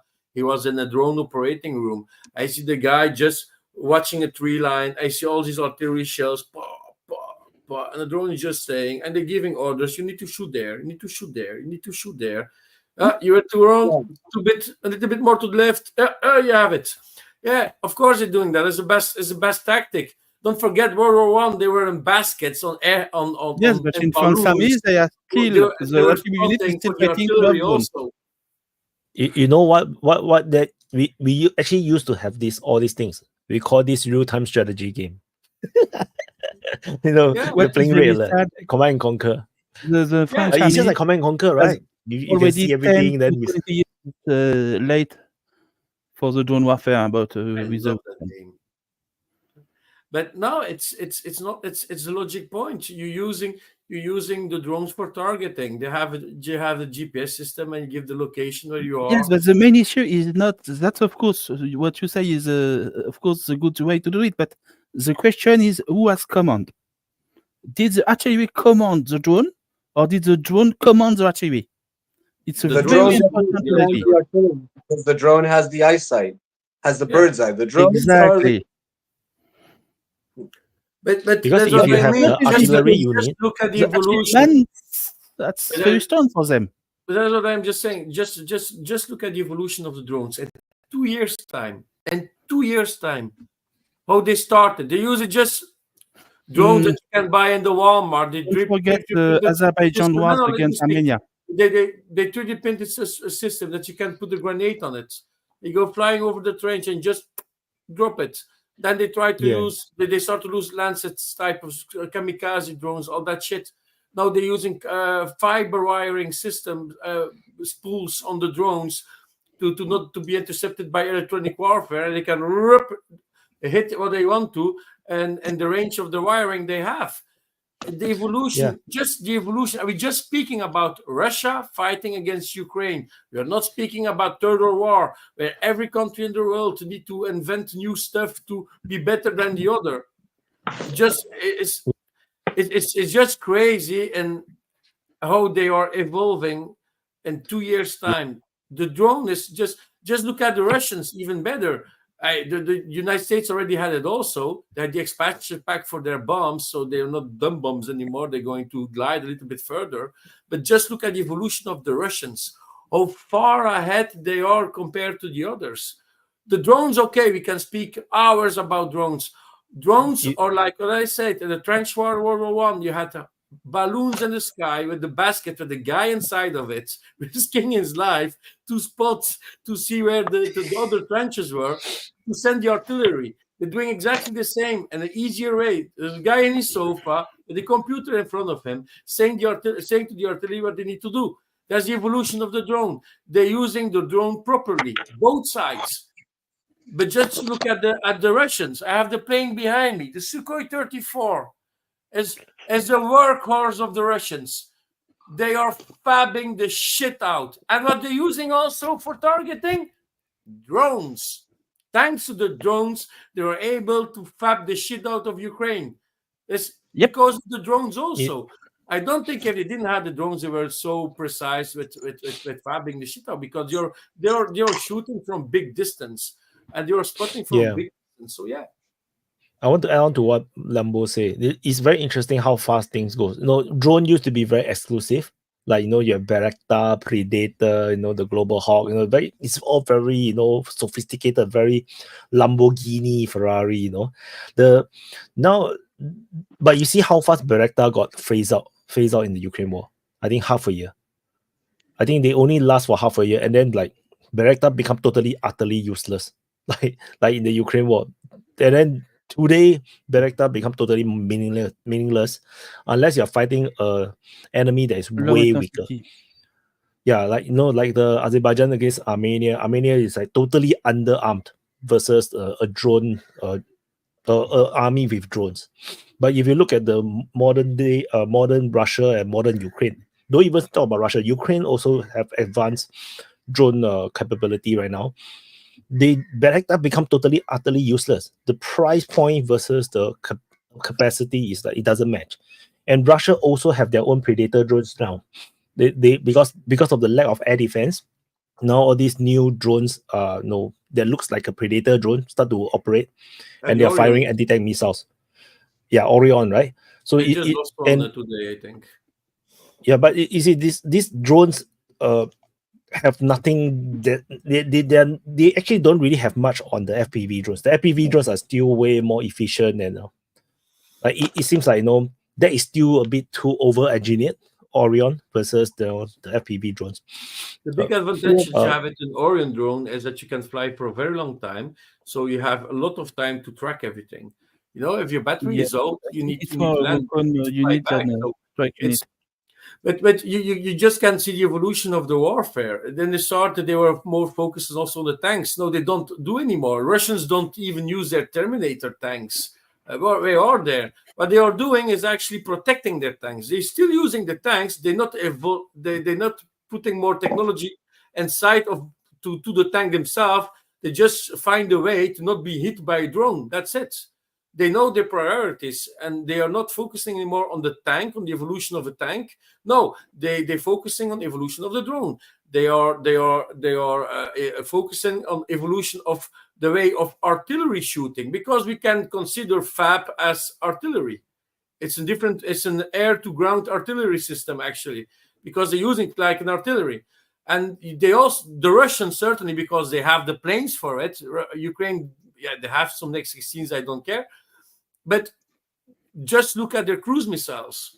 The evolution of the cruise missiles also, even the cheapest version cruise missiles, or the Cage-55s, been upgraded even with the flare system just to counter air defense, because they know that the cruise missiles works very well. And the Kinzhal existed for that, the Iskander. So the Russians always use a tactic like that. We love missiles. We're going to build a ton shit of it. But they put a lot of evolution inside of it. You don't see NATO come up with a brand new system. No, they're still using older system that they're giving to Ukraine. But the Russians are using upgraded systems. The cruise missiles, if you just look at the beginning of the conflict to now, Russia did a lot of work to evolve it. And they don't even use the Tupolev 160 anymore, or less of them, because for the moment they don't even need to use them a lot. They have enough of the Bears. They have enough with the Tupolev 22s to launch the cruise missiles, and they're using the MiG-31 for the Kinzhal. And what we don't know about the Sukhoi 57 and the Sukhoi 35 and Sukhoi 34 for cruise missiles, they don't even use it. And they're testing things like we saw the Oktoknik being shot down by their own apparently Sukhoi 57, but they're actually using it. They're testing it out. That plane was armed. That plane had FAB bombs on it. So they even the Russians have time to use new toys and testing on the battlefield. They are still evolving. And it goes very fast, actually. It goes very fast. Everybody is evolving. We have to take that into account. And what I would like to say as well is when we saw the first use of these drones in action, in the Armenian-Azerbaijan war, there was a big discussion in most armies, which is about the use of automation weapons. And back just a few months before the Azerbaijan Armenian war, and after that, there was a big discussion on how many were against it, but could see the potential on it. And now we saw in the Ukrainian war the use of them. But one of the use of you guys were talking about was the use from the small drones. And these ones are not used in the same sense like the long distance drones or the drones that can be guided by themselves.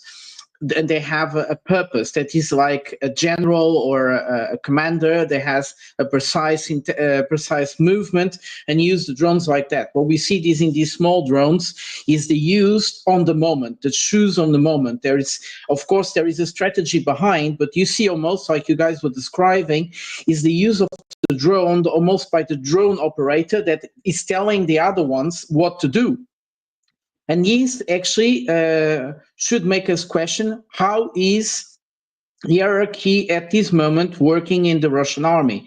And I don't think that any standard, any regular armor is ready for this. For a young guy with a drone, telling all the other ones how to use artillery, where to go, right or wrong, who is commanding everything? So this is a big question on one side. Yeah. On the other side, I think the other armies around the world are also preparing big stuff, and we have been hearing about artificial intelligence to move these drones, and we haven't seen them yet in Ukraine. They have been talking about it, but we haven't yet seen that in Ukraine. I also don't think that there are drones capable of transporting with themselves artificial intelligence with them that could make those decisions by themselves. It could be, we could come to that, but I think technology is still a little bit difficult because the machines are still big. But these are a few points I wanted to make. So go on. Yeah, well, if I just want to throw in a little factor, and it pertains to what was mentioned about drones being everywhere, and like the Chinese, they're everywhere, and like drones and the Chinese are everywhere. So I looked into this Norwegian company dealing with subsea industry most of the time, and they dealt with a lot of unmanned vehicles and developing them and having many contracts in that regard. And what I found particularly interesting, what I found strange was that when I looked down to who were their investors and co-owners and whatnot, they had sectioned them off into categories of what type of investment group they were. So if it was into electronics or industry and defense. And under defense, I came across a Chinese company. Now, how involved that one is in military in and of by itself, that might be just servicing that they were a part of. But I found it peculiar that they would have a Chinese company under this section of investors that are not just investors, sorry, like they were also cooperative, like they were cooperating on the development and the work that they were doing. And this was to a very small extent, though, like the percentages was like a 2% or something like that, ridiculously small. But, you know, to me, that caught kind of my attention without being really sure what to say about it. Like it seems strange when you consider the rhetorics and trying to kind of decouple from China and all that stuff, especially when it comes to military stuff. I mean, it says explicitly. Yeah, Shadowy, please, why don't you take over? I just want to throw that one in there because I know. Wait has his finger on. Yeah, Wyatt. I'm going to change topic. I'm going to change topic. Are you going to continue? Oh, you could change. Yeah, go ahead. I mean, we could go around forever with this. Yes. Okay, so breaking news. Moldova is currently having their elections. The votes are being counted. The latest number that is on the Wikipedia page, 85% have been counted, and 54.55% is against Moldova joining the EU. And I fact-checked this. I fact-checked this on Singapore's news media. Channel News Asia reported when the vote count was 60%, it was also more than 55% said no. That was 60% counted.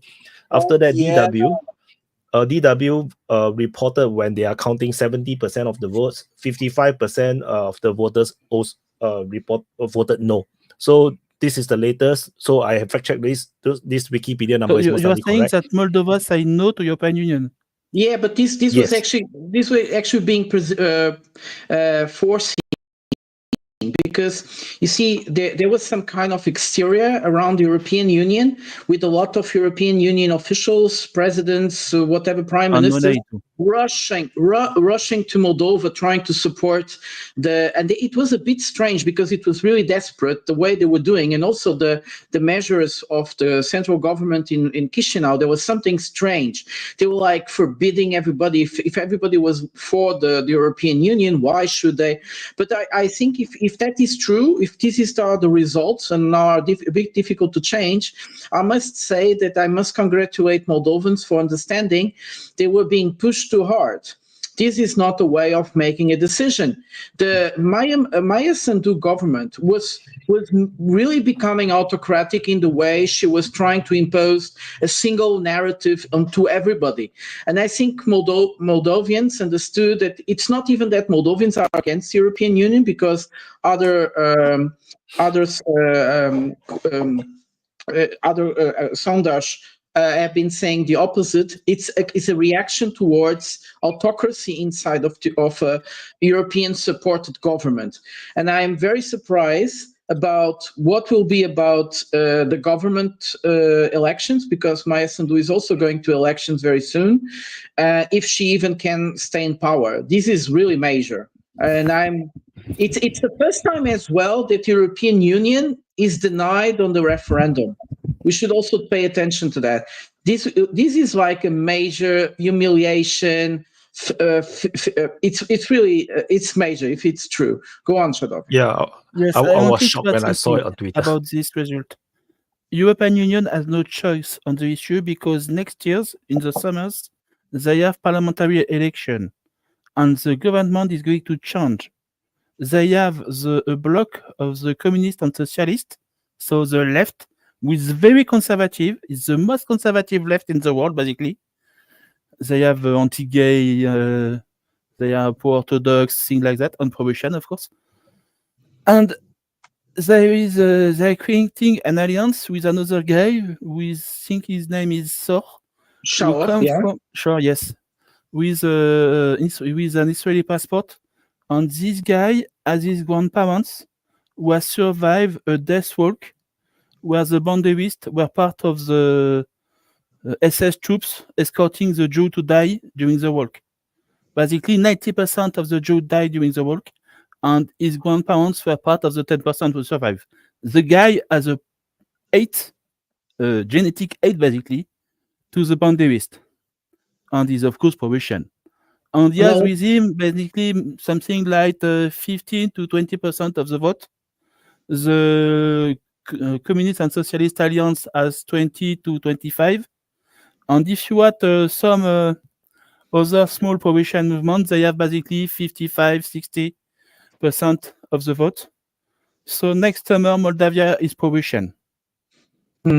Well, you see here the super chat, and I must say, no, it's not. It is a surprise but it is a surprise, and it is not a surprise. I think the reaction is towards trying to impose a decision to people and make them going to votes for it, and it would be actually quite expectable that Moldovians would say yes, but the problem is that they're being forced into saying yes, and they counter-react it. This is something that happens in many societies, and I think we should pay attention to that. Yes, Moldovans are very friendly to Russians most of the time. It's quite true, but I don't think that was the reason why they voted this way this time. Also, I would say, we have been talking sometimes here about Euromaidan, why young people wanted so much Euromaidan, and when we were here discussing with Bigari, he was saying, well, young people they just wanted to travel, they wanted to migrate, and the European Union was offering everybody a free check for Schengen. Everybody could go, but it didn't come. It was an empty promise. Both Ukrainians and Georgians waited extremely long for them to have the ability to go into Schengen with 90 days. It took many years. I think in these 8 years, it was probably in the last 3 years that this happened. And Moldovans are still being humiliated on the border all the time. So they also signed the Eastern Partnership, and they also didn't get anything in exchange. Also with Georgia, they promised Georgians, for instance, Georgia is a very good case to analyze. They promised Georgians open market, everything beautiful and so on. And nowadays, 60% of the business in Georgia exports go to Central Asia. It don't go to European Union. And even their second biggest partner, or it's actually China. So it's like their business with Western countries is 12% for the European Union, 10% for or 8% for the United States. It's just 20% of exports, and more or less 30 to 35% of imports are coming from the European Union. Yes, so it's like Moldova is the poorest country in Europe. This is a disgrace there.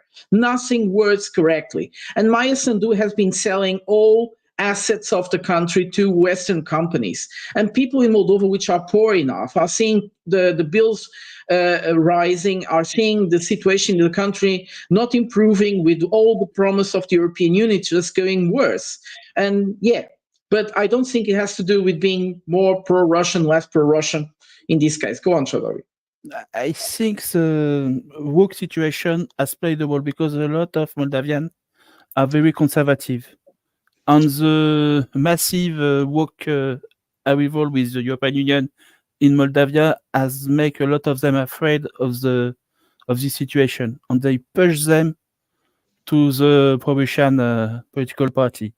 And another thing, I think what's happened in Belarus is also a good example for the Moldovan people, because basically, if you look at the situation, Moldovan has the same economic situation. Belarus has the same economic situation as Moldova, but Belarus stay in the Russian sphere of influence, and Moldavia choose to go to the westward. Yeah, but come on, and the economical situation is now very clear. Yeah, but Belarus has industrial base. In Moldova, everything is being dying out. Everything. Yes, exactly. Exactly, my point. Everything is dying now, and now because they the Russia take care to continue to command a project to Belarus to help them basically. So they have created a continuous economical link between the two countries. In the Western world, they don't care about that. They just care about their own greed. So they destroy the economical tissue of the country. Yeah, well, this will be tomorrow a big humiliation. Go on, Toby. Oh no, it's okay. I was listening. I joined because I was interested in what you're saying about Moldova. Your mic is still awful, Toby. Sorry. Is it? No, I'll try and fix it. Keep talking. I'll try and fix the mic. No, it's okay. We listen to you. Talk. It's a bit low. If you could increase it. Yeah, I increased it for him already. You can try again, Toby. Okay. I don't know if that's any better. Okay. Yeah, it sounds okay. No better. Okay. Anyway. But go ahead. Yeah. If you want to fix it a bit more. Yeah, I don't really know what's wrong, but the thing about Moldova and Belarus is, like, when we talk about what the people there want, I feel like there's been a massive change in the world in the last 10 years. So if you go from like 2015 and how the world looked, obviously the Ukraine conflict had just started. It was a very low-level conflict within Ukraine. Yes, Russia was supporting the separatist rebels, but it wasn't a massive war like this. And I think that if you live in Eastern Europe now, okay, you still have your cheerleading bolts who believe that NATO is going to be everything and it's going to make them rich. But for everybody else living in Eastern Europe, they're now seeing the danger of war, in their homelands. Even if you're in Poland, you can talk to your grandparents about war, and they'll tell you what it's like when war comes to your land. And everybody is seeing what happens when Russia gets pushed to the wall. Because, Russia was basically threatened with the color revolution and the disposition. They're still being threatened with the, dismemberment of their government, the breakup of their country even.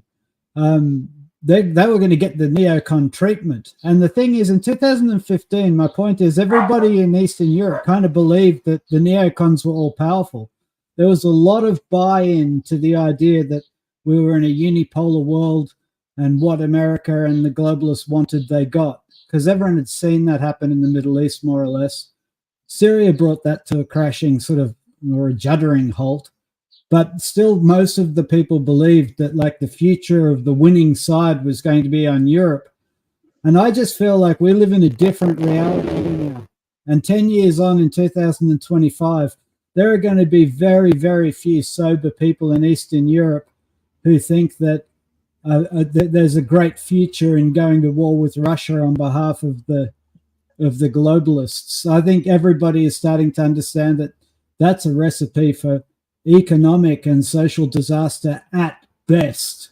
And so maybe this is wishful thinking, but I really think that, like, in Europe, unless you're talking about peace and actually having some kind of trade relationship with Russia that is based on peaceful exchange of commodities and not conflict, I think you've got very, very little popular support in Eastern Europe and in Western Europe. So that's how I think Europe has really changed.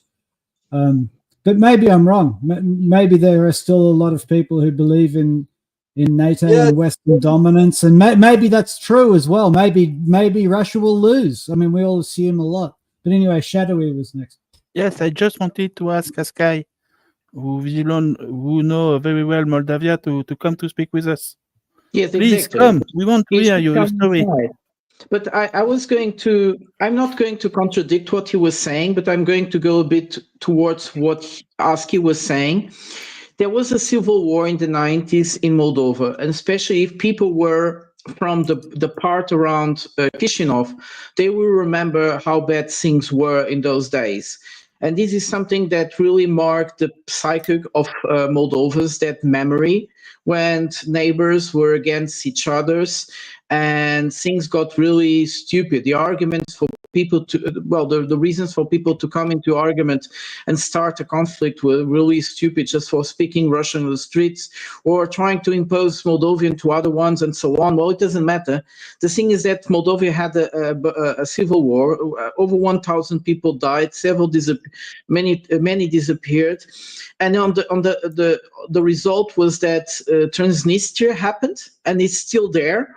And Moldova themselves, which is a quite very peaceful country nowadays, hasn't been able to solve this question of Moldova by themselves, because there are always some kind of extremists in those governments that didn't allow the situation to improve more. And also on the other side, there were some very interesting developments last year. Well, actually this year, with the election of the new representative of the Autonomous Republic of Gagauzia, where Maya Sandu, because she belonged to that Shore party, which she's trying to illegalize. Well, she legalized. She was trying to nullify her election, and she didn't want to recognize her, although the woman that won that election in Gagauzia, she won with a very large majority, and the authorities in Chisinau didn't want to recognize her, didn't want to bring her to the government. Yes, because the representative of Gagauzia needs to be in the cabinet of ministers to approve important decisions. She was not being allowed in, and people in Moldova were like really scared. Are we coming back to the 90s? Are we coming back to the civil war? No. And people, I know many Moldovians here in Leipzig, and many of them actually told me, but we had this already. We don't need this. This was so bad. We don't need this. And I think this also might also have been a reaction to it, if Aski wants to come in and actually bring us new ideas why he says that. But this is also one important topic that I hear from people when talking about the actual political situation in Moldova at the moment. So I just want to update latest count at 89%. The for vote is increasing to 45.81%. It's increasing. There's still chance. If maybe you have the Biden, the Biden spike, then after that say no to European Union. You mean the votes of the Moldavians in Moscow, the ones that voted in Moscow and didn't have enough ballots It's incredible. Yeah, who knows, man?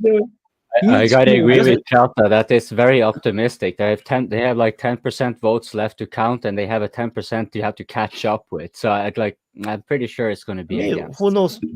Who knows, man? Because I mean, we have Jesus here, so maybe he can throw some blessings at the 4 vote or something like that if he cares to. But I mean, I have a question: is there another country who say no to European Union? I'm not going to count Georgia. United Kingdom because it's a special situation. Yeah, Georgia's kind of saying no to Georgia. the European Union. Georgia say no to European Union. I don't Yes. think European Union ask Georgia something. Excuse me, but yes, they think to start the integration process and so on and so on. Okay, maybe one day in 100 years we are going to accept you, but Well, yeah, but it's interesting what's going on because, like, for anyone who's paying attention and has two working brain cells, European Union is the Titanic. I mean, it's like joining the European Union right now is like getting a free ticket to the Titanic. Well, not a free ticket. You need to, mortgage your house and your dog and your daughters. But it's like getting a ticket to the Titanic after it hit the iceberg. So yes, it's well, like it's a trading union. It's a trading union, and so for any potential member, it's a question of, do you prefer that trading union or the alternative, like whatever that is. Like this is what happened in Ukraine. They were part of the CIS, the Commonwealth of Independent States. Their economy was completely integrated with all the CIS and actually kind of suited it and did well for them. But yeah, that's kind of my point. And in the end, like, they couldn't join the EU, and that was actually more economic than it was politically. Ukraine is a terrible fit in the EU. It produces all these really cheap agricultural products that put European farmers out of business. You know, it competes with Europe. It consumes a lot of energy too. So and it has an industrial base. I don't know about the EU. It's just a trade club, and I think that if the EU is going to sanction everybody, all that does is it makes their trading club a lot worse. It means that they trade with a lot fewer people, and so there's actually it's not as effective to other people. I was just going to say, I don't think states are going to join the EU if it cuts them out of China and Central Asia. And so I think that, you know, the EU can make itself untenable through sanctions, because it can basically like create a situation where it's saying to member states and other states, hey, you've got to cut yourself off from the rest of the world, right, in order to join our trading club. That's the point when states, including states inside the EU, like Germany, might say, you know what, we kind of need our trade with China. You know, this EU is a busted flush. So yeah, I don't think the EU is just a trading club. It's not a military power. It's not a power at all, really. Outside of the media, it's an embezzlement club. But my point is that, like, imagine in the 2014s when Yanukovych was offered the choice of joining the EU or keeping itself in the Commonwealth. He did the math, and it was a better business to stay in the Commonwealth, and that was the glory days of the EU. That's when it was like everything was working fine. So, like, I don't know how that calculus is working right now, but the thing is that this level of dissent, even if the EU party wins right now in Moldova, it's still going to be super tight, and it's really telling of like how people are starting to perceive the difference, because the main power of the EU, more than an economic bloc, is the sell pitch of progress, which has screwed over Greece and Spain and Italy and so on. Like, the South got really screwed, and so has the Eastern European states that joined. And so, like, it was basically a drainage of funds in exchange for some handouts, you know. But that's good for corrupt politicians, but it's awful for your own nation. And like Bigatti was saying, like, the people who wanted to join the EU are the people who are less patriotic, who want to just leave the country to find a better life in Germany or in Switzerland or wherever. So, like, people who care for their own country wouldn't want to be a Greece or to be a Spain of the EU. You know, like, you should be able to see that difference. So what they're selling basically is like the American dream, but EU style, like the EU dream. You know, like, you get a passport to go to a developed country where you can get a good wage and or social benefits. And it's becoming a harder and harder sell, like, especially looking at what's happened to Ukraine on its way to the EU. and looking at what's happening to Georgia, what happened to Georgia, and so it's pretty interesting that like the chokehold over the propaganda war, over the influence in society is kind of falling apart. Even if Moldova wins right now, they're still winning on a super tight margin. That is a form of collapse of their narrative towards these like Eastern barbarians that we're graciously inviting to join our fancy club, you know. And so it's interesting that it's falling apart. Like even in the layman's view of these primitive Eastern European countries, that all they want is to find a better life in the West. Why is Go ahead, Moldova Fernando. primitive? What was that? Sorry. So anyway, I add on a bit more news from the Moldova. So in terms of the presidential election, because this is a double vote. So the presidential election, the current president is still winning, but only got 37.64% at this moment. Maya Sandu. She will need to go to the second but there will be a round. round two. Yeah, there will be a round two of the second election. round. So most likely they will be facing this guy called Stuanoglu Alexander Stuano. I don't know how to pronounce the name. Complicated pronunciation. So because the second guy was at 86%. But I think the quite significant is that the Maya Sandu only got 37% when the vote for EU is much higher. So it's not necessarily mean that she will get all the pro-EU votes, because there is so the second round will be interesting. Well, what it says to me was that all of those $130,000 Russian bribes weren't that effective, because they probably told them to vote no for the referendum, but they didn't tell them to vote no for Sandu as well. So maybe they should have clarified that before they did the bribing. But you've got to ask yourself. Candidates, though. For Maya Sandu, it's really bad results. Really bad results. That woman is hated in Moldova like hell. The guys. She made everything that the other candidates to the presidential elections were like nobodies. But the West already. Yeah, the West already has their narrative, though, right? Which is, oh yeah, it was a dirty election. Everybody got bribed. So you can disregard the election results no matter what. Yeah, but guys, like, ask yourself, why Moldova, right? Why is Moldova being courted by the EU, right? And like the answer is because it's really small, right? Because the EU can afford to take Moldova as a symbolic prize. And from what I understand about this presidential candidate, she's all for the reunification with Romania, right? So, like, in my view, Moldova is being partitioned back into Romania through this presidency. Or at least that's the objective. But the real reason that we're talking about Moldova joining the EU and not Ukraine, right, is because the EU can afford Moldova. It's this tiny little thing. Like, remember that the EU rejected Ukraine. And, like, I wanted to reflect off what Gabriel was saying. Like, the EU is an economic club, and it was set up to unify Germany, France, Poland, and other and the south of Europe at the time. So it had a cohesive plan, and the plan was that when you join the EU, what joining the EU actually means is you adhere to all of the regulatory rules, right? And there's a lot in that. You've got to have certain safety standards, but also production standards and transparency and bookkeeping throughout your industries.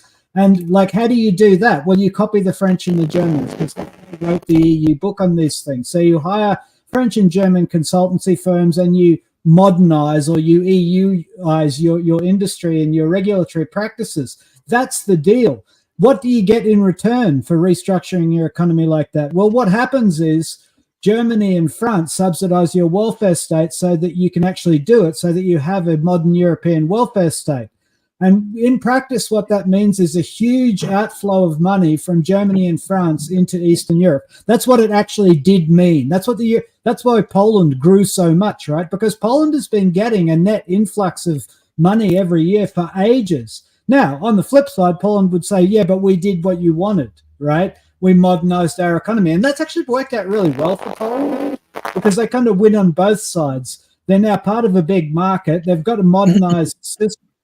And Germany paid for it all. It's kind of like the EU is a really good deal. Now, at the same time, it hasn't been terrible for France and Germany either because French banks capitalize all of the change. They lend the money to the Polish government, which is paying its interest rate. So the French capital system is making its money for the financial sector.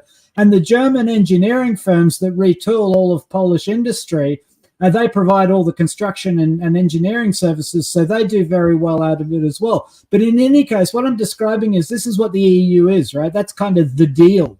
And this is why Ukraine was rejected, because Ukraine is like Poland on steroids. It's this massive, massive system, 40 million people at the time, who don't do anything like the Europeans do, who would have to change everything. And the poverty levels in Ukraine were extreme. They made Poland look like a rich nation. And so the amount of money that would have to be paid out to pay all the teachers' salaries and all of their superannuation and everybody else to bring Ukraine up to European speed, that would have been a massive, massive obligation. And it came along at the same time as the second biggest contributor to the EU in terms of net contributions, the UK, left. And so Germany was left footing the bill, not only for Poland, but if Germany had to foot the bill for Ukraine as well, there wouldn't have been enough business in it to make it worthwhile. And it doesn't help that Nord Stream just got snonked.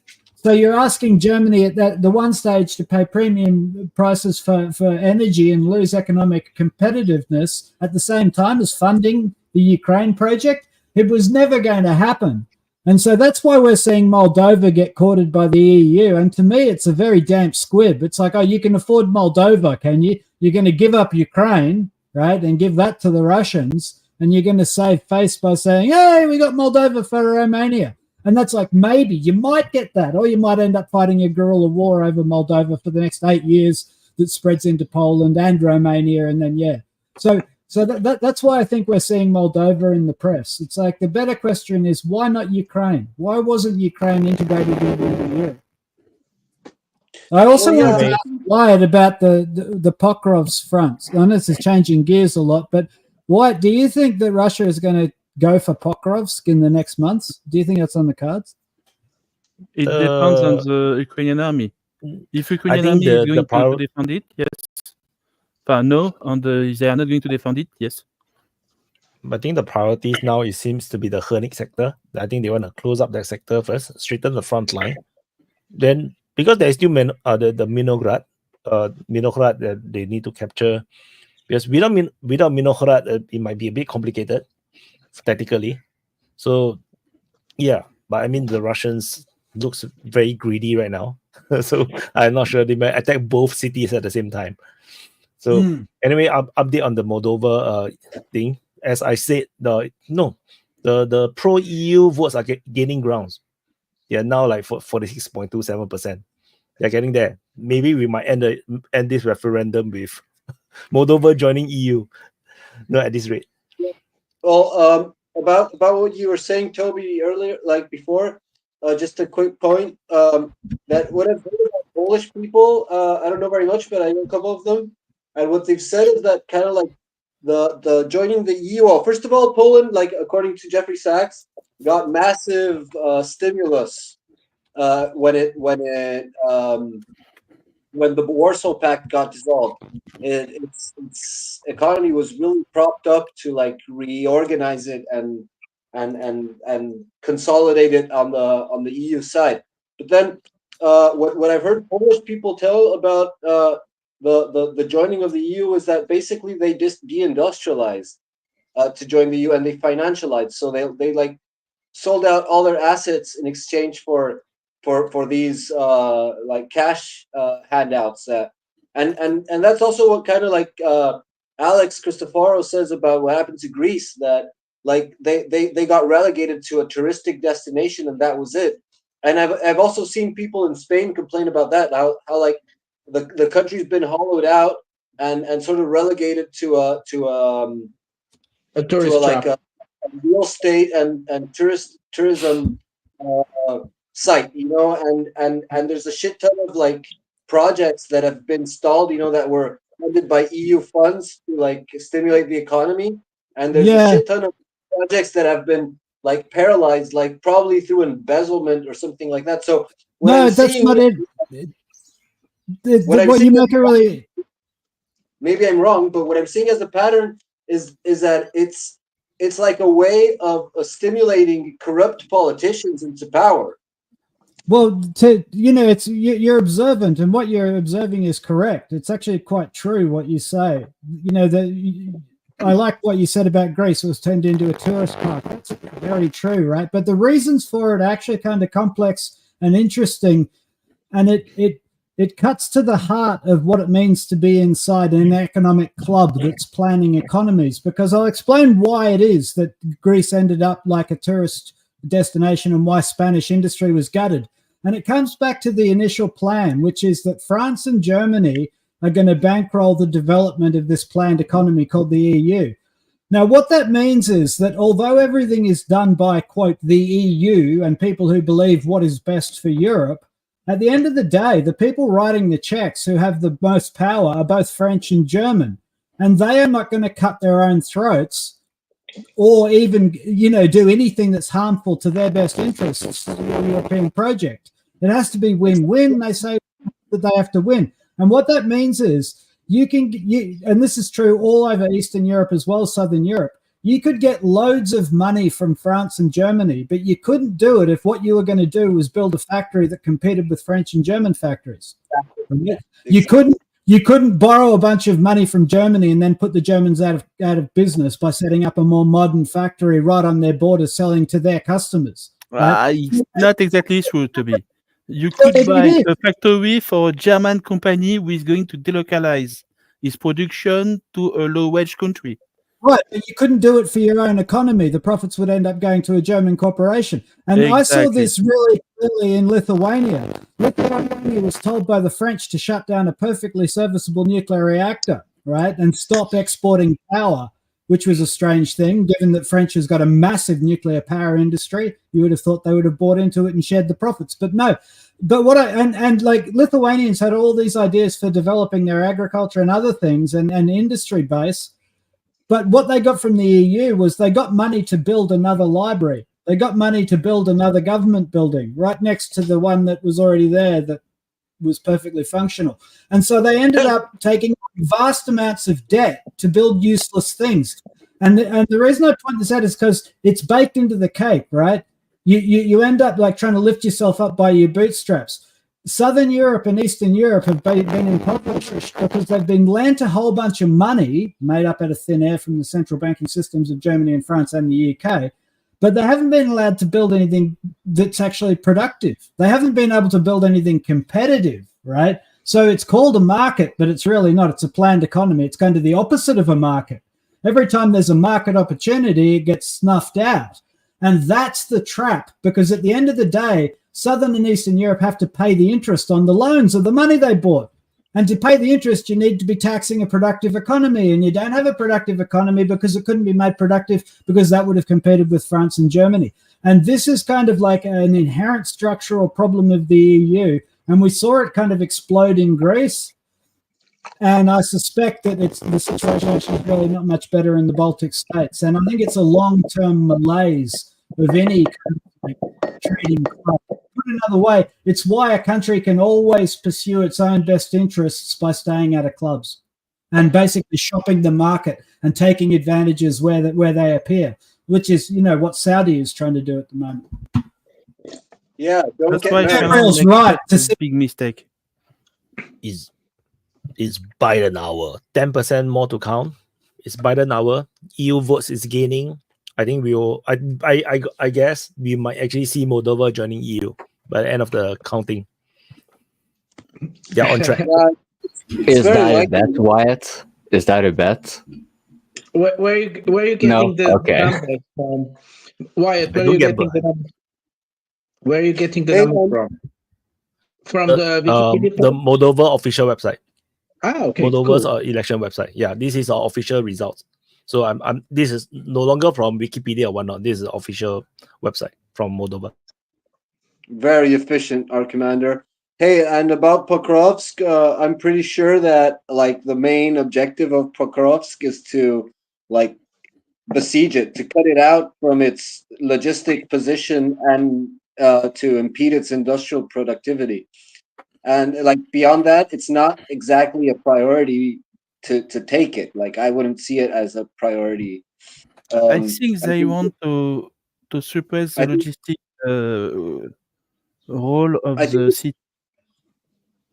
no, just to finish, I think it's much more expedient to like cut it as a logistics center and cut out its economic productivity, so you can weaken all the fronts that are dependent on it, and so you can advance on a broad front line, which is what Russia has been doing all along. You know, like to expand the contact line, to intensify the contact line as far as possible. And so that's kind of like what I see going on. That's why they're advancing in super unlikely places like Torex and Cabbage Yard, because it's like irrational, as Wyatt says all the time. It's kind of irrational to try to storm those super fortified positions. But if you can keep pressure there, you know, like very tepid and gradual pressure, then you have like a strain on the logistic lines that are like supposed to keep that in line, to keep that like to keep it supplied. And so like if you single out this logistics center that Pokrovsk clearly is, then you weaken all those fronts, and they're going to have to redouble efforts to be able to hold those fortified positions. That's kind of my view of it. I saw an interesting thing about Pokrovsk, which is that the mines there are still operating. They mine coke, like really rich metallurgical coal there. And so they still have miners and the civilian industry going on in Pokrovsk, that close to the front line, which shows you how critical it is for Ukrainian industry. And so basically, you know, it doesn't really matter, I guess, but it will definitely send a message. If the Russians take Pokrovsk, that's yet another hammer blow on the future economic prospects of Ukraine. But I'm interested to see whether or not they'll push into Pokrovsk, because it creates like a really, really deep salient from Pokrovsk. You know, the Ukrainians have got to start thinking about how they're going to protect the Dnieper and the whole western bank of the Dnieper River, which means that they're going to have to allocate a lot of forces to the defense of Pokrovsk if the Russians decide to move for it, which gives them yet another headache. And I think that because the Russian strategy is to give Ukraine a lot of headaches, that's why I suspect they might do it. I can see the Russians going for Pokrovsk just because it would suck for Ukraine on so many levels. And whatever sucks for Ukraine on the most levels seems to be the way the Russians do business these days. But it'll be interesting. That's the bit I'm watching anyway. That's what the war of attrition is all about. Make it suck for the enemy as much and as long as possible. It's the name of the game. Yep. And so we might not see like crazy advances going on over there, but it's probably going to continue gradually easing stance, you know, like just and that's really interesting thing, that because I've seen a lot of people talk about like gain momentum or lose momentum. And what I'm seeing is that there's like a different time scale of momentums, you know, like you have like this momentum like in Kursk, where you have like a rapid overflow and a bunch of positions taken in very short order. That's really exposed. And then there's this other type of momentum in which you simply go advancing to advantageous positions and then like hammering down whatever resistance. And every time they put up a new defense line, you can just hammer it away, and it's going to be always worse than the one before, especially if you had like the first line consisting of like years of development of that fortification line. So like every time you move them back, yeah, they can reorganize and put troops back over there and all of that. But that's even better for you, because then you have more like turkeys to shoot at every new line. I just took a look at the map for the shaping of the map around Pokrovsk. they're going to take Pokrovsk because it's a very strategic, important place for the future. But I think that Russia is not first going to shape the front line more flattened, more beautiful. No, you have too many dens, so and too many other places where they are still active around in the neighborhood of Pokrovsk. I think if once that's part of the front line is a little bit calmer, because if they take certain cities, they're going to have a lot of space open before the next city, and they're going to be able to be more focused on Pokrovsk themselves. For the moment, I just don't see it happening. The front line is there. It's an active, very active front line, and for the moment, I think they're first going to take Seldove, first take that one. They're going to take that front line need to be calm up first before they're going to focus on Pokrovsk. But I think they're going to take it also. And also you need to consider they need to be a FAB distance also. They need to have the air support also to be able, because it's a pretty big city. So they need to have the planes in the neighborhood being able to reach the points where they want to. So it's very important that you have that also. So for me, the front line is not in shape to the moment, and a good shape for the Russians in advance to focus on Pokrovsk. I think it might be just bad mapping, Lambo. It might be really bad mapping. That's why we have like I'm looking on deep state, so I I stay so neutral as possible. So according to deep state,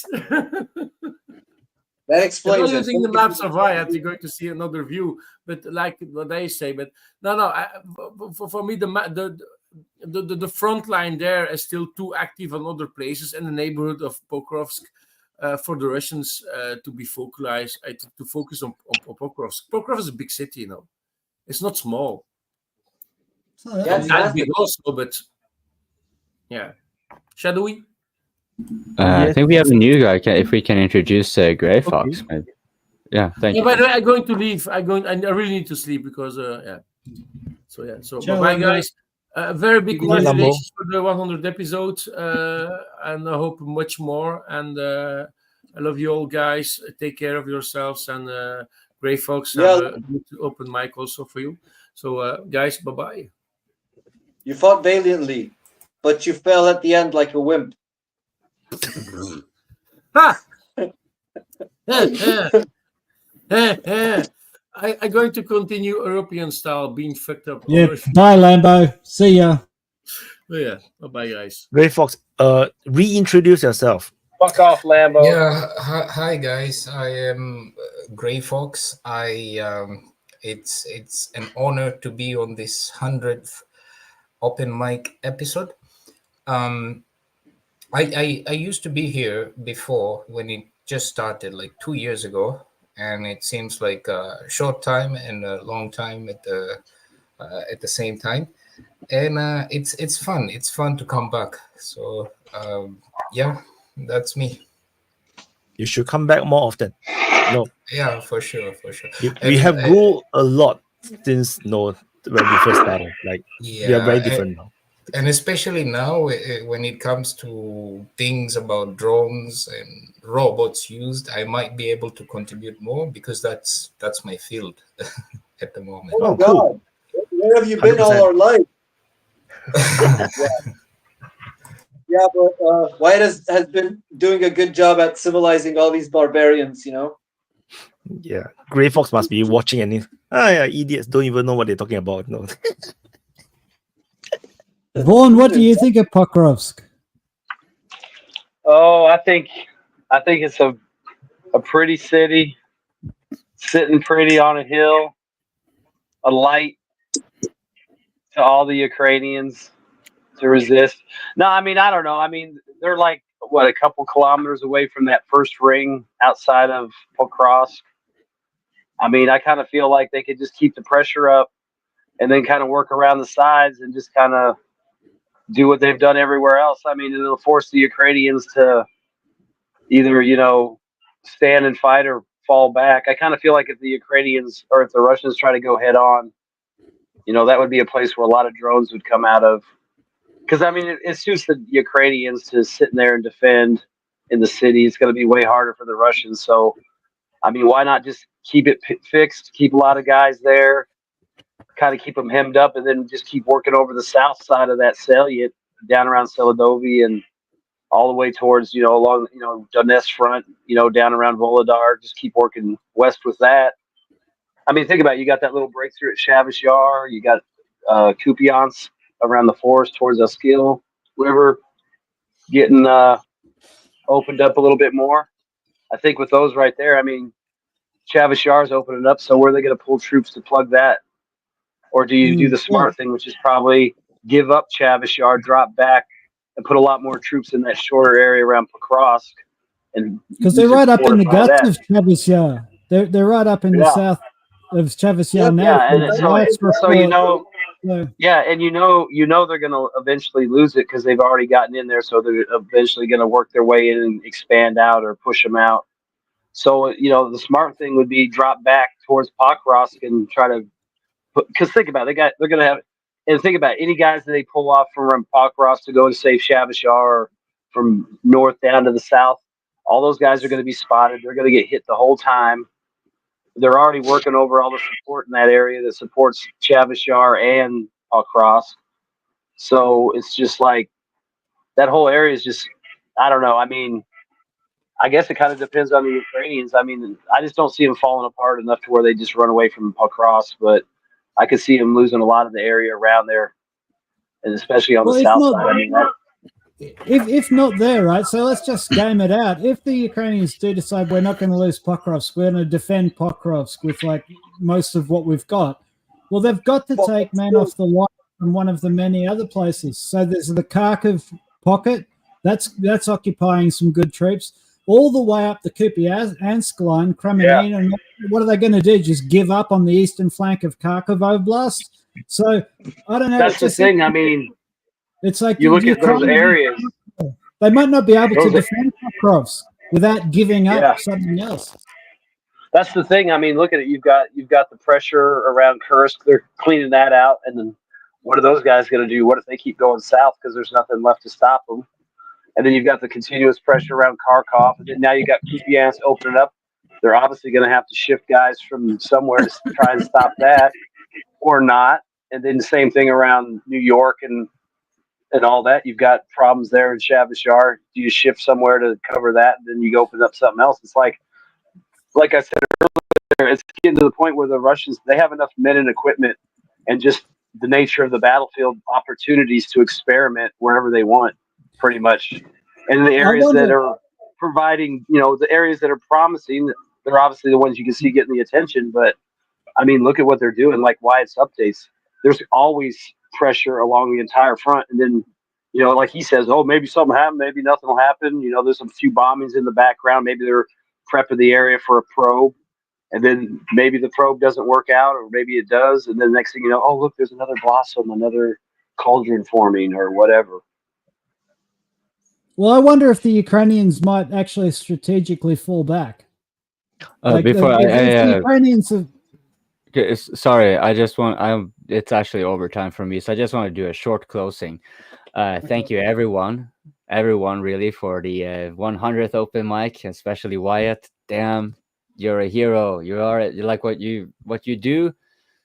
It is something by itself. It's something I proselytize wherever I go. I try to encourage YouTubers to be adopting a similar model, and then I name drop the DPA to kind of like, hey, this is one way you can do it. And it will be messy at first, but look here, 100 down the line, how organized and matured we are, and how we're actually able to sometimes just kind of skip the finger because there's such a good flow, and some people can sense it a little bit, but then we give some kind reminders. And yeah, it was a nice one. I was, I would have loved to see a lot more new faces, but at least we got one. I'm really glad that Mohammed came on, so we can get some, from Germany specifically, what are some, and German Muslim and Turk and all that kind of stuff as it pertains to immigration with Ukraine.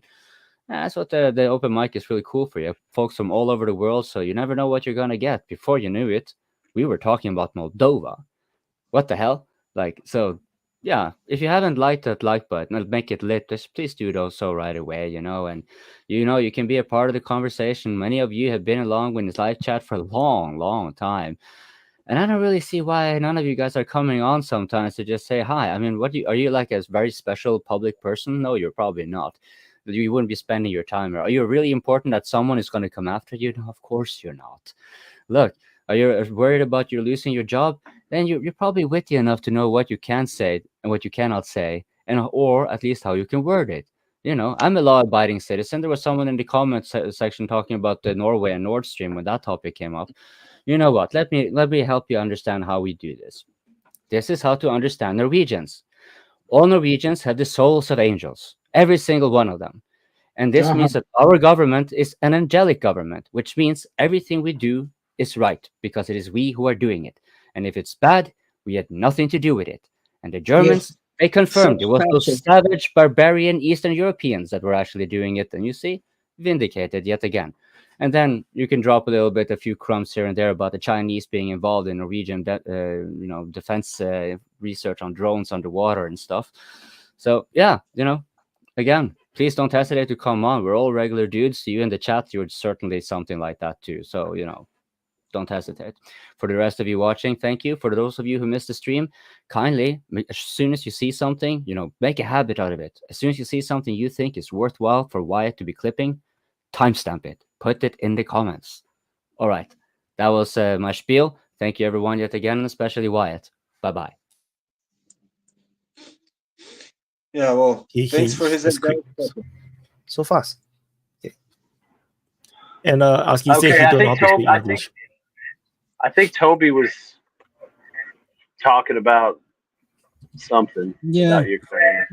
No, I was wondering. Also, I wanted to know what like Thorne and Wyatt and others thought about this. Like, could Ukraine fall back? Like, could Ukraine decide because of manpower issues and because of the impracticality of fighting an attritional war from Kursk to Kherson, do they want to fall back and shore up the Dnieper, or do they want to fall back and shore up Kharkiv and give up on Kherson? Like, at what point do the Ukrainians have to realize their manpower shortage and redraw their front lines in a realistic way? I'm gonna respond to that right away. The idea, it's been thrown around a lot, and I hear it all the time. Like, why don't they retreat? Why don't they retreat? Like, they're wasting manpower and all that. And on one side, it's true. Like, it's kind of stupid, and it deserves a strong bashing for it. But it's more profound than that, because, like, if you think about it, Russians started the war with a massive disadvantage of manpower.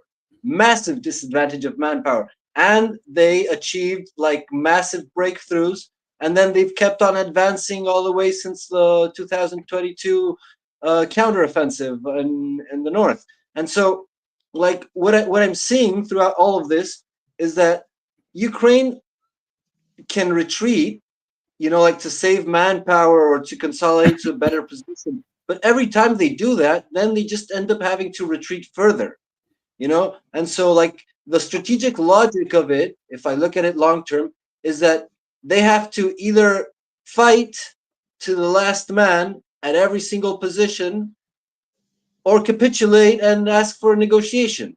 Because no matter how much they retreat to a more advantageous point, they're just going to be in a worse position. They're going to be closer to the end of their strategic depth. So, and I actually wanted to, I was saving this for the closing, but Toby pushed a lot, so I'm just going to throw it right now. The Ukrainians can't retreat because they have nowhere to retreat to. Because the more they retreat, the less time they got for more money and supplies, to make a buck out of this failed project. And so they have to hold to the last man in every single possible place, because every meter that they lose is a day less of lifespan for their grift, for their nation, for their whatever, their project. And so they just have to keep holding, because if not, they're done. Go ahead. Hi, Mike. I think it was shadowy. Yes. Yeah, shadowy. I wanted to add something about the idea to retreat. You have to understand that the retreat movement in military is one of the most difficult maneuver. It's very complicated to have an organized retreat for a military large unit, because you need to organize a lot of things. The logistic is incredibly difficult. The organization is difficult too, and if your troops has not a very good morale, there is a huge risk of some of them trying to go back home, basically, desertion.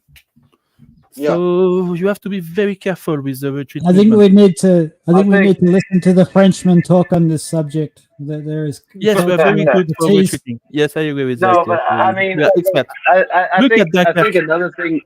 Dunkirk. I think another thing is too is, you know, obviously there's some units that are better than others. So some of the units are going to fight or they're assigned missions that they'll actually try to do. Whereas I think in like especially in the Puck Ross area and south of there, you've got hodgepodge of units that have been completely decimated. Their command and control's probably been decimated.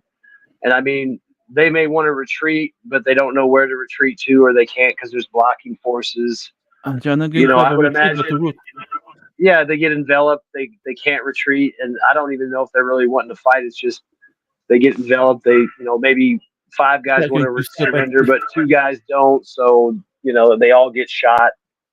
And, you know, stuff like that. I would imagine it's, you know, the only time I would think there's really any organized retreats is when it's like the nationalists and the ideological guys, because they go in, do their thing, and then they always bug out, and they seem to always leave at the right time. You don't really see them getting caught in those massive strikes like the territorials do in the regular army. So I don't know. No, yeah, it's there's a whole issue with, but like in any military, like yeah, retreating is a complex maneuver, but if you can't achieve that, then you're basically out of the business, you know? Yeah, but I don't think the grift in Kiev has a whole lot to do with what's going on the battlefield and whether they retreat or not. I mean, they may not want them to retreat, but they may not have the option. You know, it might be retreat or die. You know, and so I don't really think that Kiev can. I mean, there may be ways they can prolong things or whatever, but you know, Well, Kiev's like in doing the the opposite. Pokrovsk- They went into Kursk, which is such a strange move in retrospect. You know, to open up a new front. It's very weird. If you don't attack, how do you know that you know they will have a lot of regrets one day? You know, it's like, what if we actually can attack better than we defend? No, they cannot answer that question, so they must try. This is what I think. Yep. So they try and they show that we can actually attack and conquer a lot of grounds, but it's your fault. You know, you Europeans. I remember Americans why fault. you actually advocated this policy course. I mean, it was agreed. Yeah. It was at the start But of I the was saying war. about Belgorod with the counter-offensive Yeah, force. yeah. No, you have 12 brigades. You attack Belgorod. It's only 30 kilometers across the border. 100% they will conquer Belgorod. It will be a super great bargaining chip. But no, they That's the decided to PR. do small little raids, and then they slammed their Well, I mean, entire if you main think force about, at the like- Zaporizhia war. if you think about what you're saying, I mean, like you said, 30 kilometers. I mean, those initial days in Kursk when you saw those small units driving way up on these roads, that might have been enough to drive into the outskirts of Kursk or Belgorod, and then you have your optical victory. Not just that, if you have 12 brigades, like this Kursk offensive, I think that at most, I think it's like two brigades at most. I feel. Imagine you have 12 brigades and just ram all the way into Belgorod. Come on, they were going to conquer Belgorod 100% for sure. It might be more than that. They've suffered a lot of casualties in Kursk. Like, Yeah, but I think a lot of it has to do with like follow-on units and the units that were going to come in second wave, third wave, and then the other offensives that were going to try and link up. Because you saw how much they were getting hit in the background there in the woods and stuff around the Kursk salient. So I think there was there could have been 12 brigades, but I think most of them got hammered before they even got into the Kursk fight. Because you have to understand the sorry for cutting you circumstances guys off. 1 year ago is a bit different. Wait, I'm finishing. 1 year ago is a bit different because 1 year ago the fronts are holding. You see, Ukraine is not losing ground everywhere. going for an offensive makes sense. When you're losing ground everywhere and you go on an offensive, that don't make sense at all, because it's like your defending troops is going to get pissed off. It's like, we are suffering over here and you went on a safari. They did actually do an offensive a year ago. It was called the Great Offensive. It just didn't go anywhere. That's why we forget about it. It's kind of interesting that we've forgotten that offensive happened. What happened, guys? What happened in the course, like I said before, is that the course is a setup for Ukraine, and they buy to it. I think they finally realized the mistake they made. Right now, the mistake the Ukrainian made. That's why the General Sosky said, Russians sent 50,000. Translation: retreat, retreat, retreat. That is signal is sent to the front line force. Retreat. When he say Russian has sent 50,000 soldiers. What happened is that in that course, most people that live in a cold region will understand one thing: the norther you get, the colder it gets. Russia deliberately set Ukraine up to that course because they know that course is going to break them badly, right? So now, because the reason what Russia are doing right now, they want Ukraine to send more soldiers, but Ukraine already figured the trick out, because in the winter it's going to be brutal in the course. Because if Krinky is 5 degrees, course will be -5 degrees, super cold, and nothing will break soldier than the weather. The weather will break them badly, and that is what Russia really deliberately waiting for. And now they are doing all this to make Ukraine send more soldiers, but Ukraine already realized that, oh, this is a mess. Now they don't want to send any soldier. That's why the Sosky say to the media, like translation, telling the frontline soldier, retreat, save your life. That's when he say he sent 50,000 soldiers. And what Russia is doing now, Russia are bringing the force, the reserve. Those people are living in northern Russians that can endure cold weather. That is why they keep screaming on the TV that they are sending Korean, because most people that live in the northern Russian region, they look more like Asian, right? What? So they are What are you screaming on the talking TV. about? Don't bullshit with your stupid, with that stupid Let him knowledge. go, Prada. So no, what happened? Eskimos. He's talking about Eskimos. Eskimos are Chinese looking. No, so exactly. So they are sending them back down now because they can handle the weather better than the Ukrainian. So the weather is about to change completely, and it's going to be brutally cold there. It's going to be -degree in a coast area, which even the weather alone will keep from possible. Okay, so that is why they were trying now to get. Or they could just be friends and they're gonna go hang out together and shoot each other's guns and ride each other's tanks and fly each other's drones and maybe shoot each other. What happened? Russia, my own thinking is that Russia are not bringing Korea. West are using it as an excuse to bring their soldier in, to start bring the West force in. This is what I noticed. This is what I see is about to happen. Ukraine is about to break Russia completely. Oh no! Wait, guys! Wait! Let me just finish. Let me finish first. Let me finish. Wait, I know you guys gonna listen to my analysis then before you guys complain. That is going to be hilarious, Mike. A few couples. Wait, I'm about to. Let me finish first before you. I like how Mike come in and wake everybody up. You know, everybody is getting sleepy, right? Wait, Drop some let me truth finish. on Prada, Let me Mike. finish. You do it, man. Genius. I have my own reason why I'm saying this, but just wait. Listen to my explanation first before you argue, please. Prada, you can't Listen to handle my the explanation truth. first before you can't argue. handle the truth. Brilliant, Okay. Mike. You are brilliant. Listen to my Go explanation on. before you argue. What I'm saying is this, right? Ukraine are about to break Russia. Why? How? How you guys asking me? How? Because when Russia receive tens of thousands to hundreds of thousands surrendered to Russians, right? How Russia has never prepared for this. Russia are never prepared for hundreds of thousands of Ukrainians surrender to them. How are they going to handle it? Well, they have. It's going to become a nightmare for Russia. They have gulags. They have Nova Zambia. They got millions. Hey, they got millions of bullets. They got millions of bullets. Wait. I'm just trying to understand if I hear correctly or not. So Mike is saying that Ukraine's strategy to defeat Russia is to swarm Russia with POWs. That it would destroy their economy.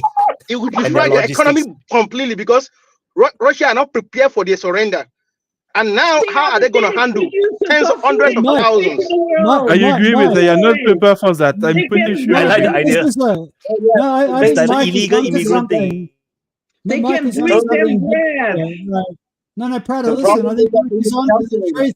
But the thing is, what he fails to realize is that Russia get bits of Ukraine along with all of the Ukrainians. So they can Mike, what they can do is they can just return the Ukrainians back to their natural environment as if you were putting goldfish It's not that easy. And all it's not that easy. This is a disaster for Russia. Russia are not prepared for it. Wait. Mike has the best spot in the neighborhood. He has the best spot. This is amazing. Well, I congratulate Mike. Brilliant. Can I say something about Kursk? Yeah, but let me say something real quick. That the strategy, Russia's gonna send all the Ukrainian POWs to gulags in Siberia, and it's gonna send all the Siberian shamans to rule over Ukraine. And it's gonna be like listen, they cannot mistreat prisoners. This is the thing. Russia cannot mistreat prisoners. They have to treat them if they surrender in the Ukrainian side. Russian has to treat them as a prisoner of war. Okay, they can't just kill them, mistreat them. That's why you guys have to also remember that. Yeah, but in Siberia, it's a disaster for Russia. Now, guys, we have to look at it from the logical perspective, right? So Russia was on a steamroll after Avdiivka was going forward very fast. So Ukraine had to conduct some divergence, right? Destruction. And what is the destruction that they came up with? Which is not the best. I agree with Yat that the other target was a better target. They tried to go into Kursk, hoping that the Russians will divert some of their forces to go and counter them. Well, but the Russians have a lot of reserves. They sent in the Chechens first. Aladinov, he posts a lot of YouTube clips. His Ahmad army is doing a really good job at containing the situation.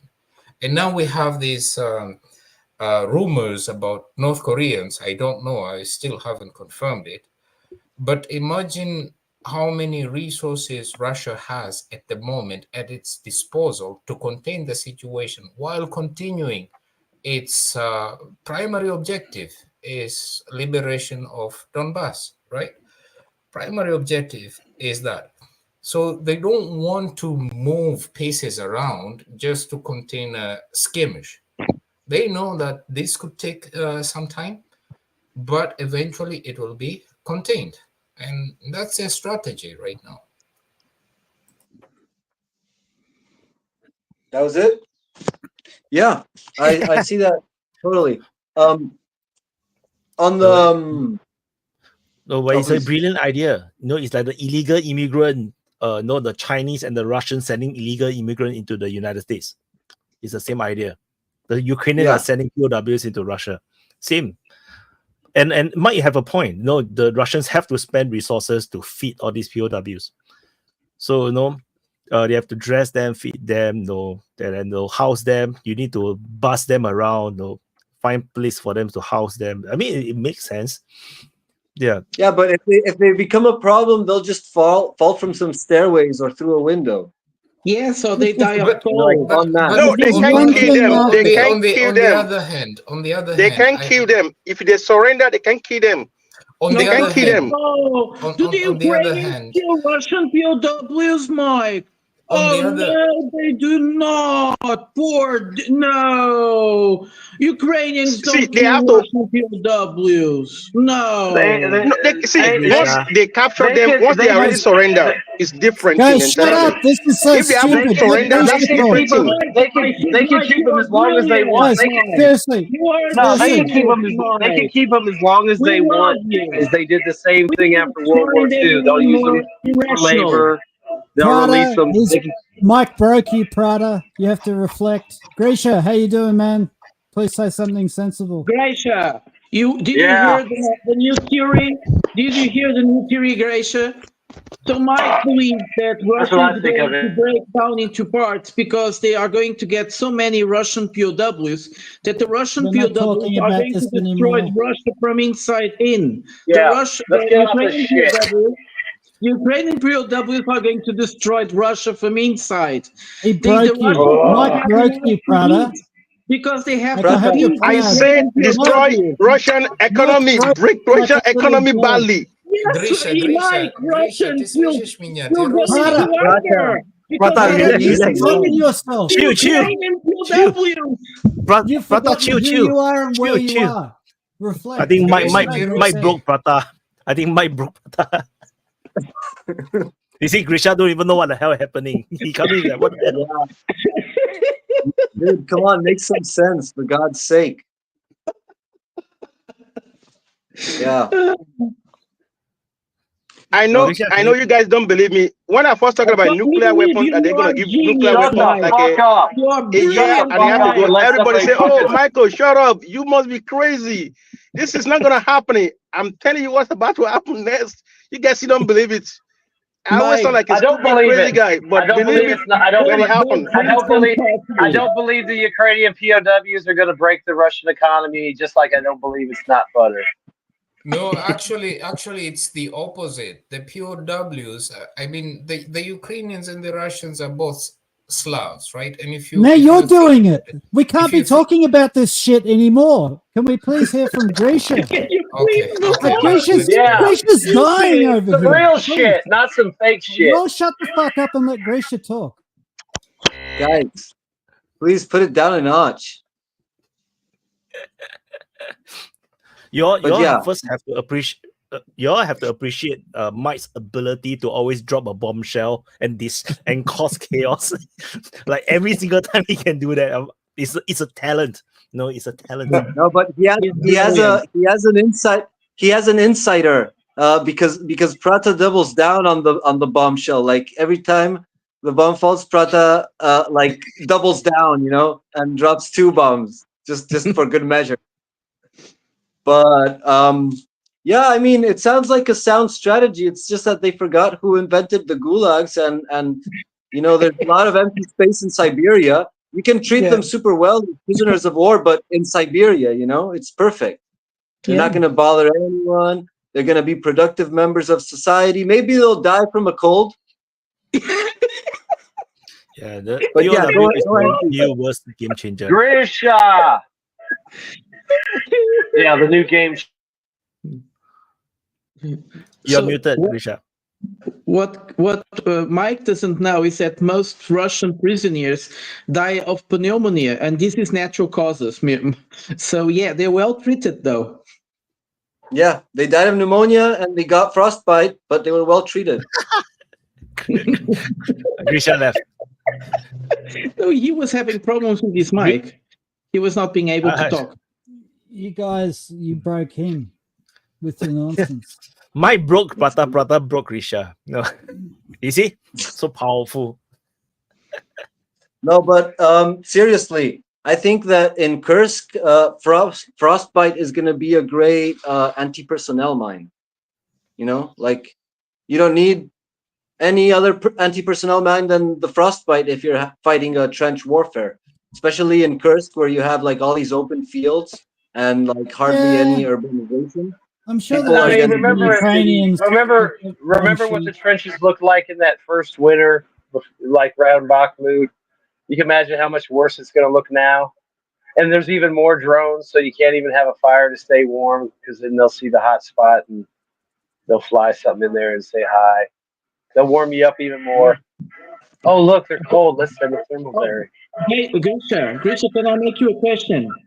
I'm Yes. hearing that people in Russia, now that Putin make a kind of last offer, they people are saying no, we want the whole Novorossiya now. So people are a bit disappointed with Putin. I'll be real with you. Russia is not gonna take anything more than what has been agreed upon the referendum that was made that included Mariupol, Kherson, LNR, DPR. There's not gonna be Odessa or Kharkov. It's all kind of a wet dream. But Grisha, this was our goal. Like, we need Odessa at some point, right? We can leave Kyiv for Ukraine, but Odessa. Okay, bro? If someone will tell me goals of special military operation, I will be very, very happy to hear it, because I myself, I could maybe theorize about it, but we do not know for certain. So well, the denazification. If you don't know for certain, then that means for now we can leave Odessa and Kyiv, right? And take everything to the east. It's an interesting point that Grisha. Hang on, I want to respond to what Grisha said, because look at the goals of the military operation. What it comes down to in the end is a non-hostile Ukraine, right? A Ukraine that's not in NATO, that's not threatening Russia. That's kind of the victory condition for Russia. And Russia doesn't have to conquer territory. They don't have to conquer Odessa or Kharkov to get that. All they need is a friendly government in Kiev that's not in NATO, that is not hostile to Russia and Russian culture and trying to make wars against the Donbass. So that is a victory condition. Russia doesn't have to conquer Odessa and Kharkov to win. They just have to stop having an enemy on their border threatening them as part of a massive military alliance. And, you know, from the Russian perspective, I would thought that's pretty reasonable. And so that's their war aims. I don't think that they're bent on the conquest of Odessa and Kharkov. I think that Russia is like them. Russia is the one nation on earth that can really say has perfected the art of unifying very different people. There's what, 93 languages, 114 different republics, every kind of religion. Like, you know, the Russians don't need to conquer. This idea that the Russians are out to conquer everything, it's like it fundamentally misunderstands like how Russian statecraft is done anyway. And they can handle friendly client states. What they can't handle is having like on their border and inside their border, which is what happened in Donbass. Now, Toby, my concern is that Ukraine, throughout history, the word Ukraine means borderland. It's been a battleground between the East and the West and Russia all this time. And the reason the Russians would want to take a lot of Ukraine is because if the West want to put their long-range missiles there, they want to reduce the range of those long-range missiles into Russia. And that means Ukraine would have to become smaller and smaller, because the Russians don't trust or friendly. West. Great. It doesn't have to. It can become friendly. It can stay the same size and become friendly. But do you trust friendliness? Is there such a trust in friendliness after so many years? Iran at some point was friendly to the United States against Iran, and then what happened? Well, there's obviously a much bigger cultural link between Ukrainians and Russians than Iranians and Americans. So, I mean, our history cannot be reduced to nothing because of a couple of years of confrontation. So it's just, there are so many different people with so many different beliefs currently in special military operation that all of them kind of have their own vision of why they came to fight and what they want to achieve. Because people like Russian imperials, they want Malorossiya, which would be like central and western Ukraine, and Novorossiya, which is South Ukraine. Will that ever happen? Maybe in next 100 years, but probably not right now. No, Grisha. To answer you, I personally, if I had to go to war for Russia, my objective would be to destroy Azov Battalion, Aidar Battalion, and Pravi Sector. Those are my objectives. Well, I mean, there are also plenty of communists who fight on the Russian side, and they obviously have a much different vision than those of the imperials, because they remember the Ukrainian SSSR. It's just the Russian government has, I mean, first of all, ideology is forbidden to be in the constitution of Russian Federation. So, I mean, for example, you can see a Russian imperial flag behind my back. We don't, like, the government just decided to abstain from this and give freedom for people to form whatever ideology they have. It's just currently all those ideology hard guys, they serve the government's purpose. As long as they do it, there will be no questions to them until special military operation ends. And I can say special military operation can go on till 2030. I don't see any kind of an end coming anytime soon. What do you think about Gurkin? But just before that, I wanted to share with this with Grisha. Grisha, I just wanted to share with you that I have Come on, families, both sides, Russia and Ukraine. So it becomes awkward. Brave Fox, wait a second. Silver Fox. Wait. So okay, because just now Grisha talked about factions, you know, like different people with different ideologies, you know, in the Russian forces. Okay, Grisha, can Grisha share more about, you know, what are the different groupings, this kind of like ideologies that is fighting on the Russian side? Because we even saw Nazis, you know, on the Russian side, like, you know, inside the Wagner group. So what are the various factions? Because I don't think we understand this enough. Well, if we're talking about far right, we could say Rusich, which is probably around like 100 to 200 people, led by Alexei Milchakov, who is, you probably majority know him. He's been kind of famous in the Western media, framed as the Russian neo-Nazi equivalent of like a Azov battalion. Even though nowadays he's more like, he calls himself a patriot. Rather than, but what is he, like an imperialist? I don't know. He's like, he's a nobody. Social nationalist, something around. He is a very hardcore guy. But is he like a Russian social nationalist, like for the Russian Empire and whatnot, the Romanov, and is he like a Zionist? Or is he more like a German?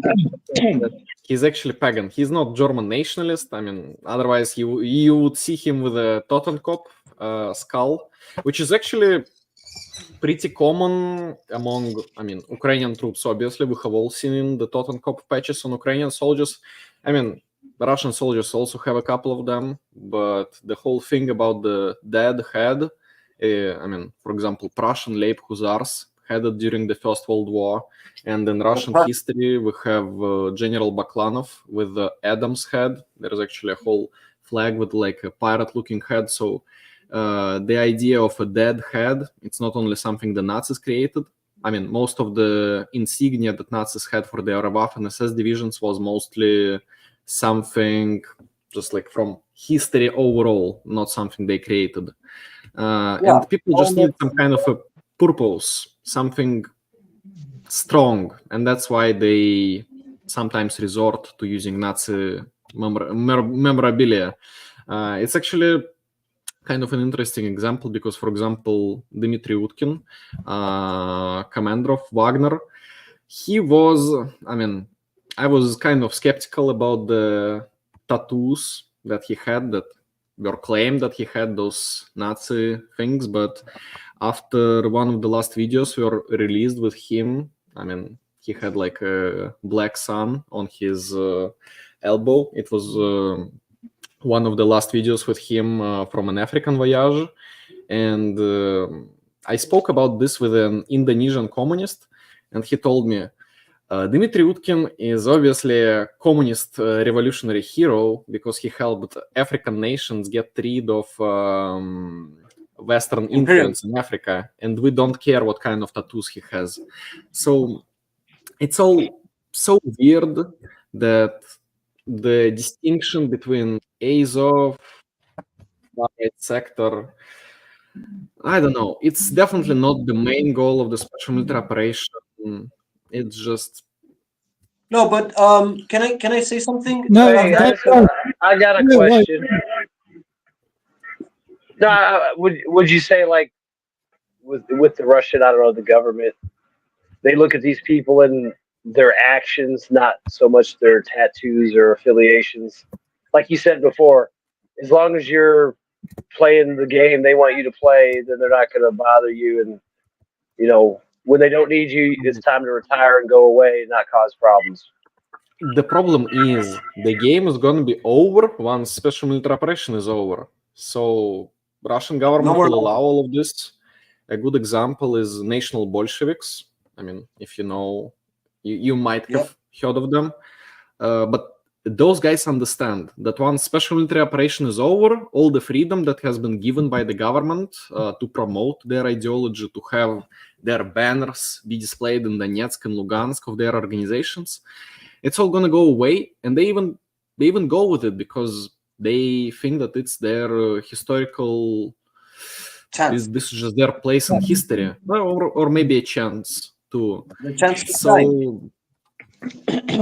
So Grisha, I have a question about the imperialists because I've seen a few on different channels, and it's very interesting because a lot of them are quite educated about history and they have complex beliefs. But I'm interested: do Russian imperialists do they actually want to like create an emperor, and who might that be? And also, what is the imperialist position or positions on the aristocracy of Imperial Russia that fled to the West? You know, you've got the Tolstoys in England, and you've got like a whole bunch of Russian aristocrats that would have land claims throughout the region, especially in Ukraine, right? What do the Russian imperialists think about the idea of recreating Imperial Russia along actually imperial lines? I mean, there is actually a very interesting story of a descendant of Nicholas II serving in special military operation right now. I think he's like descendant of descendant, but his name is Gavril Doroshin. I mean, he was actually raised in France, and he came at some point, maybe even for the Russian Spring, to fight. So there is an actual descendant of the Romanovs bloodline fighting. Maybe he will be the emperor in their idea. Maybe he will marry Putin. What side is he fighting for? Russia, of course. What side can he be fighting? Please don't allow guys. So, he will marry Putin's daughter, and he will have total legitimacy. I think that there's an important distinction that needs to be made about something that Grisha said, and I want to address it before we move too far away from what, you know, from his rant, from his diatribe. And I think that the important distinction needs to be highlighted here, that the notorious Nazi problem in Ukraine has been a long-term project to empower and support essentially like a terrorist faction within that would be useful to our geopolitical aims, right? To try to cleave the Ukrainians away from the Russians. That's been a long-term project, and that was not just a long-term project in Ukraine. There's a lot of fascism, and yeah, exactly, and the Chihuahua states, exactly. There you go. So this is like a different breed of what's going on. These are different groups because in Russia, it's not that these people don't exist. It's that these people aren't in the same kind of position of power to be able to mobilize the population, drag them on a bus, have them, get mowed down by the hundreds of thousands. So I think that's a really important distinction to make, because yeah, you could find American Nazis too. You could find people from Latin America with weird tattoos that you'd be like, you know what, most Americans or white people that I know wouldn't even consider you. They would probably be racist against you, but you will find those people there too. We have a name for those guys in Spanish. It's called morenazis, which is like a brown Nazi. Oh yeah. Moreno means like brown, and so we call them morenazis. And but I think the denazification discourse is mainly about government policy more than personal preferences and ideology and like body declaration. I think denazification is code for regime change. Yeah, putting icons of the Nazis, like making public, like monuments of them. That's naming streets after them. That's a whole different deal than having like a guy with a weird tattoo. Well, totally. I think we all know about what's happening in Ukraine, but Geisha was trying to elucidate us what is happening inside of the Russian army, or the Russian factions are fighting in Ukraine. So my question was, these factions that you were talking about, are the ones in militias or are they in the Russian regular army? Because they are more or less two different things, right? No. All for the same common sense. Go on. No. In summer of 2023, Shoigu signed an order for all of the volunteer formations to be under Ministry of Defense management. He also had a conflict with Yevgeny Prigozhin because of that, since Wagner was not under jurisdiction of Ministry of Defense. So majority of the volunteer formations, like Rusich, for example, were previously incorporated into militias of Lugansk People's Republics and Donetsk People's Republics. But after the referendum, all of those militias, they were transferred to Ministry of Defense control. I mean, it took some time to set up the new supply lines and everything, but more or less everything right now is under control of Ministry of Defense. And if a volunteer comes in, he has to sign a contract with Ministry of Defense till the end of special military operation. So there is actually no way to leave until special military operation ends. Though there is one exception: if you are a foreigner, I think your contract is only 6 months or 1 year, something along those lines. And as I have been in contact with plenty of foreigners, it's people from Latin America, like Brazil. There is actually an American guy. Plenty of Africans are actually at special military operation zone. How effective foreign volunteers are, that's a whole different topic, but there are plenty of those on both sides. Latin America, Colombia, especially on the Ukrainian side. Yeah. Grisha, I want to know your opinion about the North Korean troops going to help Russia. Like, what do you know? Can you share? I mean, all the footage that we have seen have been mostly debunked as old stuff from the Russia-Laos military exercises. North Korea has North Korea has been giving us, for example, artillery shells, which is the blood of any kind of war, and that's why we have an edge over Ukraine, because a cost of a shell, it's like 1 to 5. In Europe, it would take like tens of thousands of euros to make it properly, and here we have a old stockpile of the Soviet Union that was waiting for its moment in North Korea, that got opened up to us. Those shells are not of the greatest quality, but they work. If you pound 1,000 shells onto a single square kilometer, there will be nothing left in that area. There have been instances of us using more sophisticated North Korean equipment, or maybe even operated by North Koreans. I don't know. I think it was... I actually don't remember, but it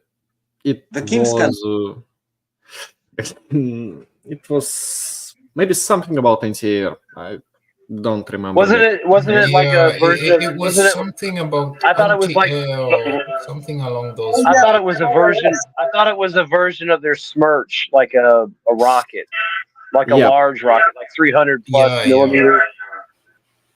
yeah. maybe that. If North It had Korean, around 6 tubes, and that's how they identified it. Yeah, multiple launch rocket system. I remember it. There was footage of it on the front line. But yeah, I once heard about. Wasn't there also? something. Wait, real quick. Wasn't there also an armored vehicle with 6 ATGMs on it too? don't know. But yeah, regarding North Korean troops right now, So the idea, I think that's more of like a PR coping. desperate attempt to just try and get some attention in the media, especially that right now there is presidential elections that are seemingly taking all the spotlight. Потом, ну, да нет, потом. Сейчас, sorry guys, my mother is saying that I have got university tomorrow. Вот я. North. Потом. Sorry. Yeah. Hi, Grisha, mom. There is no 12K North Korean troops, and it's just a desperate attempt of Ukrainians to get some spotlight and say that the Asiatic hordes are gonna swarm Europe. The Aryan race must act Band upon together. its will to defend Western civilization against Bolshevism, something along those lines. The hordes of Mongol Bolshevism. What are you studying, Grisha? What do you study International at relations. university? Oh, okay. Ah, nice. But if North Korea would send 12K troops, I wouldn't mind, because NATO has military personnel in Ukraine.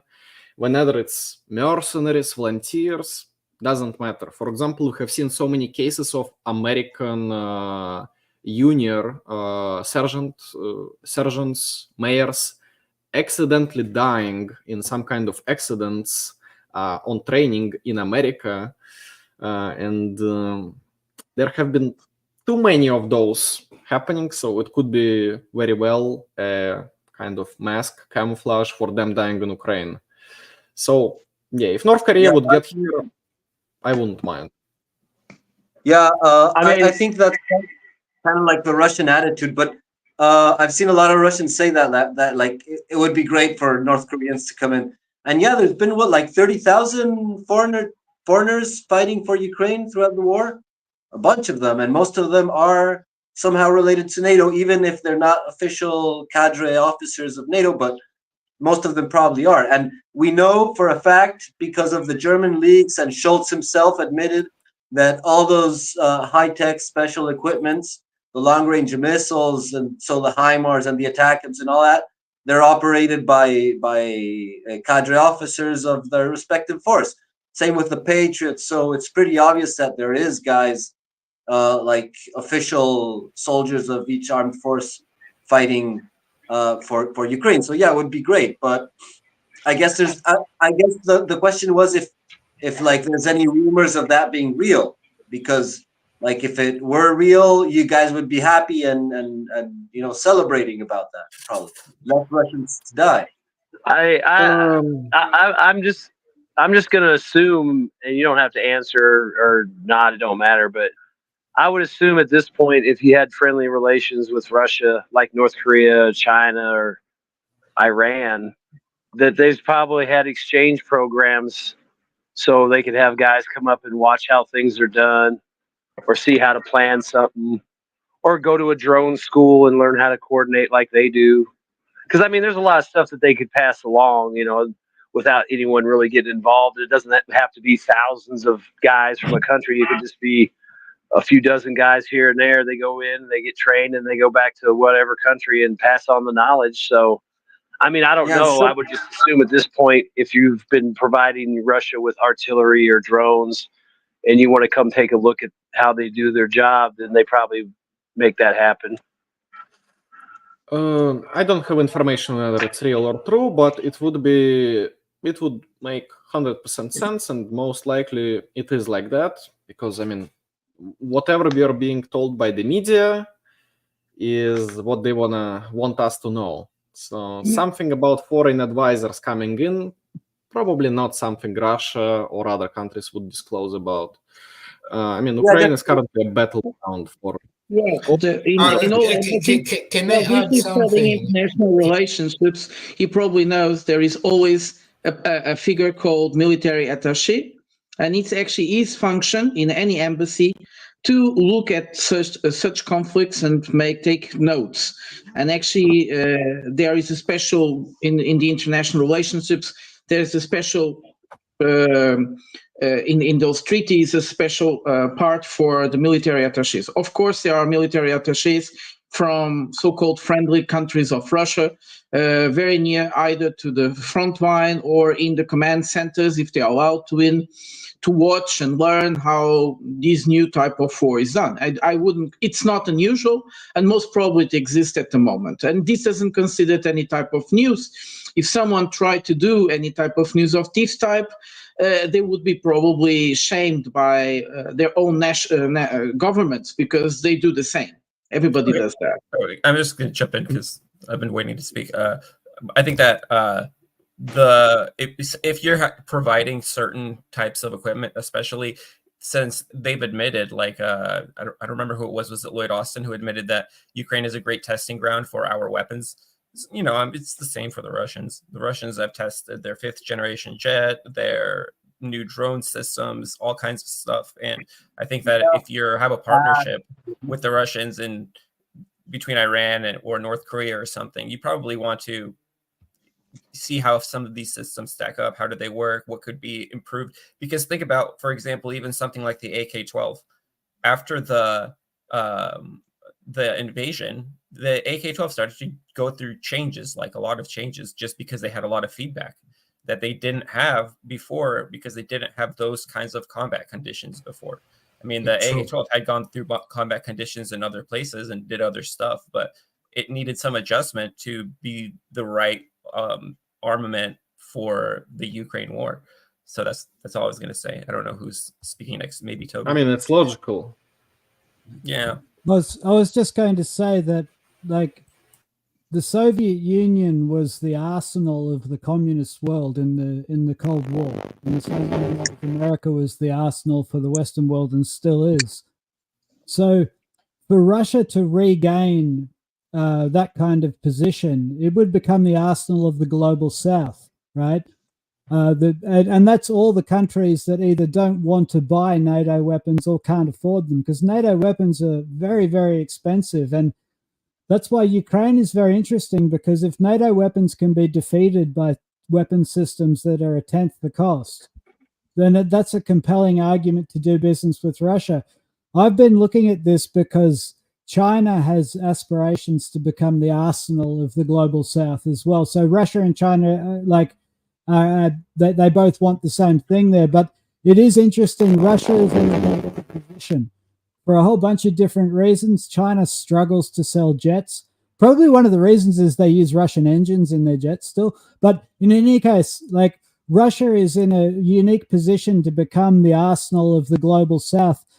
And that's a very, very strong position. And that's why I kind of agree with Grisha that this special military operation could bubble along until 2030 or longer, because as long as Russia can afford it and they're not losing a lot of men, if they can keep Ukraine out of NATO just by keeping it a war zone and keep their economy growing, it is a fantastic showcase for very affordable weapon systems. And you've got to believe that there's a lot of people in the global South. There's more people in the global South than outside it.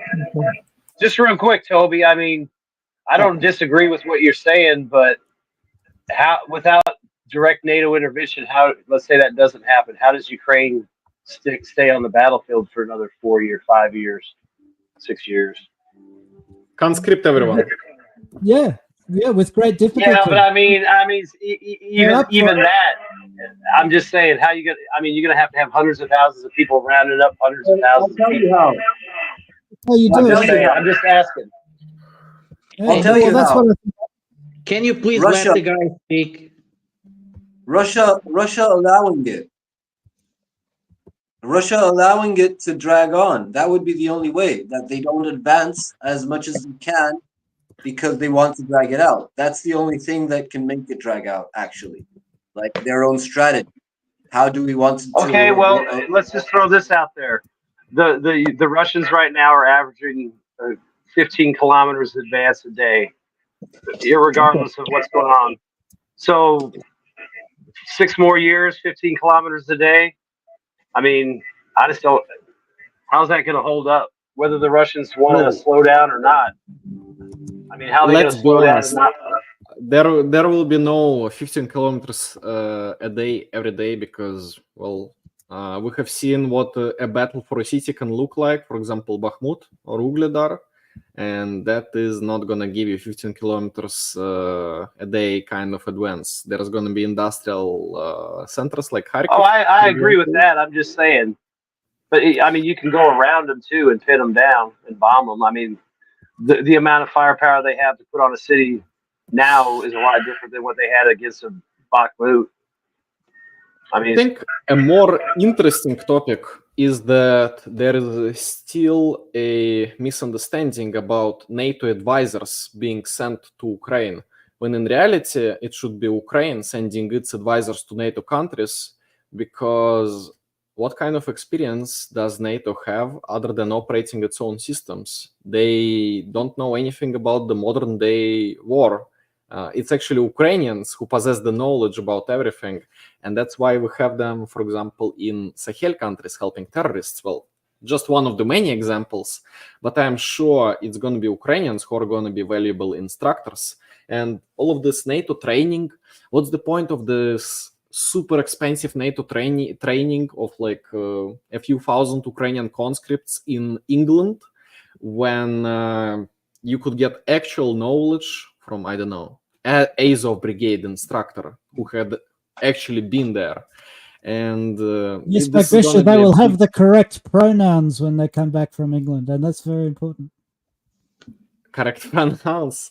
I mean, that's a whole different topic about the new woke agenda coming to Ukraine, because it's actually the far right forces in Ukraine stopping all the LGBT marches that are trying to be held in Kiev, that are trying to uphold this Western tradition.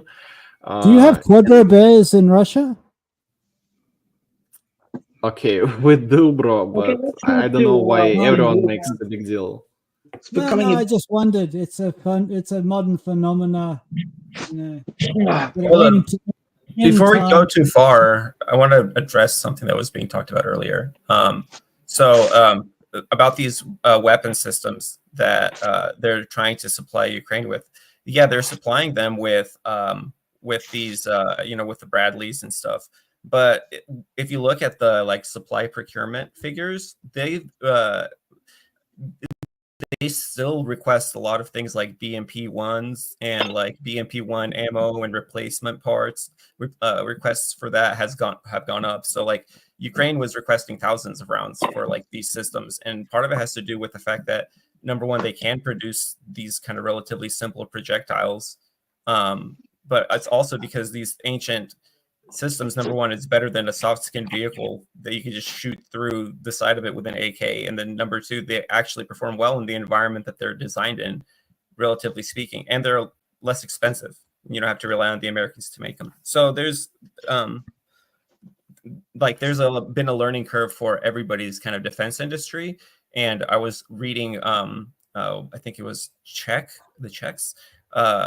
Defense Ministry was talking about what their lessons from the Ukraine war was, and they were like, okay, we have to develop a whole new BMP, from scratch, because what we have right now is inadequate.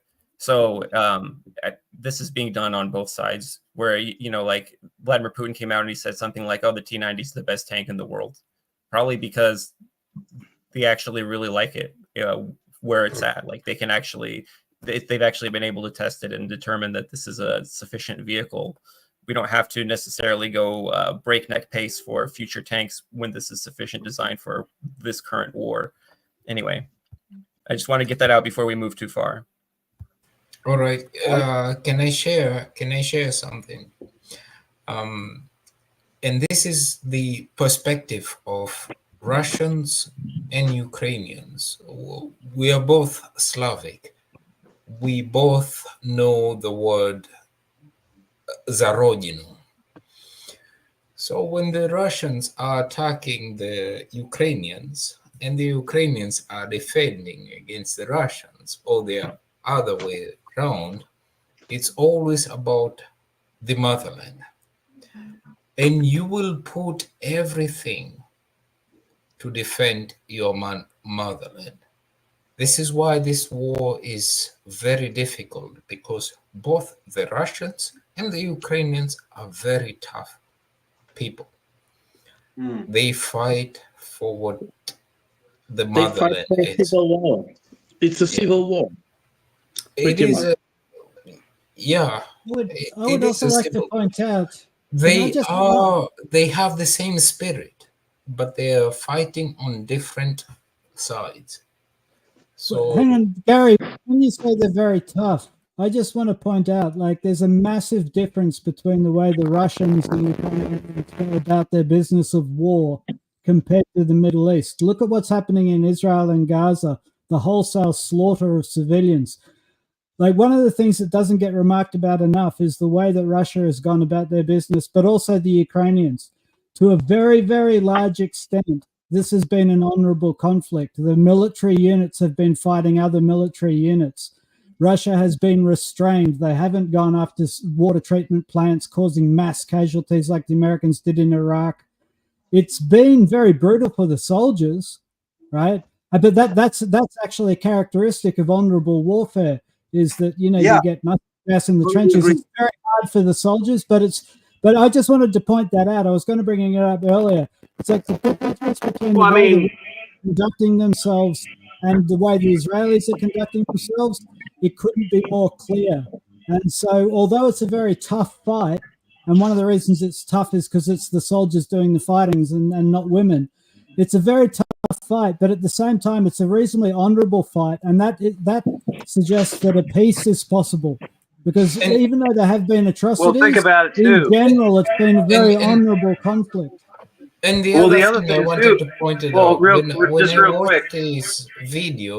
I watch these videos of close combat encounters, in the beginning, both Ukrainian side and Russian side spoke Russian, right? And then eventually, now it changes. Now I'm seeing more Ukrainian language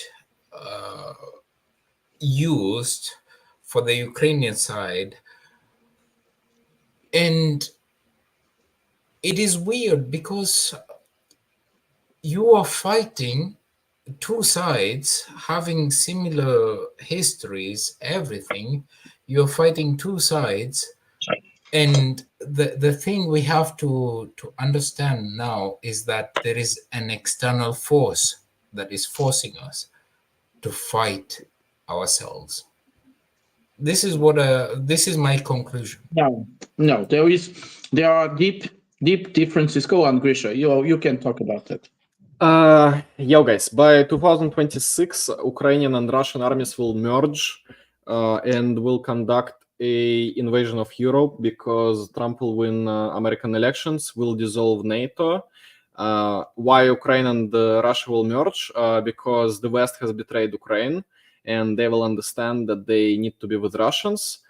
After that, we will have the Russian Empire till Lisbon. We will liberate everyone from the woke agenda. There will be no more LGBTQ. There will be traditional families. Everyone will live a happy life. And this is why everyone should vote for Trump. Make America great again, 2024. Let's go, Trump. Grisha, Wait, wait. Napoleon lost in Russia and lost in Portugal. So no Lisbon to Vladivostok. No. We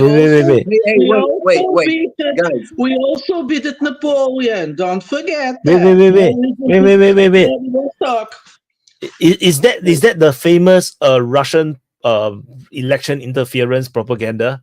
I think we have just witnessed it for the first time. Yeah, for the first time. Oh my God, Grisha, you totally spilled the beans. Thanks, Grisha. No, but thanks a lot, No, Grisha. but I mean, I'm backing up Grisha. Because Trump is gonna win. Because Grisha did that, and I'm an American. Because Grisha did that, and I'm an American. Now I'm probably gonna get subpoenaed. Thanks. Yeah, I'm a witness to their interference. You really need to make it from Vladivostok to Tierra del Fuego, because, like, if not, we're gonna be all left out. You know, it's like we're gonna be the last stronghold of the woke. No Vladivostok to Lisbon. Okay, Russian Empire is cancelled. Everyone will just have good governance. You don't want them lazy Mexicans, Grisha. I mean, Trump will win. He should win. I don't think. I mean, Russian interference. I mean, obviously a card that has always been played by the Democratic Party, because they have no other way to win right now. They just need to claim that someone is actively trying to go against them, like China or Russia. There will be no mention of Israel, of course, ever, even though that's the country that meddles the most, especially with the money on both sides. And there will always be 100 trillions to Israel from USA, whatever side wins. Yeah, I just hope Trump wins because he's funny. That's it. Everyone. And why is Russia the target? Because it's the largest landmass, right? Russia has all the resources. It has the most freshwater reserve, right? Canada follows next. Russia has that. And You don't get it, man. We want to water ski on Lake Baikal and put some trailers up and shit around there. Yeah, Grey Fox, you didn't know. So Russia actually, DPA also claims no Grey Fox. part of Arctic Circle. And you don't understand. DPA already colonized Lake Baikal. We have already sent our special force soldier there. We have already conquered Lake Baikal. No? Yeah, Lake Baikal is DPA. Yeah, it's ours already. No. So Russia no longer have the biggest freshwater supply. Yeah. You will be eliminated, DPA. Defense politics. DPA has the largest freshwater body on the planet. DPA freshwater reserves. Yeah. Yeah, we need to get Dan to bottle it and then put the label on and sell it. No, but it's fine, because even if you don't get to South America, like, if Trump wins, then maybe like, he'll save all of American continent from the woke. But what you don't understand. You don't understand. When Russia conquers the whole world, the Illuminati wins, because global government will be formed. No, the Federation of Russia is the entire world. We will be under a global government. Big Russia. It's a trap. Russia doesn't have to conquer the whole world. They are it's a trap. Very, very contented with what they have. And what they will have. That's Russian propaganda. It's the rest of the world that's trying to get their hands on what Russia has. But really quickly, I have to actually go, but it was awesome to meet Grisha. I've seen you on Twitter. It's awesome to meet you too, Grey Fox. It was great to have to be part of the 100th episode of DPA Open Mic. And thank you very much to all of our panelists. Goodbye. Thank you, Bradley. Thank you, Bradley. Grisha, you have the black and white VDV or marine?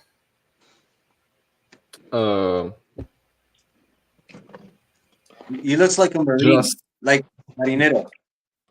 Well, yeah. I think we all recognize it, and we also know that Grisha has a fetish for old uniforms.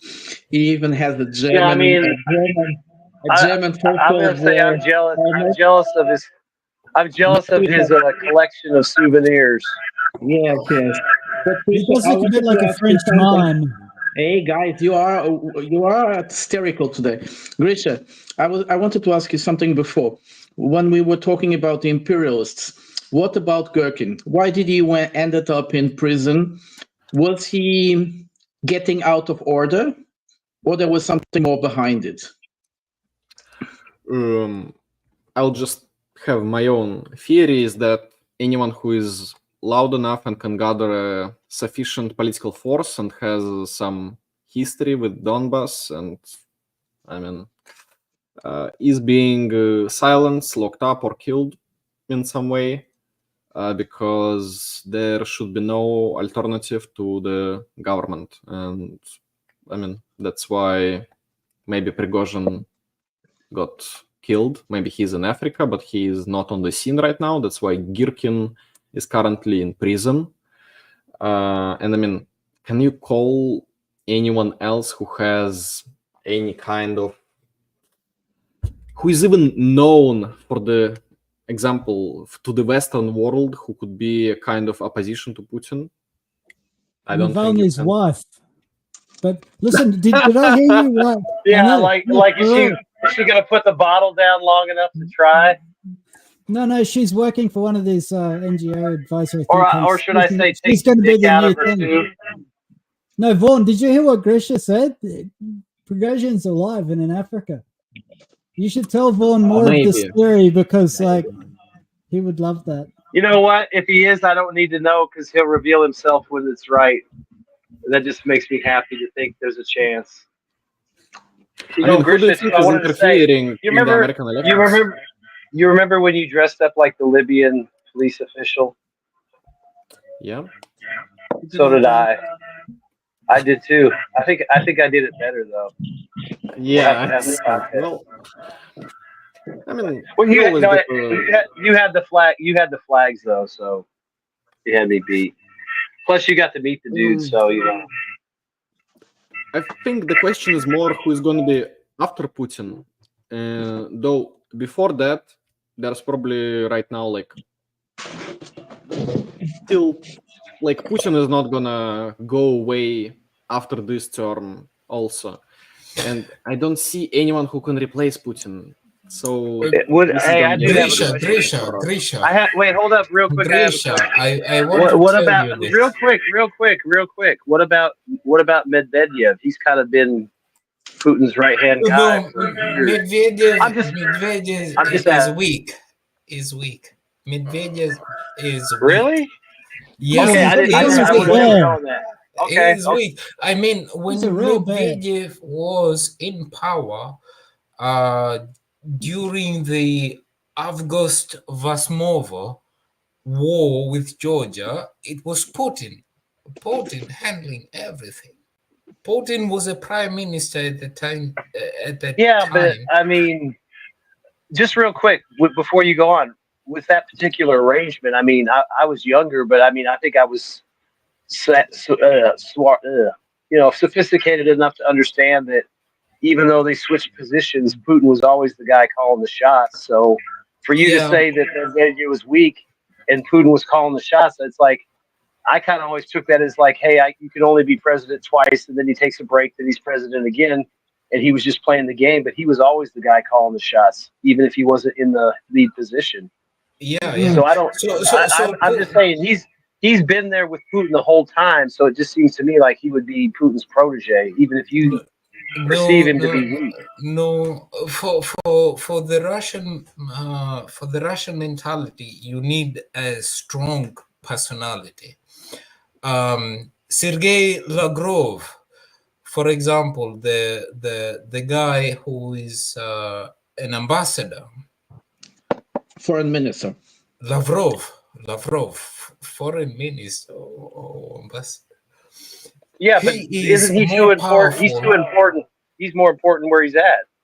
Yeah, he's more important. Otherwise, If they made Putin an emperor, it would how do you solve this find problem. a next Can I say leader? something? How do you find the next leader if the previous leader is not sufficient enough? Hey, can I What say is the something? point of those? What about Kadyrov? What about Belosov is perfect to take. Hey, Prince of the blood or get out. Look at the Can I say Belosov. something real quick? He's Don't be threatening boring. with criminal prosecution if the construction is not finished. I mean, Belosov is just perfect after Putin. Seems like British harsh. Is that the Is that the finance guy that took over the military budgets and stuff? Okay. Yeah. Exactly. Yeah, and he looks pretty badass. But that's kind of what was my point. That if you look at the Russian political Isn't he too old situation though? right now, Isn't he too old? no, he's pretty young actually. But if you look at the Russian political situation right now, like I can't think of anyone who isn't more competent than any politician in the West. Like, so that's a matter of like Russians deciding which one they prefer, like which is the strongest or the most impeccable personality or who has the better connections. But I can't think of any Russian politician right now that isn't far better than any leader of the West. But Like you anyone. I would if like you to look at add the history something. of the Soviet Union, the next leader is someone you are not expecting it to be. They always choose someone from inside, a very well-known person, but it was being working in the inside slowly and has been always more or less like that. I don't think we know the person that's going to follow. I would say if I was everybody saying a person, I give my other opinion would be the governor of the central bank. She's a very tough lady. That could be a good option, but No way. We don't know who's going to be the next one, and don't try to guess because it will be a surprise. 100%. No, I actually know who he is. I actually know who he is, but I can't remember his name right now. But I'll look it up later. And That means you don't know who he is. That's what that means. No, I know who he is. I just can't remember his name. This human brain. Nebanazia is also great. Nebanazia will be great too, but he's also too old. No, it's a young guy. He's a deputy of something. And he's been groomed for quite a while. I can't remember his name right now, but I know there's a guy that's being prepared for that post. Is there any chance? Is there any chance you can? Is there any chance any of the? Is there any chance some of the generals that retire could do it, or is that not something that most Russians would be for? Ivan Popov. Like I'll give you a Surovikin, somebody like that, you know? There are currently hundreds of clones of Vladimir Putin being produced till 452. So we don't have to worry about who is going to be next. Everything is already decided, and maybe it's for the better. Because, we can see what kind of elections are happening in America, for example. And for us Russians, everything is decided, and we're cool with that. Have a good night. Wyatt, congratulations on 100. Thank you guys for talking. I enjoy. Thank you, Grisha, for gracing the great occasion. Take care. You're part of the story Grisha. too. Take it easy, man. Good luck Gandalf the Grisha. Thank you, Gandalf the Grisha. Have a good night. Later. You see? You see, because you guys attended the DPA Open Mic 100, so now you get to witness firsthand how Russian election interference works. This is how they brainwash us. Yeah, not me. I'm not American. You guys. We need one of those Putin drones for DPA. I feel super. Teach him the I song. feel I'm traumatized right now. I'm gonna need therapy to recover from all this Russian interference. Yeah, ask Kamala for therapy. Yeah, I'm sure Pfizer will discover a new pill for that. Don't worry. Gabriel. Pfeiffer. Go look in their website. They already have an anti-Russian interference bill. Oh, okay, that's guys, I great. have to go, but Wyatt, congratulations on 100 of these. That's a commitment. I've really enjoyed it. It's pretty unique format, but yeah, thanks guys for the chat, and I'll see you next week, hopefully. Ciao. Thank you to Ciao. everyone. So, do you guys want to continue to chit chat, or you all? I could do a closing as well, but like it's getting a little bit late. But I don't know. However you feel about it. There's a lot more to talk about though. But however you are on Like what? time. I'm okay. I mean, I'm okay to continue. It's up to everybody else. We can close or we can keep going. I mean, you don't want to go. You want to talk about Ukraine or South Korea and North Korea? I mean, I don't know. There's not a whole lot of it. Yeah, I can. We can talk about the election a little bit. I mean, Yeah, I've we got can talk stuff about for that, the election. Oh, the election. Let's talk The American election's stuff. already- You mean the election in Moldova? It's already on the 52. They have been blowing the nose slowly. There hasn't been any up and down. There's everything going slowly. So it was like 56, right? Or 58, and now it's 52. But it looks was like 55 most of the time. Yeah. It looks like at this point, given that it's only about 5% left, they can pretty much call it for the no side. No, they are slowing it down. Let's not forget it's a very small population. They are slowing down I think it'll be like either 49, 51, or it will be 50-50. Because the European Union can't accept a no. This is too much. I think when the first results came up, I'm sure to Chisinau is winning all the time. Go on, great. Yeah, there's only two places the votes haven't come in yet. One of them is the capital, and I'm quite sure the capital is very going to be pretty pro EU. So anything can happen. 50,000 votes. You just need more 50,000 votes to to get into EU.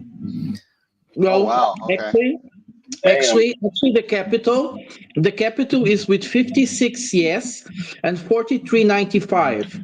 They have counted 99% of the votes until now, and interestingly enough, the center is actually very much 50-50. Oh, sorry. No, it changed. The center now, which is the one that is mostly to count 94%, it's 58 against 41. Sorry.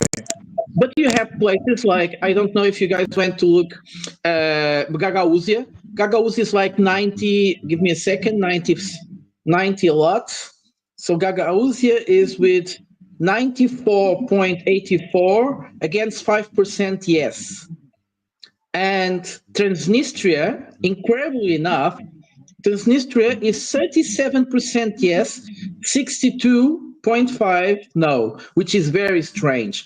There are places in the north and in the south, well, almost all places in the border with Ukraine, they have huge amounts of no's. Like most of the times, especially in the north, is like 70%. Yes, the most northern part, the Bicheri is 70%, Ocheni also 78%.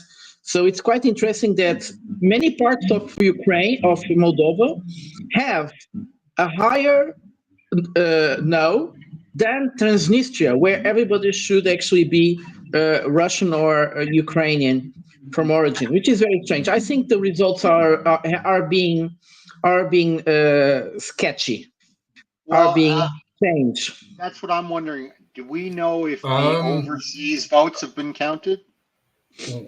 Yacht, and Prata. Hey, real quick on the you said on the Moldovan election that they were slowing down the vote count. No, not slowing down. They are changing the results. Well, I was saying, like, if they're slowing it down, that's kind of what they did in 2020 and stuff. Where they, the momentum was going one way, then all of a sudden, a water pipe broke, and this paper got Yeah, taped so up over the windows and stuff. So I'm just saying, that you're saying it's suspect, and maybe that's why it's so suspect, it's because not that they're pulling case. So things down, so I can figure out what they got to cheat with. it's exactly as what I said around 2 hours ago, that the rest of the votes is going to be very pro EU, and that's indeed has been the case, where the lead is now being weighted down, and it looks like the remaining votes are all city center votes, which is why I got a feeling that it's going to get very close. It's not a foregone conclusion just yet. So very exciting right now. I'm not sure what's the benefit though for Moldova. Just to place it in the constitution that they have the EU joining target. That's not really significant, because it all depends on EU if they're going to accept it. What matters is that they're in NATO now. It doesn't matter if they're in EU. Nobody will accept them, I think, in EU. Most likely, no EU expansion for a while. Most likely, because the problems, economical problems, are in prospect. So no more EU expansion.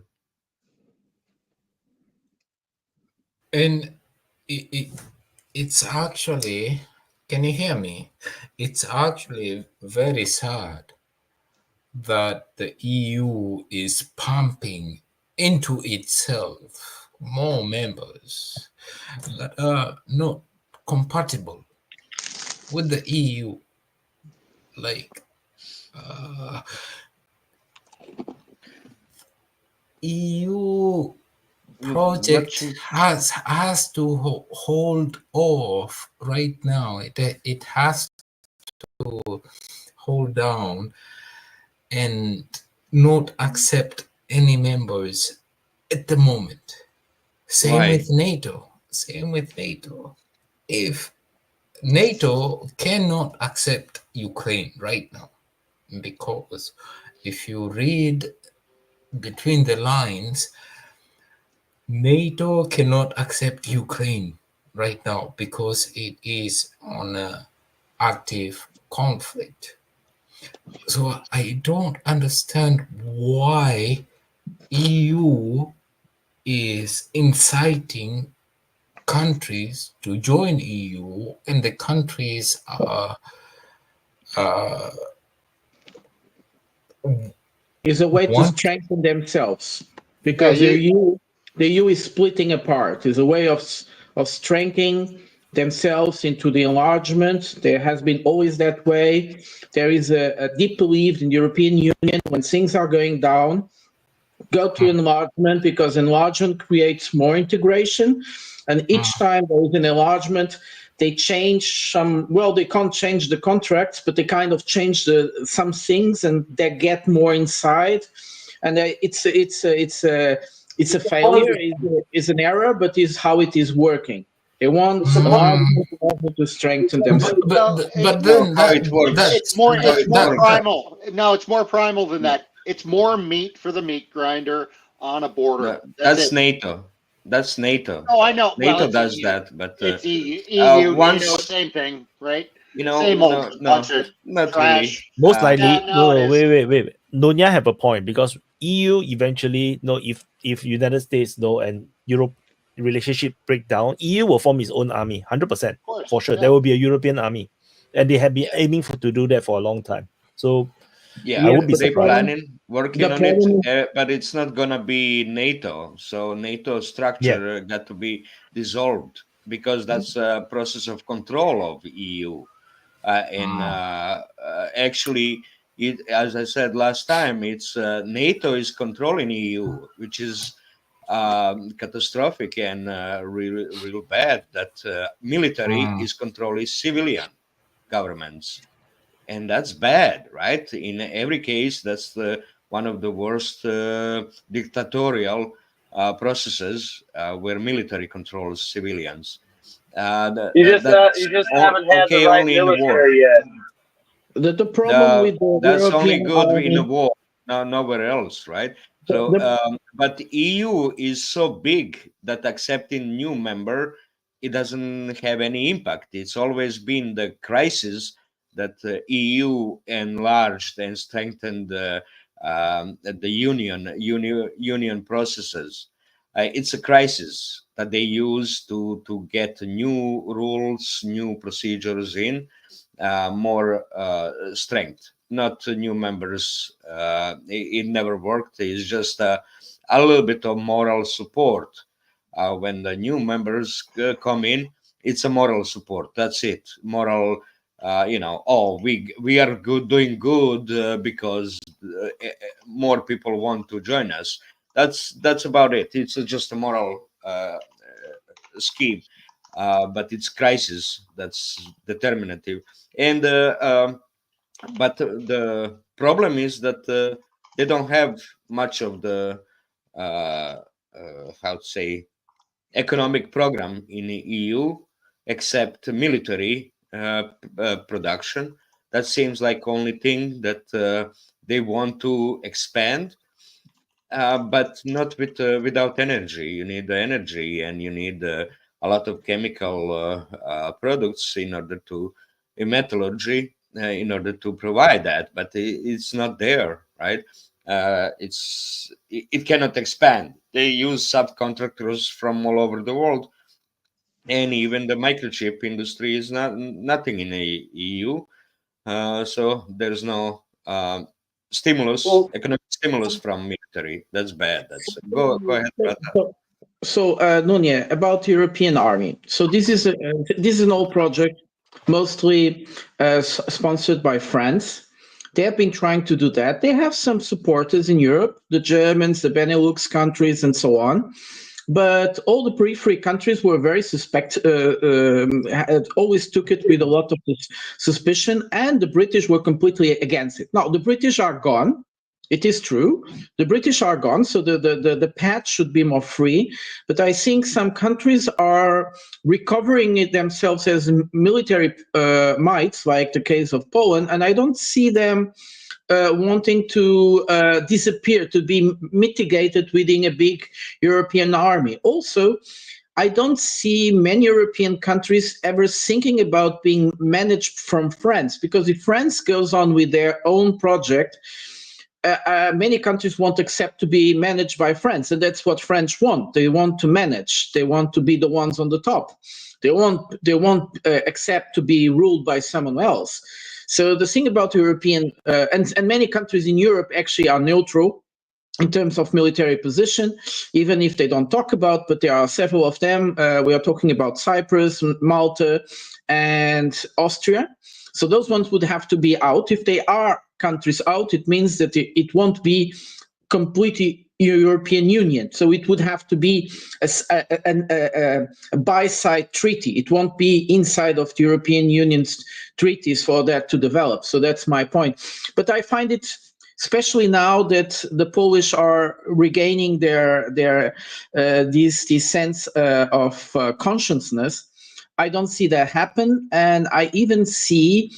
I see more the splitting around Europe. It's everything is splitting apart, and all these projects are just a big cake they put in front of you, but nobody wants to eat, and it's pretty much it. And I think if today really the no, but they are mitigating the results. But the no today in Moldavia, the poorest country in Europe, refused to get inside of the European Union. I think many Europeans will start thinking, oh, we are not so attractive anymore. Oh, what a surprise. So whoever wants to jump in? No, that is because Russian election interference. You don't understand. No. It's always the Russians. It's always the Russians. Nobody in Europe is watching Moldavian elections. Nobody cares about Moldavia. It's a pretty much small country, just like Croatia, or it doesn't matter. Nobody. Why no countries want into this military project, European military project, is because NATO doesn't allow it. It's not that nobody is showing up; it's not allowing it.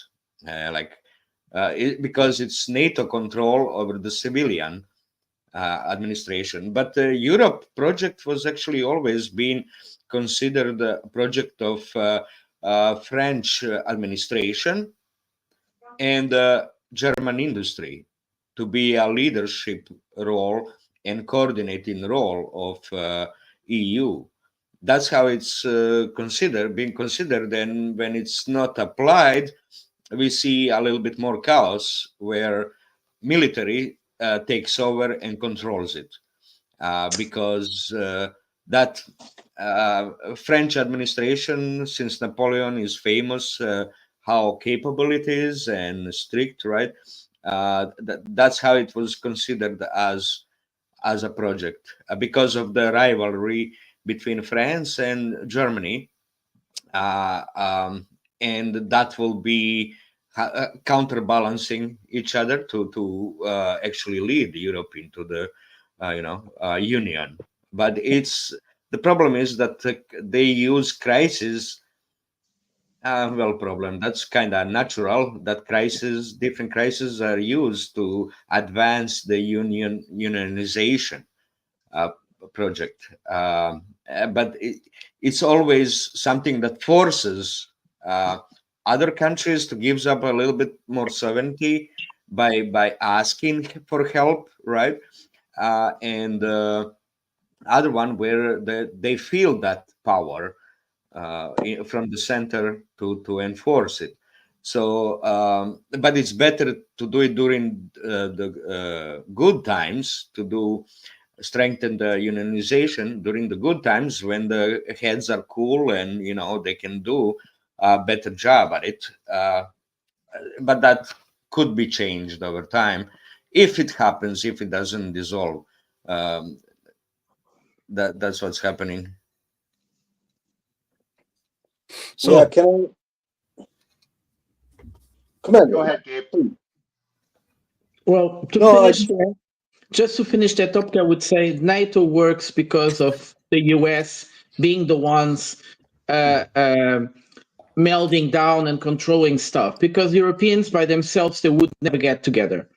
That's the point. The Americans, in order for nobody to be over nobody, the Americans somehow they make the middleman in that way. Sorry, Gabriel, I didn't notice you were coming. No, it's okay. I mean, I was going on that same tangent that, like, the reason why the Europeans are so desperate to keep the United States in is because it gives them the capacity to stay. To agree with each other, like they're all obeying one big master, and so they're not going to be like infighting as they've been doing for the past 500 years or 1,000 years if you go in a bit further. So it gives them that stability. But if you look at, like, again, I'm seeing this from far away, so it's my impression. Don't quote me on it unless you're okay with what I say, but my point is that from a South American perspective, like the function of free trade deals is basically that a bigger economic power can like barge into your market and destroy all your local productivity and turn you into a consumer market and an extraction market. So that's kind of like, and for what I know, the deal with the European Union is like a free trade organization. You get free trade amongst the nations, but you have to submit to whatever standards they demand of you. And so, like we established earlier, it seems pretty clear to me that it's just a form of expansionist exploitation. So you get countries in, you give them handouts, and in exchange for that, you get all their finance and all their resources and infrastructure, and so it's a Ponzi scheme. Like the thing works while it's expanding, because once you created the surplus of adding new members, that surplus becomes a gain, and you're back at net zero. So you have to create more surplus. So basically you extract a portion out of every nation that gets in, and then you need to create more profit by expanding into other nations. And something similar happens with NATO, but in a different sense, which is like the weapons market. So every time NATO expands, it sort of drains fiscal deficit into the arms the arms industry. And so both are models that are based on constant expansion. Like the way for them to make profit is to expand, and they're making pretty sweet profits all the time. And that's why they don't want to stop to expand, because the moment they stop expanding, the Ponzi scheme collapses, the grift is over, and they stop making money. It's been the model out of which they've been making money.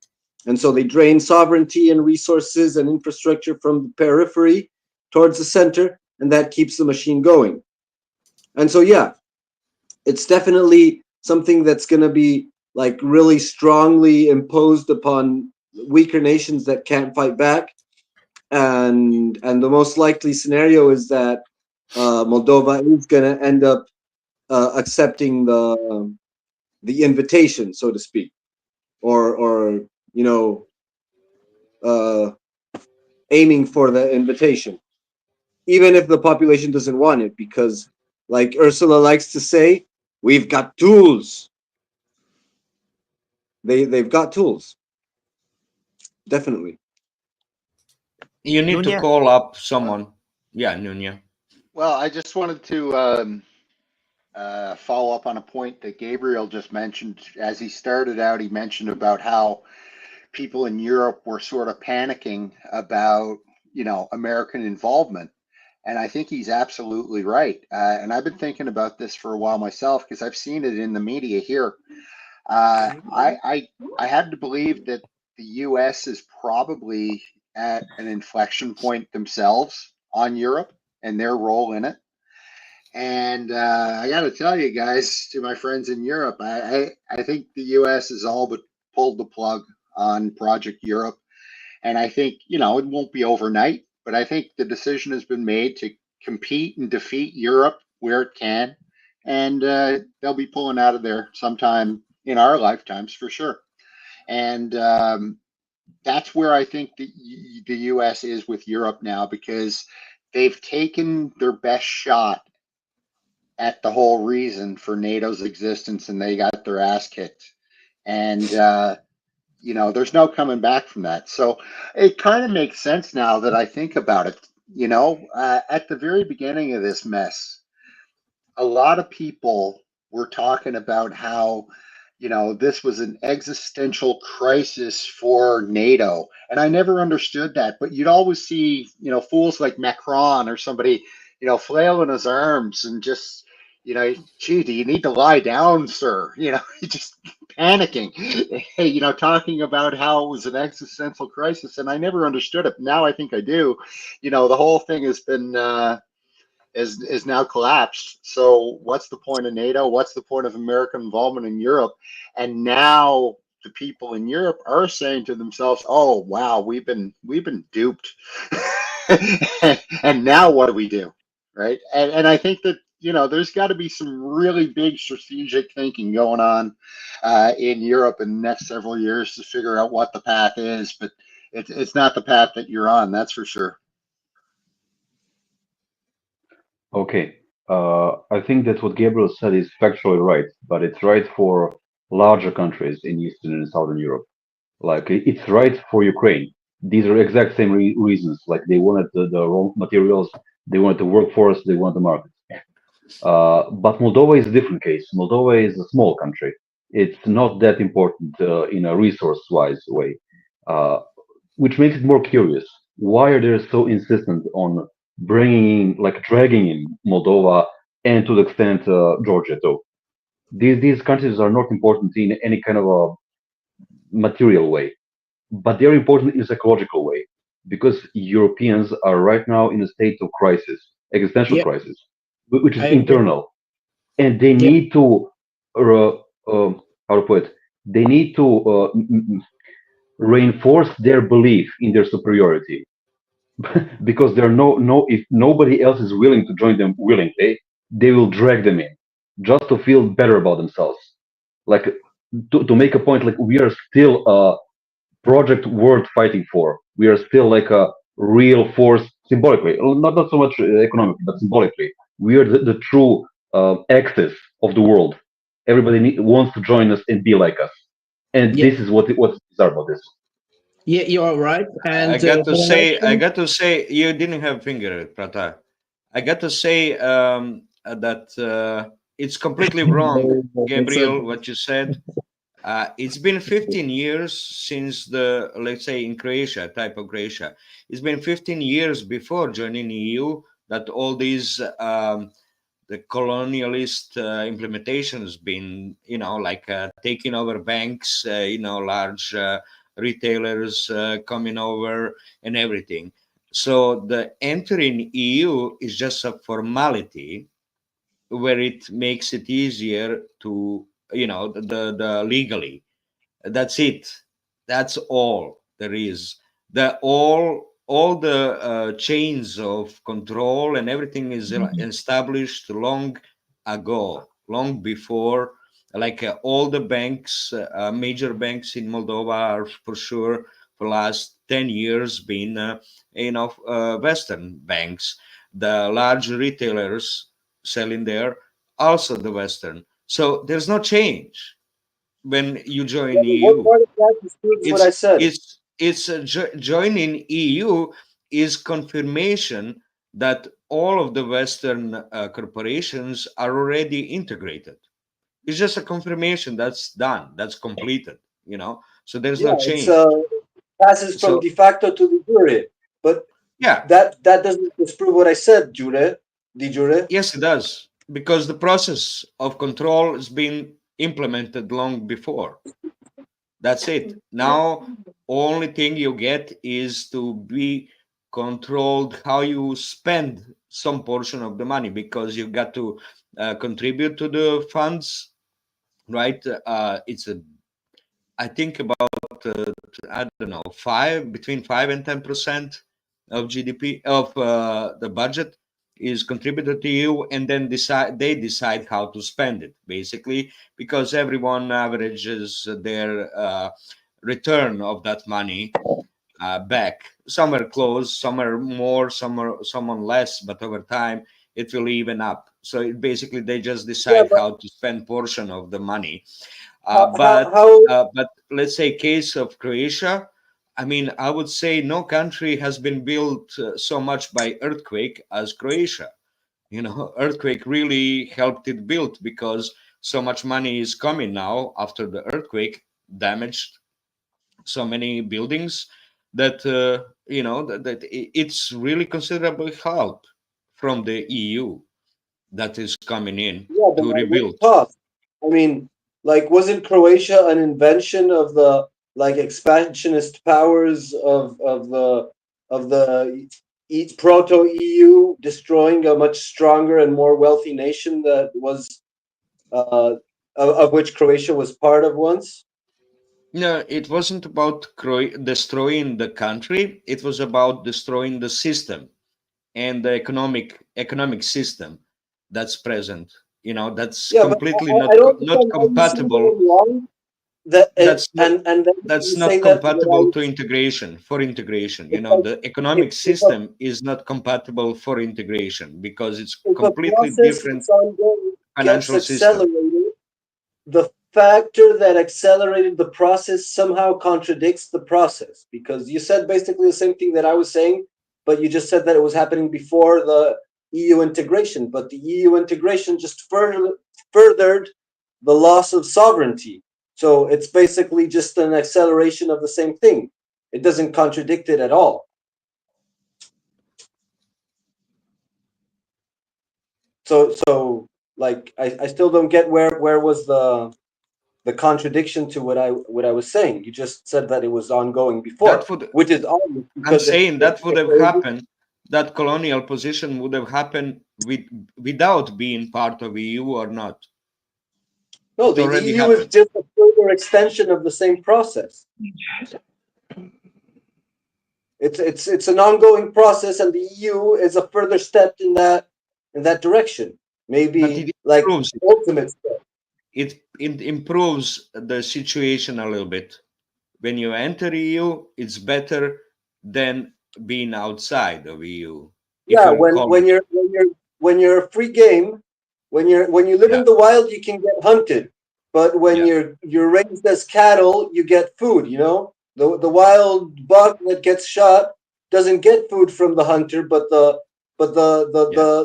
hog that's in the pen gets food before he gets killed. You know, so yeah, you're better off, definitely. So going back to what Cree was saying, I think it's quite interesting what he was saying, and I think I said it before. Definitely, the fact that Moldova is going to say no, or perhaps is still going to fake the election, we don't know. But from 56 or 58 that it has been coming down really fast. But the thing is, really, the European Union needs. Moldova and Georgia has some geopolitical position that could be interesting, but would be very difficult to hold. But Moldova, it's on the continuation. It would make sense, but a country that has economically, it has no meaning. Not even it would be a problem for the European Union if they were to join. This is just for selfishness in intuition, like Sir was saying. They need someone to still wanting to be European. They need this result, and this result is actually a shame for the European Union. And is it how it is, Sir? A Pyrrhic victory. Sir was. Here's the thing. What Yuri was saying, that joining European Union is not a one-step process. It's a multi-step process. It takes years to align yourself with. Now, in some cases, in some countries in Eastern Europe, they were sort of rushed in. So they jumped through several steps, like Bulgaria, Romania was. And there's still a lot of bitching about it in European Union. But the thing is that once you acknowledge that you are on this way, doesn't matter if it's 5 steps or 15 steps, you start aligning, structurally aligning with Europe. And all these things we're talking about, like opening up the markets, essentially closing down all of your own production subsidies, or everything, completely being subservient to European Union and mostly German economy. Yeah, it's you get some kickbacks back in, but structurally you become a periphery. But it starts way before you actually join the European Union. And there's a question then, why join the European Union at all? Like, why is this process legally important? Well, it is important because once you're officially member, you're obliged. Your whole constitution is shrinks. Your capability to maintain any kind of a sovereign position shrinks, and it's ingrained. Like it becomes legal. You cannot sidestep easily from it. It's like when you join NATO, you're actually obliged for 20 years, at least 20 years, to stay in NATO, which is completely weird. I mean, it's not like a banking loan, you know. Why should it be a case? But it still is. And since we mentioned breakup of Yugoslavia, thing is that political elite of socialist Yugoslavia back in 1980s, they were perfectly willing to transform, and there has been for about 2 years before the breakup of the country, there has been attempts to modernize and liberalize economy, which has been done under the pressure of International Monetary Fund. So make no mistake, it wasn't like a genuine internal position, but still they were willing to go on it. So the question is, why still the foreign interference in a war? Why is it? What is so important that you? Well, this is the thing, that it's much easier to handle 6 or who knows how many small countries. You can more easily influence them than one single one. And this is why this sort of a liberal, pro-European position, which existed at the outbreak of the war, was not given support. Because in the big picture, it could still preserve some sense of sovereignty, and could be potentially a problem how to handle it, especially from the German position. Be at the center of the EU. The competition. So it's much easier. It's much easier to handle 6 or who knows how many smaller fiefdoms than one single state, which who knows how it might handle in the future. Yeah, it would have had too much influence, so they couldn't let it happen. They had to break it apart before, and that's kind of the consistent, like theme. like I said, I don't live there. I don't know how it is on the ground. I've just seen things, from over here. I've seen the abandoned construction sites, of EU projects. I've seen the economic history of Spain, Italy, and Greece, and the Balkans, and so on. And so it's like, and I've had friends from over there who tell me about it, and that's the impression that it gives me, that they're basically exploiting the new countries that integrate and leave them to dry. Well, and then they keep them hooked on by like the white people, but without any control of their own sovereignty. Like, if you don't have control of your own currency, you have no sovereignty. You're fucked. Yes, exactly. And then you have the effect of the center. You see, the problem is that even if they did it on purpose, it's a question of everything goes to the center, from the periphery to the center. People move to the center of the events. And this is what has been happening in Europe, not just intentionally, but also by a question of natural relationships in an organization. Go on, Gabriel. Again? No, yeah, gravitation. They gravitate towards the center. Like, whatever accumulates the more mass, in which this case is economic power, attracts more from the periphery. It's a physical phenomenon. I find it like, if you do not have your own currency, I do not know how do you going to manage your economy. It's like there's no way you can.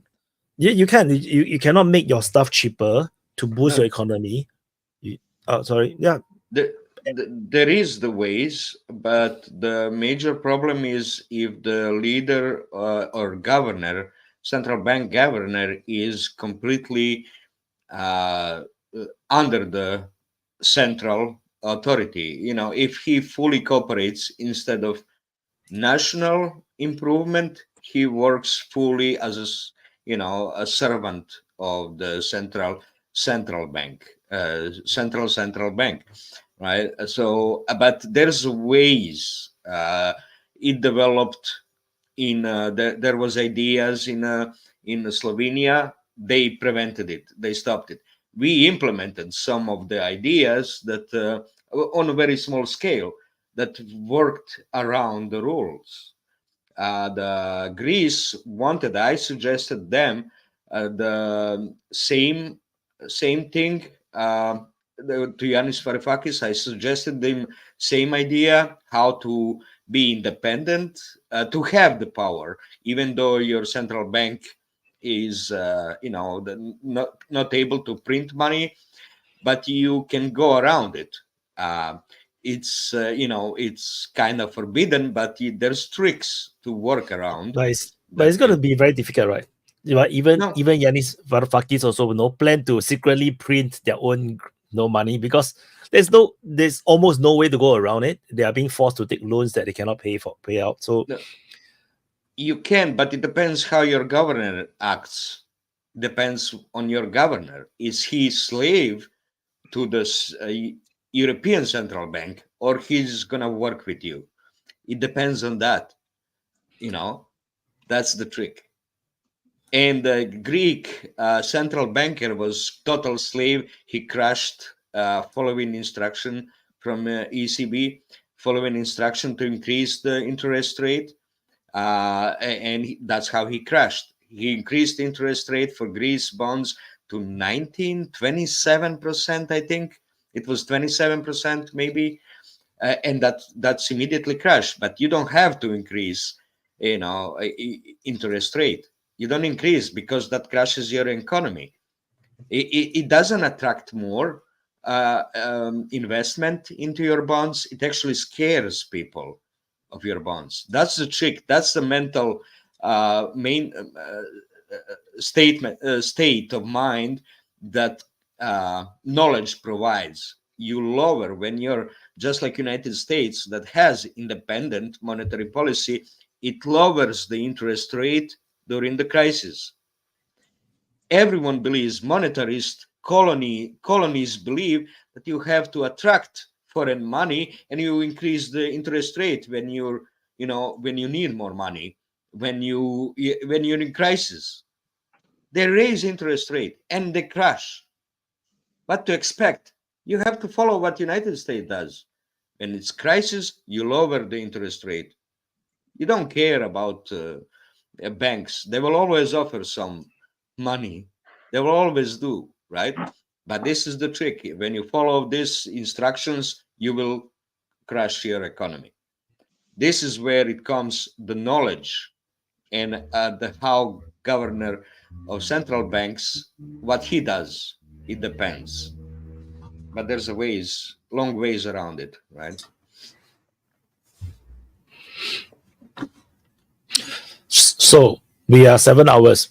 Shall we do closing? Because I don't think we can last 10 hours.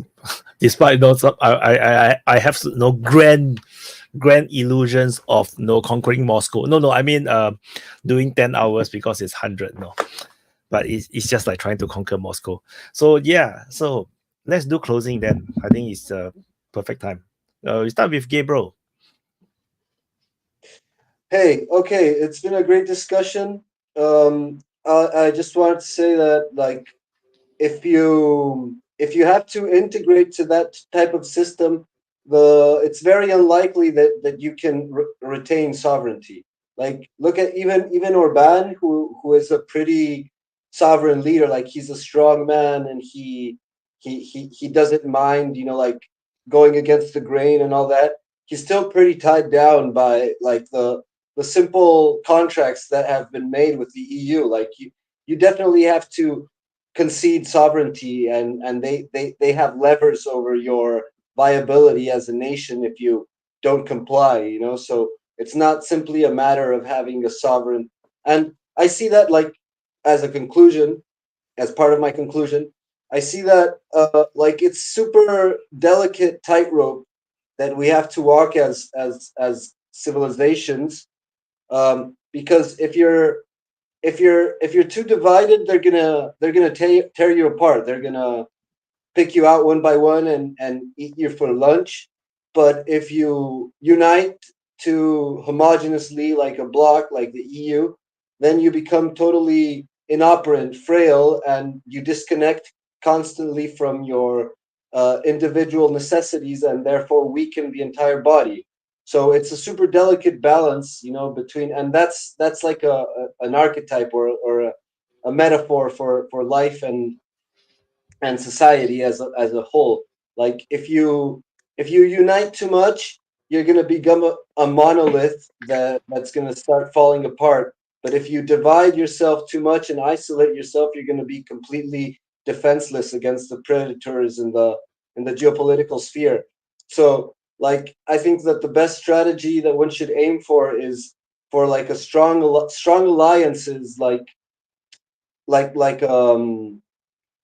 horde, like, have very autonomous and independent states, but that are united by, like, a common interest, like maybe an external enemy or whatnot, and that can unite like a horde in times of danger, like. So my message today is bring back the horde, and take over those sedentary and wimpy, obese, and queer empires that try to control everything. Because, yeah, when people unite, they're stronger usually. Like, even if individuals of a tribe are super strong, if they have to confront a shit ton of weaklings, they're still going to lose. And so you have to keep enough sovereignty to maintain your own strength, but also be capable of uniting to defend against the blob of slaves. And yeah, I just wanted to also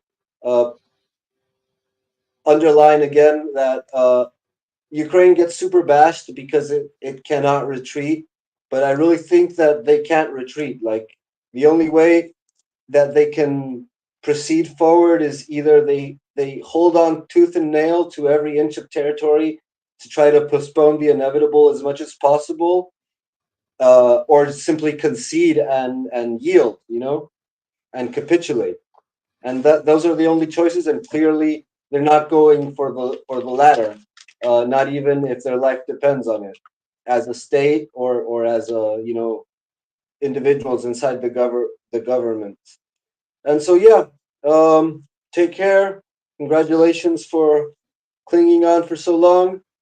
To survive is truly a prowess, and thank you to the commander for persevering in this noble quest for expanding the communication amongst nations. Maybe we can create a horde of our own. So good night, good luck, and good fight. Fight the good fight of faith. Lay hold on eternal life, which is to be renowned throughout the ages as a legend, like Sinwar. Good night. Another 100. Thank you, Gabriel. Prata, closing. Yes. So we have had a very hectic week with a lot of developments, and the victory plan, well, what before was a peace plan, transformed into a victory plan because the plan was going to go wrong. It had to be renamed into something glorious and hyper-violent and something very bellicose. Zelensky kind of surprised everybody with a joke, making himself the joke of the year, asking for things that you could never have, pretending he wants to have a third world war in order to save his face. Well, Gabriel, when we were saying that Ukrainians don't really have a choice and they are taking that very heroic decision, it's not so much true. They could have negotiated long before. They could have avoided the war, because Zelensky decided a few months before the beginning of the war that he got out of the Minsk agreements, and in doing that, nobody criticized him, the West, by doing that, and that was a legal binding international document. But he left, and it's one of the reasons why we have the war. So in a way, Zelensky did everything in order for us to have a war. And then when he had the opportunity actually to have a very good deal, a deal that was even almost better than the one with the Minsk agreements, he now has been losing, and in losing it, he's also costing as a cost.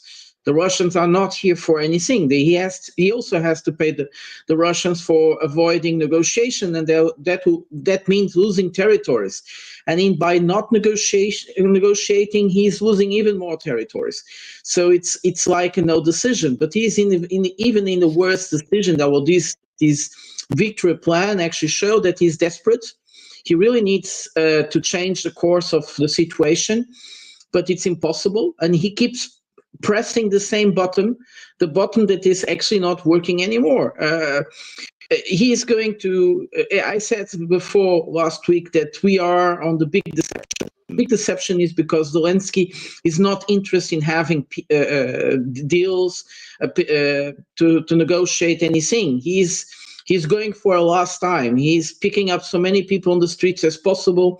He's going to try another time, and some stupid European countries might fall into the trap. That sick man in the US that is not controlling anything anymore is going probably to fall a little bit into the trap, although the Americans are becoming quite apprehensive to what is happening and could happen. And so they are still going to do something very dirty and problematic. But the point here is that Ukrainians are suffering. The country is completely destroyed. The country, if they go and pick up the 18 years olds, they are going to destroy their own future. That country has no potential of readapt himself and grow again. It will be like handicapped. And Zelensky is a completely mad guy, because he knows that once the war is over, or if he tries to make a deal, because it's also the problem where he put himself, he is going to be killed. Nevertheless, it was very interesting what Putin said, again in a press conference with countries with journalists from the BRICS, and he gave again, well, negotiation plan, it has to go within the negotiated topics that they did in Istanbul, and they are going to stay with the countries, with the Arab blocs that they annexed. And there is no way behind it. And also this new strategy of the West, which is really preoccupying, which is trying to make a kind of North Korea solution to freeze the border and keep it frozen for as long as it takes. The Russians already said, no, we are not going into that. We are going to make a peace. We are going to go to a ceasefire once there is a real peace deal on the table. And also the problem, as we know, is that they are not going to accept Zelensky's signature, which makes everything very, very complicated. How do we go from here? Who's going really to negotiate this? Who's going to sign that peace deal? What does it mean? The problem is that Europe really needs a new security architecture. They need to sit down with the Russians and decide where, what, and how they can do things. We can't have the NATO having heavy equipment on the Russian border with hundreds of thousands of soldiers, like they have been doing in those training occasions, and don't believe that the Russians are okay with it. They are not. This is a real danger. Having hundreds of aircrafts and hundreds of thousands of military and really heavy equipment on the Russian border is a recipe for disaster. We really need a new security architecture for Europe so that we can all live in peace. And if we don't do that, and that's what the Russians want, that's what Europeans on the end really want. But they can't agree with it. They are too hysterical about what happened. They're too hysterical because they can't accept they are losing. They lost already a lot. We made some calculations with some friends how much European already lost. We are around almost $1 trillion that the European Union lost in terms of paying more for gas, for energy costs, losing into competition around the world, and so on. It's an extreme cost. And much of this money is actually being loaned through the European Union, not through the states. And somewhere in time, the states will have to pay the European Union. They will rise the money they give every year to the European Union, so the European Union can be paying these loans, which will start already in three years. Well, they are not too big, but they will. The problem is that somewhere in time, some countries in the European Union might actually go bankrupt, because they also will need to pick up a lot of money in order to pay the European Union. It's crazy. So that was it. I hope next week will be a bit more interesting, especially with the BRICS summit. It will probably be a more interesting things to talk than just Ukraine. Go on, Gabriel, you want to say something? Well, yeah, I just wanted to add a caveat that I wasn't talking about that, like it was heroic that they were fighting instead of capitulating. I was just saying that if they want to keep on fighting, they can't retreat. But it's stupid. It's ridiculous. It's an unwise decision from the start. But that it's the only options they have right now.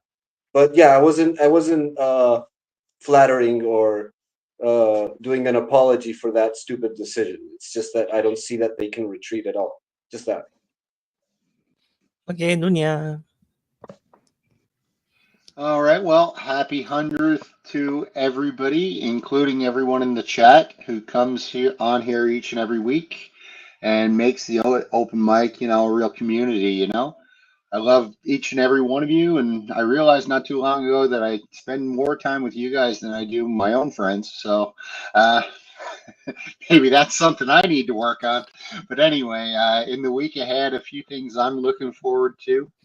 First of all, just because I'm a sick man with sick perversions, I guess, Boeing will be announcing their quarterly earnings. So I really look forward to that plane wreck, pun intended. Next point that I wanted to raise was check out Bradley and my new channel. It's called Hell in a Handbasket.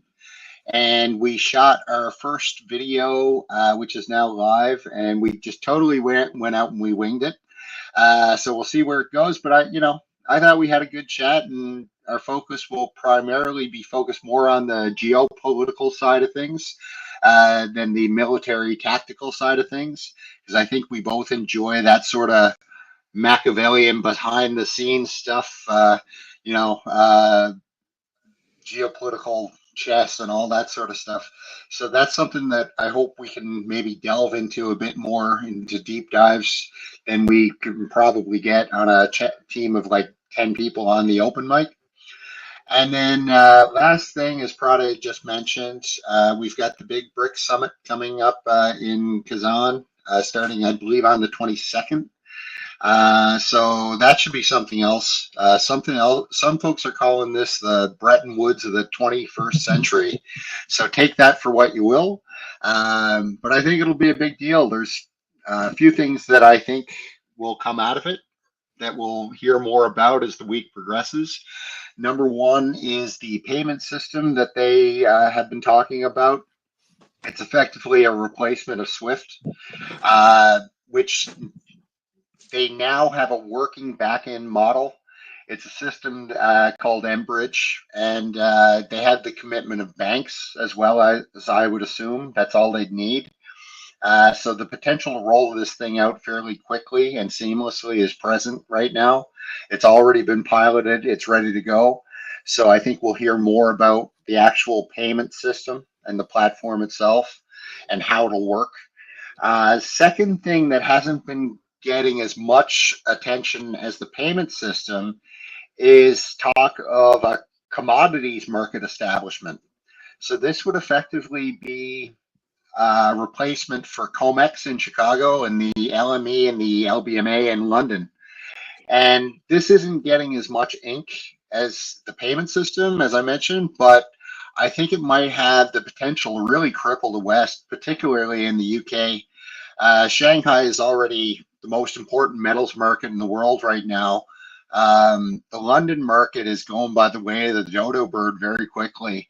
And metals doesn't get a whole lot of press. You know, the financial media is too busy talking about NVIDIA or whatever. But most people may not realize that gold is up 32% this year and silver is up 42%. And the reason, well, you know, historically, a lot of these transactions are paper transactions. And, you know, by that, I mean, you have a bunch of hedge funds buying and selling contracts with no expectation that the exchanges will actually move anything. That's changing now. And what we're seeing is countries are buying up the supply. And more importantly, they're standing for delivery now. So this is causing short interest to really get squeezed. And also you're seeing China go around all around the world right now as we speak, buying up the doré, which is basically unrefined silver directly from the miners. They're buying it at prices that the West just wouldn't pay for. And they're taking it and they're refining that back home. So they're completely bypassing the exchanges.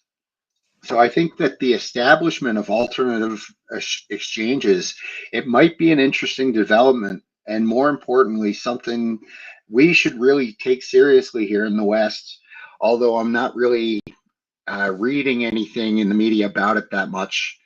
And the last thing I'm looking for is my prediction on memberships. I don't think any new members will be announced, although they'll probably maybe announce some sort of short list or something.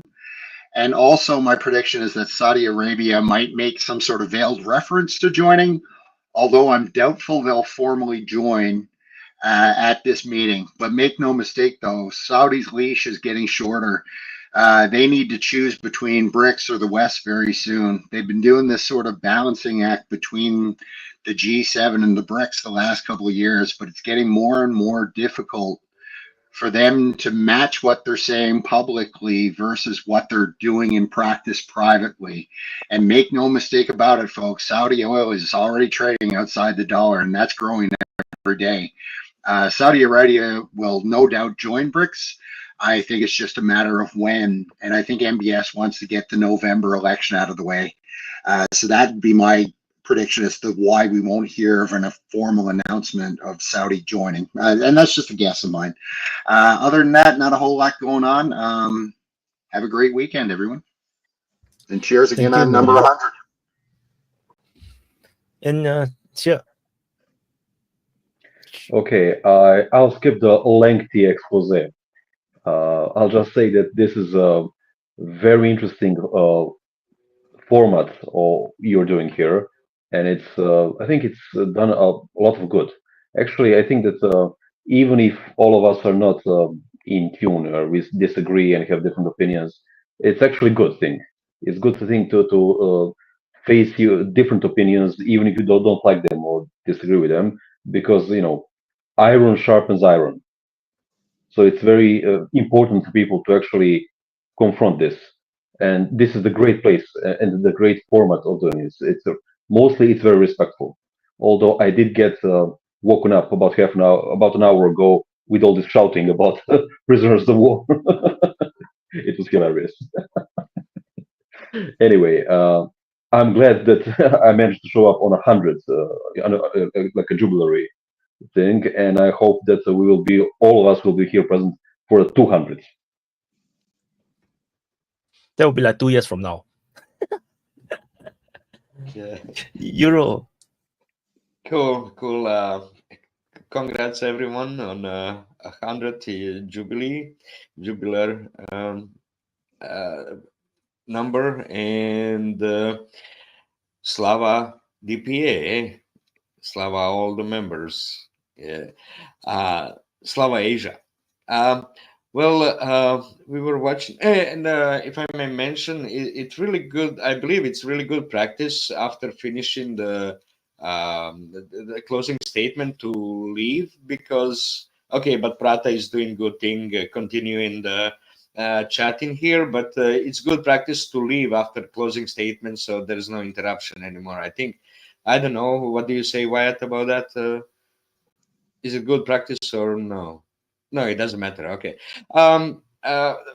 We were watching Zelensky's speech, victory plan, and he got Oscar from Sean Penn, but I believe he deserves also a Palme d'Or, the Golden Globe. He deserves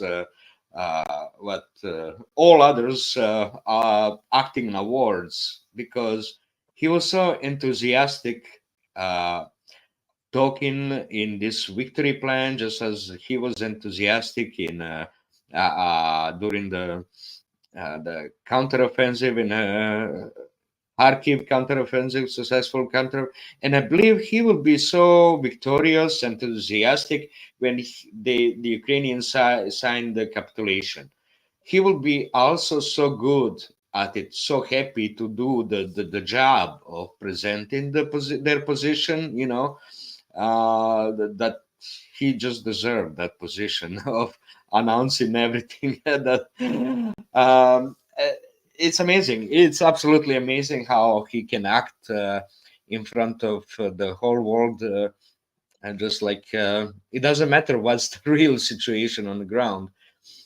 But another thing, I think Putin showed with his smile. Now, I think all diplomats are talking about the smile when he asked NATO, Western countries, if they want to continue the war, and he smiled really victoriously. So now, after the NATO and pulled back with not allowing further support of Ukraine, and not allowing more those long-range missile hitting the Russian targets, and it's very I would say a significant event when he smiled like that. That everyone talks about it now, that they know they won. Russia knows it won the war, it won over the West, and just depends how it's further. And now with this BRICS summit in Kazan, I hope they will present their banking system, how it's gonna work, and it's gonna show to Wyatt also if China is not so imperialistic with demanding the loans in their money, when they trade with others. So because that's how U.S. became a hegemony, by using the loans provided from them to establish dollar hegemony. Because you always need to beg for refinancing all the loans, not to get initial loans to buy stuff from them. That's easy. That's what NATO does, right? They get more members in, and EU is just a financing mechanism to provide loans to buy US-made weapons. This is how it works. This is a financing mechanism to extend more market share, but also that bribes the generals. They see all the technology and they love it, and they want to be a part of the system. So they became, servants of the West. All those member state generals love to see their new weapon, laser technology and all of it, to be a part of the integrated system. And that's how they get them. That's how they get servants to die for them. We can see Zaluzhny also. He was talking about, space age weapons and everything. That's what that's what they immiserated with, and they love it. And I hope it's not gonna be that bad for us when Russia takes over. We can still get so much resources, and they can make us work. All these gay and woke and everything, they'll make us work hard, and that's what will kick out the gay mentality from Europe. Thanks. Thank you, Euro. Vaughn. Show us your dark side. Closing. Is it me? Yes, only you left. You're the last to close. Can you hear me? Yes. Roger. All right. Well, first of all, I want to say congratulations, Wyatt, on hitting 100. Unfortunately, I'm sure for reasons we know about and don't know about, we'll be here for another 100. I wanted to say, it's a good panel as always. I like the mix of guests. I consider myself a professional, so we're gonna wrap this, close it up quick.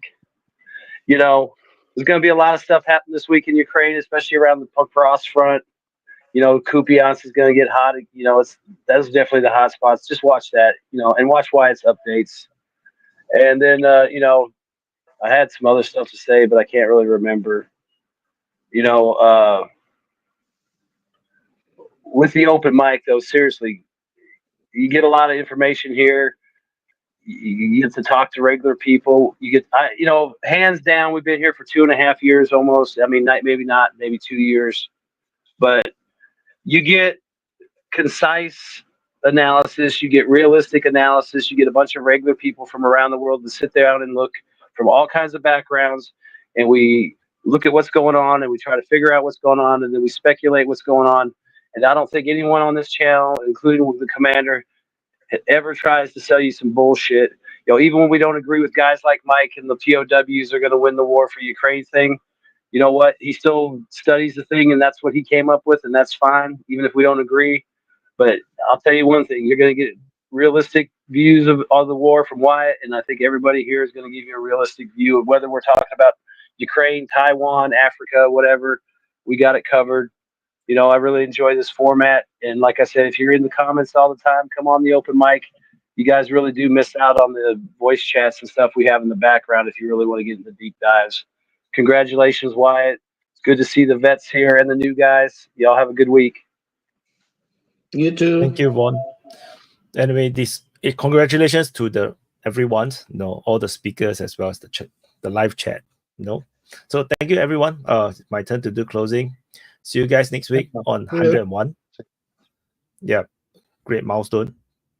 So it's my turn to do closing. So it's amazing. I just want to congrats to everyone. It's not about me. I just facilitating, but it's about you guys. The DPA Open Mic channel is really, for the DPA army, for you guys, for the people, for the small people, for the people who don't get their voice heard. And then this is a platform that allows your voice to be heard by more people. I wouldn't say a lot of people, because our open mic videos, the live streams, we get like 3,000-4,000 views, but that is still not a lot. I mean, it's still a far cry from what I hope open mic can become. But ultimately, you have to start somewhere. So we'll just build on, and then you guys the pioneers, to open mic. And yeah, it's not easy. 100 I can't even imagine doing 100 episodes at the beginning. Yeah, but we are here, so 2 years plus on, so that's amazing. And today is great chat. I clearly, a lot of people, because it's the 100th edition, came on to basically be part of this milestone. And even Grisha, coming on to basically join and be part of this 100th celebration. So that's fantastic, and hopefully we'll go for another 100. In the open mic speaker lounge, Euro was joking with me about doing until 1,000. I was like, I counted. That is like 20 years later. So the 1,000 is like everybody will be like, so old. So yeah, that's a bit depressing to think about. So anyway, do help to share. For those that are watching on the main channel, if you see the icon, the logo below is a black one, DPA black one. Yeah, do come over to the open mic channel to subscribe. We do this open mic every weekend, either Saturday or Sunday, depending on my schedules and my energy level. So do join and build this community. It is a quiet taste. It's not easy, but once you get into it, it's addictive, because every one of us become friends. But especially for those speakers, because we have the lounge, and everyone become friends. I think just now Nunya touched on a point where I want to expand upon, is that I do really spend more time with people on the open mic than my own friends. And as a result, the people on the open mic, the speakers, become my personal friend. Like you guys on the live chat, you guys also become somewhat of a personal friend, although I cannot see your face. So it's a bit hard to visualize friendship without a face. But for the people who come on, literally, we are all friends. So, and that's what it is. When Upgrade come and visit me in Singapore, when he came to tour Singapore, when we met, we are just like friends. We are just friends. So it's and that's because of the DPA Open Mic. So yeah, so come on, join the family. The family is growing, so slow but steady. And just some update in terms of administrative things, in terms of the open mic. I got someone to help me. The last week, I actually call out for help. Someone answered the call. We are trying to. We are now in discussion and also preparation on how to do these things. And it's going to be more clips. I already published one clip yesterday, so there will be more clips coming up. I already uploaded. I just need to schedule them, and hopefully, we can grow the channel more. Slowly, we will slowly build up, and we put in more complexity and towards the clips, and hopefully it will become something meaningful for everyone. And yeah, so hopefully that will have some results. And yeah, which is also why the last week's open mic there is timestamp, because I'm not the one who do the timestamp. So anyway, thank you for watching. Press the like button, subscribe. Have a great week ahead. It's Monday morning for me now. So after close, I will do the frontline changes report. Major news. So anyway, I'll see you guys in the next update.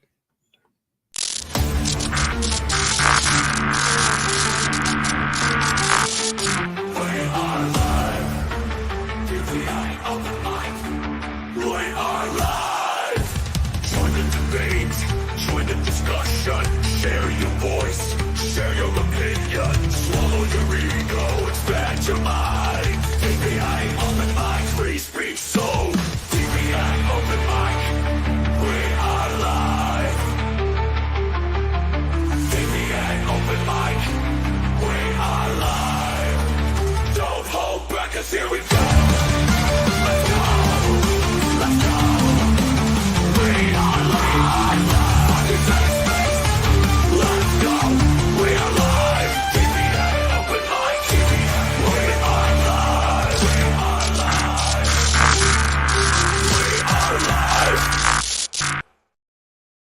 From every corner of a spinning globe, gathered voices, the stories they probe. Ideas like rivers, they ebb and they flow. In the meeting of minds we grow. Together we stand, let's not first yet alive. In the arena of thoughts we find a world where every voice is signed, debating the future unconfined. Opinions like colors, vivid and bright, clashing, merging in the light. From whispered winds to roaring might, in our discourse we ignite. Together we stand, not first yet alive. In the arena of thoughts we find a world where every voice decides, debating the future unconfined. In the clash of ideas we see the birth of what the world could be. From conflict we find the key to unlock our collective destiny. Round the table, the world